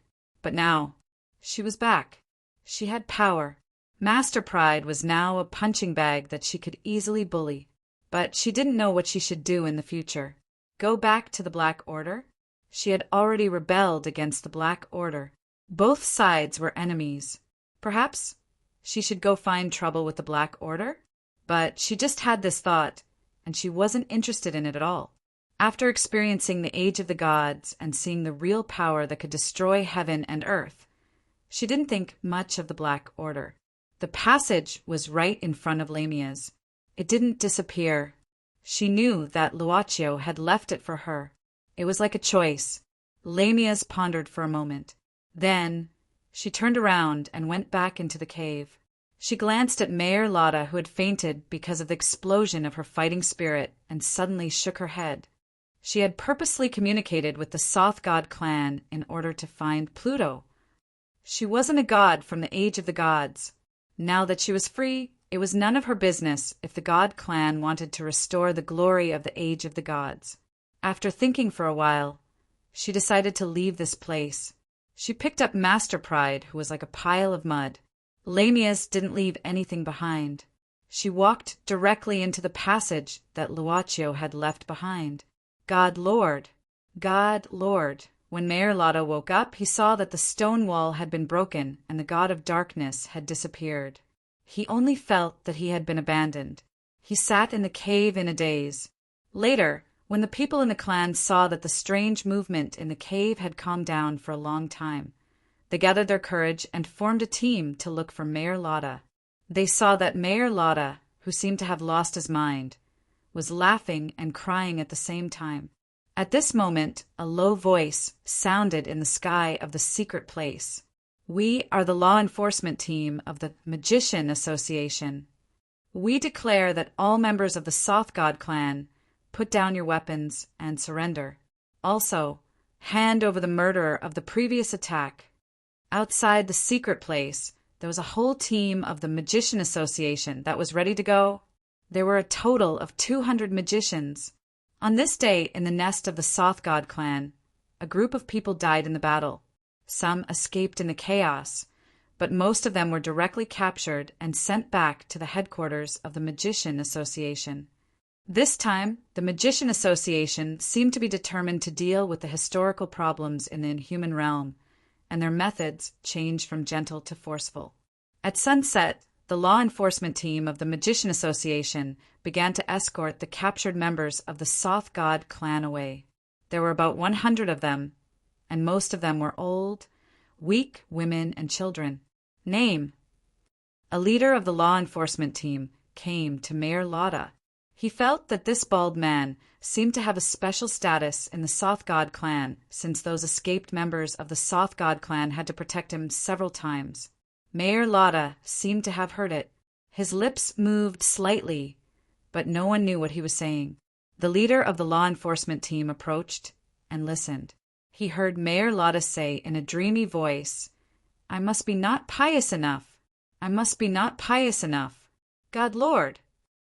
Mayor Lotta suddenly rushed out, but he was soon pressed to the ground by the magicians of the law enforcement team. He didn't seem to know that.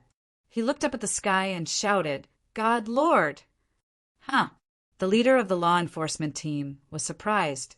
He looked at Mayor Lotta with a strange expression and didn't say anything. Sir, what's wrong? The subordinate asked. The commander frowned and thought for a moment before saying, No. This guy's appearance reminds me of those fanatics and ascetics of the Holy Church. He doesn't know who he is offering his faith to. Faith? The subordinate was startled. The leader shook his head and said, Don't think about it. We can't see that kind of thing.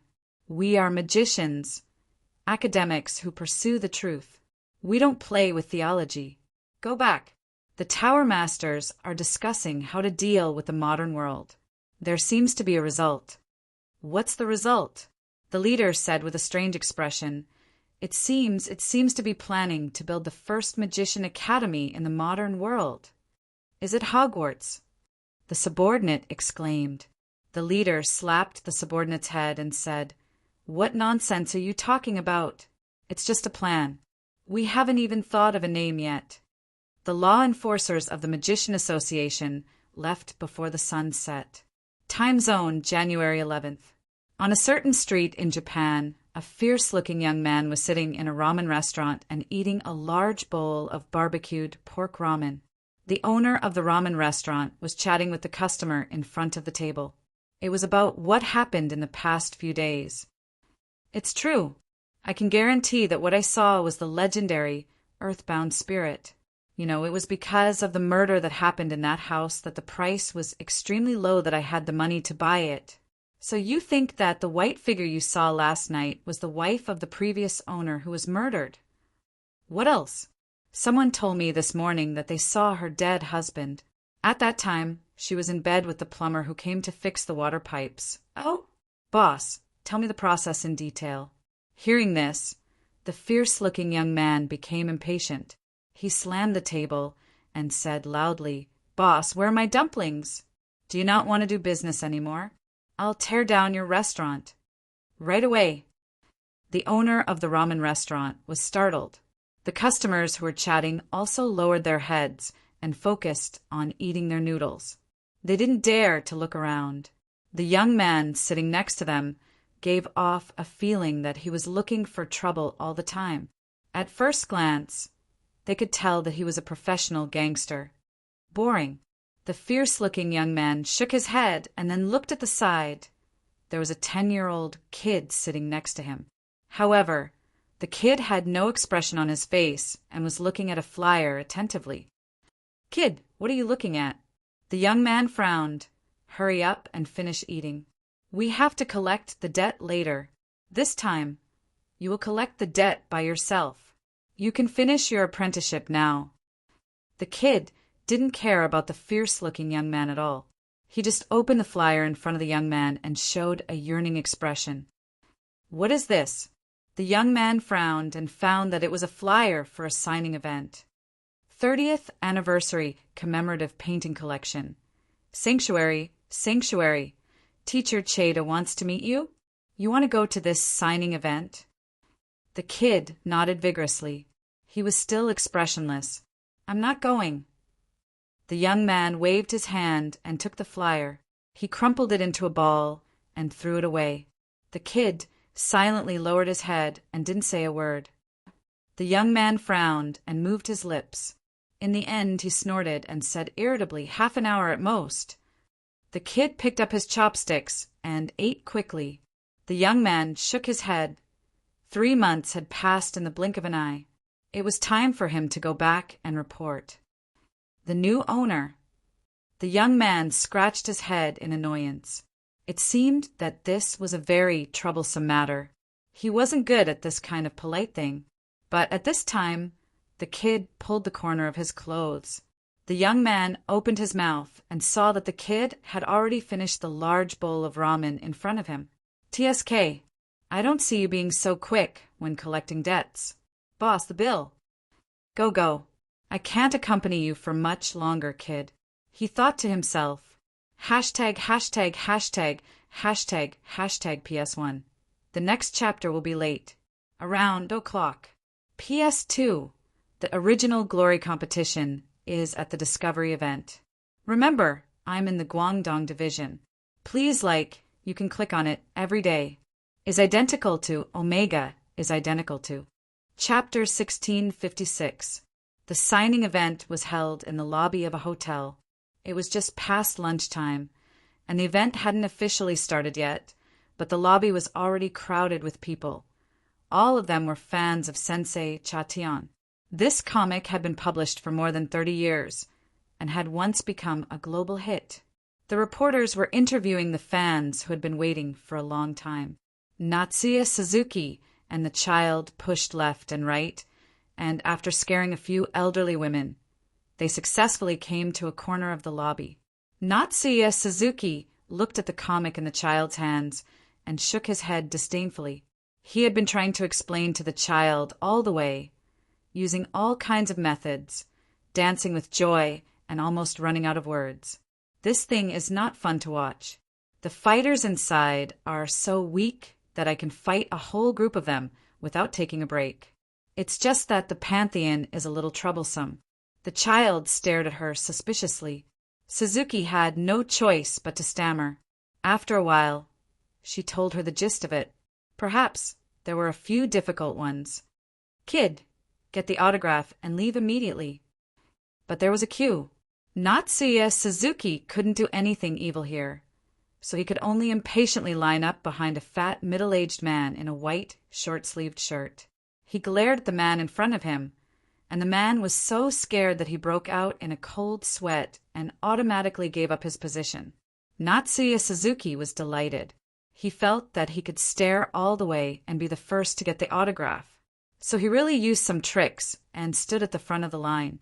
The child gradually showed a look of expectation. What? It starts at 3:00. Natsuya Suzuki looked at the time. It was only 7 minutes past 1:00. He turned around and looked at the crowded scene. Suddenly he felt extremely regretful and wondered if he should tear down the hotel lobby. But he was only responsible for collecting debts in the store, and he didn't belong to the system of promoting performance, so he really couldn't do it casually. But if he considered the situation of the continuous, strange things in society these days, it seemed that he could do something. Natsuya Suzuki really didn't want to stand in this place for nearly 2 hours. After glancing at the child, who was full of expectation, he coughed twice. Brat, I need to go to the bathroom. Wait for me here. Don't walk too fast, do you hear me? The child nodded silently. Natsuya Suzuki put his hands in his pockets, nodded, and walked out. In the same hotel, in a quiet and comfortable lounge on the upper floor, a young girl in a white dress was sitting in front of the piano, playing the world-famous song, Adeline by the Water. The young girl had a face as pure as an angel's. Even the light seemed to soften around her. The sound of the zither soothed the people around them. On the sofa, an ordinary-looking old man with grizzled hair was quietly reading the newspaper. The newspaper was about some strange things that happened in the past few days. The old man seemed to be absorbed in reading it. Even after the girl finished playing the song, he still didn't react. Father. The girl had already arrived in front of the man. She really looked flawless, whether it was her appearance or her bearing. Oh, I'm thinking about something. The old man folded the newspaper and put it on the table. The girl glanced at a certain headline and couldn't help but ask curiously, Father, do you believe in the things in the newspaper? I mean, those strange things. The old man thought for a while and said, Sorry, you have to understand that the world we live in hides many secrets. So, if it doesn't happen in front of you, how can you be sure whether it's true or not? Common sense, social cognition, and science. The girl pondered for a while before giving her answer. The old man smiled faintly. Actually, you still need to be skeptical. The girl, named Saori, shook her head and looked at the man in front of her. In fact, she wasn't this man's biological daughter. She was adopted by him when she was young. Even so, he had always been very good to her in these 10 years. There was no strange reason, nor was there any twisted emotions involved. He really only treated her as his own daughter. She could feel. Her senses were very sharp since she was young, as if she could see through people's hearts. Father, I've been having strange dreams recently. Sari suddenly said. What dreams? The old man looked up in surprise. His gaze was calm. Sari slowly said, some very strange content, like the content of the manga you created. In the dream, I seemed to be another person. Who? The old man seemed to be curious, but his gaze was still calm. The goddess in the manga. Sari shook her head and sat down. She seemed to be tired. There are many more. It seems to be a complete world, but it's fragmented. It seems to be different from the manga you created, but there are some similarities. I don't understand. That's just a dream. The old man smiled. You should know, before I adopted you, I was already creating this manga. Of course, because I love it from the bottom of my heart, I gave you the name Sari when I adopted you. But those dreams that intruded into her sleep were so real, as if they had happened before. Sari opened her mouth, but in the end, she just hid it in the bottom of her heart. Experiment, social cognition, science, all these things she learned told her that those were just dreams, strange dreams, perhaps caused by some kind of psychological pressure. Okay, maybe you need to have a good rest. The old man suddenly said, in the signing event, you can rest here. You don't need to accompany me. At this moment, someone knocked on the door of the lounge. It was the staff of the signing event in the hotel lobby, as well as the old man's personal assistant. They were outside the door. Teacher Che-Tian, it's almost time. You may need to prepare for your appearance. I'll be right there. The old man stood up, tidied his clothes, and looked at his daughter with a smile. Then, if the things in the dream are real, will you look forward to it? The girl fell into silence, as if she was seriously thinking about this question. The old man said, but in fact, I don't look forward to the day when the world in my manga becomes real. What does father mean? The doubt in the young girl's heart deepened. I'll go to the washroom. You stay here. The old man, Teacher Che-Tian, said softly. He indeed went to the washroom. The staff and his assistant were waiting outside the door. Because there was still plenty of time, the two were chatting about something. It seemed to be some strange stories about this hotel. Once, a firefighter was burned to death here. After that, the hotel guests claimed to see a man in a firefighter's uniform wandering in the corridor at night. Of course, not all of them, only a small part of them, and they would soon forget about it. But it was said that someone saw it last night. No one knew if it was true or not. The assistant pretended to be serious and said these strange things happened recently. The staff member simply lit a cigarette and didn't care. But at this time, a hand suddenly reached out and extinguished the cigarette, but that the staff member had just lit. Bastard! Didn't you see that smoking is prohibited here? I hate people smoking. The staff was stunned and turned his head, only to see a ferocious-looking young man. He was really ferocious, with a ferocious look in his eyes. If looks could kill, this young man's eyes would kill. The staff member instinctively shuddered. He was shocked and thought to himself, how scary. Obviously, the other party's appearance was quite handsome. Why was he so ferocious? I'm sorry. Due to the ferocious look, the staff hurriedly lowered his head and apologized. The ferocious young man snorted, still looking like he was looking for a fight. He walked to the door of the washroom, pushing the door open and walking in. Teacher Che-Tian is inside. The assistant was startled, worrying that this ferocious young man would do something, but he didn't dare to come forward. The staff shook his head, pointing to the crumpled cigarette in the nearby trash can. It was the one that the ferocious-looking young man had taken away from him. Maybe he's just a bit ferocious, but he's actually a nice person? He said. The assistant thought for a while. Feeling a bit worried, he gently opened the door of the washroom and looked inside. He found that the ferocious-looking young man didn't do anything. He was standing in front of the toilet, shaking twice. It seemed that he thought too much. The assistant felt ashamed and closed the door. At this time, the staff next to him suddenly became motionless. The assistant patted his shoulder doubtfully, but with just a simple pat, The staff directly fell to the ground with a pale face. The assistant couldn't help but raise his head. His pupils suddenly widened. He saw a firefighter, whose face was burned black and brown, but was still burning. The assistant's lips trembled, and when he was about to scream in horror, the strange man directly passed through him. As if he was divorced, the assistant didn't make a sound and fell on the staff on the ground.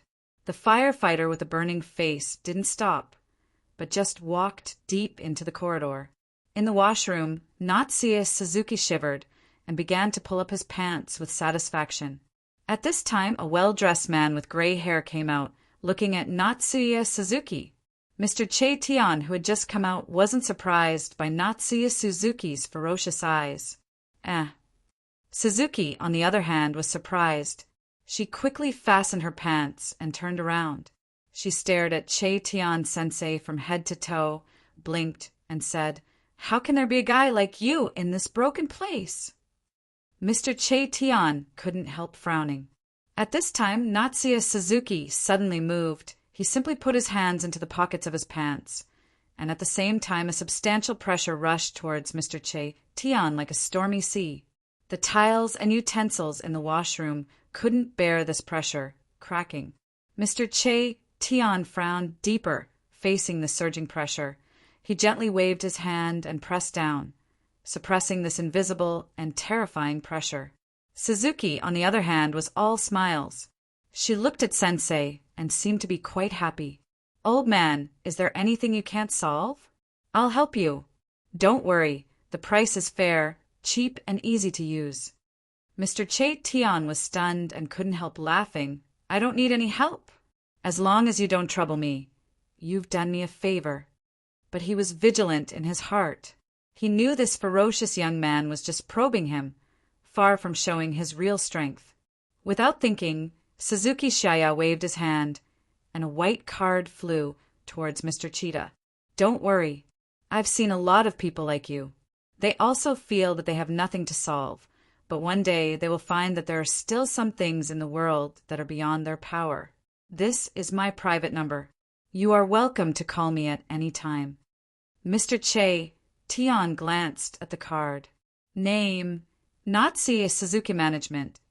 Accept all kinds of debt collection business, professional intimidation, recovering all kinds of organs, cleaning gang members of traitors, professional development of special bloody projects such as painting walls, etc. Phone number: XXXXX 91-inch. Okay, I'll take it. Mr. Che Tian casually put the card into his clothes. "Thank you for your kindness, Mr. Suzuki." Natsuya Suzuki nodded with satisfaction. Although he was a professional debt collector, it was good to get some business from time to time.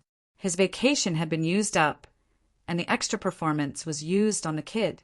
Now he was poor and urgently needed some money, so he had to work as a salesman. Who said I can only be a thug with my IQ? I can make a living for hundreds of years. I'll meet the best when I go out. Are you scared? You're welcome. Natsuya Suzuki wasn't fierce at all. Remember to call me if you need anything. All right. If you meet some guys who are stealthily circling around you, trying to lure you into buying something from them, you don't have to be polite. Just beat them up as hard as you can. Remember to look for me. Okay, I'll remember. Mr. Che Tian nodded.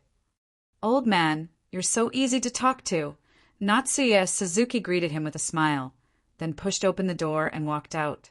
He really walked out from there without any intention of stopping. He's an interesting guy, right? Mr. Che Tian thought silently, but at the same time he was shocked by the unfathomable strength of the other party. Mr. Che Tian hadn't met someone who could give him such pressure in a long, long time. Mr. Che Tian stood in front of the mirror, silently thinking about the various ghost stories that had started to appear in the past few days. In the mirror, the old and ordinary face gradually changed. Finally, it became a handsome and gentle face. Holy domain, Mr. Che Tian whispered. Hashtag, hashtag, hashtag, hashtag, hashtag PS. 2380 seconds. Chapter 16, 57. After Natsuya Suzuki went to the washroom, he started to think about how to finish this boring signing event quickly. In other words, it would be best if it didn't start at all. As for the old man he had just met in the washroom, he quickly forgot about it. How should he put it? In his opinion, the old man was indeed of high quality, but he didn't intend to lick the old man's boots. He wasn't one of those guys who only knew how to lick the customer's boots all day long. In addition, as a professional debt collector, Natsuya Suzuki had helped the shop more than 800 times, if not 1,000 times, when the target was a weak scum. If it was a weak scum, it wouldn't be his turn to do it. He had seen so many of them that they didn't care if they came or not. But as long as they had an idea, he would be the first to know. That was probably their idea. He was really not good at soliciting business. It didn't matter if he occasionally opened a bill as an extra income. But if he really wanted to fill up his bottomless sales, the fastest way was to go back to the shop and ask the servant girl if she had any bad debts recently. Violence was always the fastest way to make money. Therefore, on the way back, this fierce-looking young man directly met the fireman who was wandering in the corridor with his face on fire. Natsuya Suzuki blinked his eyes and suddenly thought of an idea. He felt that he could do it. Natsuya Suzuki leisurely returned to the lobby of the hotel. There was still some time before the signing event started. He walked to the front of the line and stood beside Kid. Kid looked at him, as if he was curious about why he was gone for so long. This is a matter of endurance, understand? Natsuya Suzuki grabbed Kid's head with his 5 fingers and said fiercely with his head lowered. Kid didn't really understand. At this moment, a series of rapid ringing suddenly came from the lobby. It was very ear-piercing, and then 2 hotel security guards hurriedly rushed into the lobby. Fire! Fire! Please evacuate immediately. Please maintain order. Everyone was shocked. Compared to the signing, their lives were definitely more important. So, under the guidance of the security guards and the on-site staff, they quickly walked out of the hotel. They were outside the street. Looking up, they saw thick smoke billowing out from the middle of the hotel. It seemed that a guest room or something like that was on fire. Ayaya! It was on fire. Looks like this signing event can't continue. Imp raised his head and looked at Natsuya Suzuki in confusion. You think I'm the one who started the fire? Natsuya Suzuki asked fiercely again. You don't believe me. Imp did not make a sound. With a wave of his hand, Natsuya Suzuki took out a picture album from his jacket and slapped it on the little ghost. The little ghost opened the picture album in surprise. This picture album is actually a signed book. Little Ghost widened his eyes in disbelief. Natsuya Suzuki snorted. Do you really think I'll sign them one by one? Some had been prepared long ago. I just took one from the backstage. Okay, are you satisfied? Of course, it was not satisfactory, but Imp still held the signed picture album tighter. Then he pulled Natsuya Suzuki's clothes and squeezed out of the crowd. In the afternoon, he still had to collect the debt. This was the first time Imp went alone to collect a debt. This time, the target was the boss of an amusement room. He had borrowed 2 million yuan from the law firm. That's right. Natsuya Suzuki smiled with satisfaction. You have a bright future. The future was a matter of the future. Fire? The young girl Saori was resting in the lounge with her eyes closed. At this time, Mr. Cheetah came back with his personal assistant and the staff member who came to call him and told her about the fire. Yes, Miss Saori. The personal assistant rubbed his head and quickly said, It seems that the signing event will be temporarily suspended. The fire escape over there has been opened. Miss Saori and Mr. Cheetah, please leave first. He and the staff member were woken up by Mr. Cheetah. However, they did not have much of an impression of why they suddenly fainted outside the bathroom door. But when they woke up, they were startled by the fire in the hotel, so they did not have time to think about the reason why they fainted. After passing through the fire escape, they quickly came to the ground. With the help of the personal assistant, Mr. Cheetah and Miss Saori quickly got into a car and left the hotel.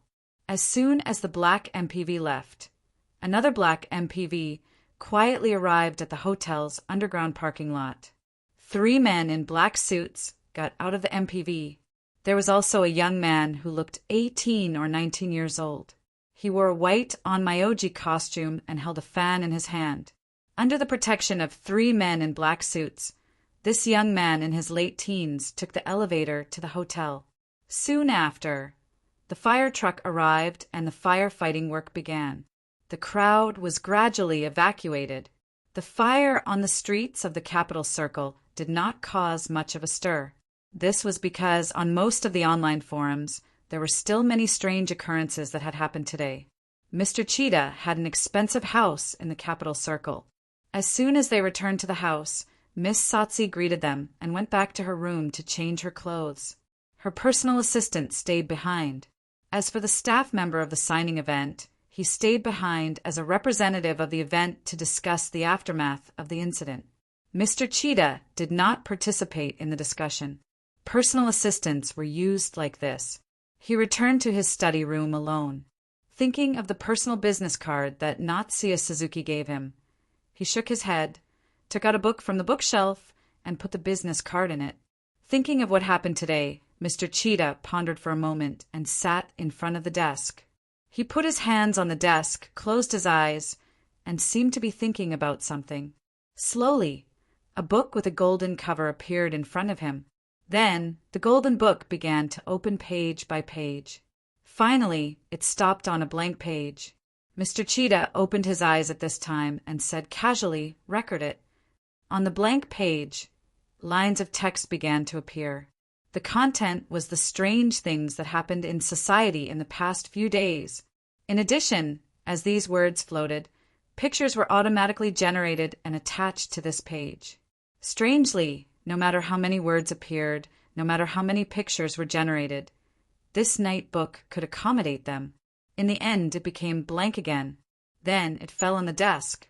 Only then did Mr. Che Tian take a pen and write something on a blank page. The world began to undergo some unprecedented changes. With the recovery of the spiritual veins in Kelowna, supernatural power began to emerge in society. In the future, the appearance of supernatural beings should gradually increase. Perhaps this civilization will gradually step into the realm of supernatural beings. Whether the collision of modern science and supernatural civilization will lead to the destruction of the existing civilization or promote the advancement of the existing civilization remains to be seen. The recorder of the secret society in world number 003 has finished recording. The golden book disappeared in an instant. Mr. Cheetah closed his eyes again as if he was resting. At the same time, a melodious sound of a zither came from outside the window. The performer was Ms. Sauri, who had returned to her room. At this time, Mr. Cheetah suddenly opened his eyes again and stood up. He looked out the window. It was the sky towards the west. Mr. Cheetah lowered his head and pondered for a while. "Lami, is that you?" "Small town." Lamia's walked out of the passage. However, the place she arrived at was not Boss Luo's manor. Instead, it was the single dormitory arranged by her original academy. From Luocho's words, she knew that she had only left for about 4 days in this era. The dust in the room clearly proved its accuracy. Only 4 days had passed here. But for her, she couldn't even clearly calculate how much time had passed. Most of the time, she was in a deep sleep. The existence of the stone wall had solidified her body to some extent. She wouldn't age, and she wouldn't feel hungry because of a lack of nutrients. The cultivation of combat psyche was a cultivation of will. If the human body contained a universe, then it was the cultivation of the small universe in the body. She spent most of her time cultivating. Even if the progress was slow, it couldn't withstand the baptism of time. After such a long time, even a pig would have some achievements. As soon as she came back, Lamia's suddenly had a whim. This feeling came from the faraway east, but she didn't know what it was exactly, and the strange feeling disappeared in a flash. Perhaps it was just an illusion. After all, coming back again, Lamia's felt more unfamiliar and detached. She still didn't know what she should do. She had power, but she didn't have a goal. After being away from this era for so long, she suddenly felt that her life had become so empty.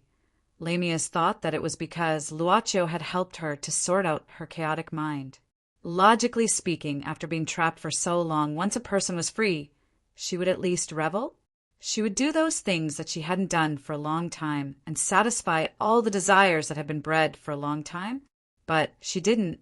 It couldn't be said that she was rational, but she was obviously too calm. Lamia's rubbed the space between her eyebrows with a slight headache and sat down casually. As for Master Pride, she threw him on the floor. In fact, after ravaging Master Pride's body for 10 minutes, she was no longer interested in him. She was deep in thought. She felt that she had nothing to do. She stood up and stepped on Master Pride's foot. Master Pride still didn't respond. She felt even more bored. So, she opened the fridge and took out a bottle of Corolla. But she found that the lemons in the fridge had been used up. She thought about it and felt that going out to buy lemons was a very troublesome thing. She wanted to order takeout, but she found that she didn't have a phone. She felt even more bored. Loneliness +1. She turned on the TV, wanting to see what had happened recently, but she couldn't find the remote control. She felt very irritated. So, she stepped on Master Pride a few more times. Still, Master Pride didn't respond. She felt bored again. Loneliness +2. She sighed. She suddenly felt like crying. After experiencing such a long time, she had only spent such a long time. Other than loneliness, there was no one to accompany her. She didn't experience anything. She didn't see the changes in the world. She didn't see through the mortal world because of that. Loneliness +10086. She shouted, intending to step on Master Pride a few more times. But at that moment, someone knocked on the door of the dormitory. Lamia's was startled. After thinking for a bit, she opened the door. A middle-aged man with a distressed and anxious expression was standing outside the door. When the man saw Lamia's, his eyes were filled with surprise. The Dean of Discipline of the Academy, a former member of the Black Order and a supporter. In fact, it wasn't just this Dean of Discipline. Lamia's even saw someone who surprised her. An old woman. Katerina. This is Master Pride. Katerina, who had changed into plain clothes, saw the mud-like Master Pride in the dormitory. Her originally tired eyes suddenly became flustered. This guy is now my trophy. Not paying too much attention to Katerina's attitude, Lamia suddenly said with a playful tone, "What? You want to take back this pride from me?" Katerina fell silent for a moment. After a long while, she finally sighed and said, "We won't be able to take it back. The order is finished." This time, nearly 90% of the order's strength was lost here. Even Chief Charles died. After saying that, Katerina suddenly glanced at Lamia's. Seeing that she didn't respond, she continued. After confirming Charles's death, Justin gave the order to retreat. He should be lurking in the deep sea with the sapphire right now. He didn't go back to the headquarters, but it's useless even if he went back. The headquarters is currently in chaos. Lamia still didn't have much of a reaction. It was best that the Black Order was in chaos. It would save her a lot of trouble. That's why no one will bother you anymore. Katerina smiled bitterly. "I'm just a homeless person now." Lamia's looked at Katerina for quite a while before revealing a smile. "Your Excellency, Katerina, have you ever thought about reviving the Black Nunnery?" Katerina was startled. She had only come here to see Lamia's. Now the only people left in the town were her, the 2 combat nuns beside her, and the 6 female warriors who had followed Sister Grant to capture Lamia's. These 6 female warriors had gone into hiding. They only dared to come out when the Black Order was on a large scale, but they still managed to avoid disaster. Katerina had only met up with these 6 combat nuns after the incident. At that time, they were in contact with the Discipline Master, a total of 9 people. These were the people who had survived the Black Order's large-scale attack. Katerina had lost contact with Captain Justin, and she still didn't know what Captain Justin's attitude was. As for the matter of reorganizing the Black religious order, she felt that she was powerless to do so. What did you say? Katerina looked at Lamias in surprise. Lamias smiled brightly at Katerina and the others in front of her. I think I've found something to do. Also, Katerina, I'm probably very powerful now. In front of Katerina and the others, she suddenly began to float up slowly. Hashtag, hashtag, hashtag, hashtag, hashtag PS. Before 3 o'clock in the next chapter equals.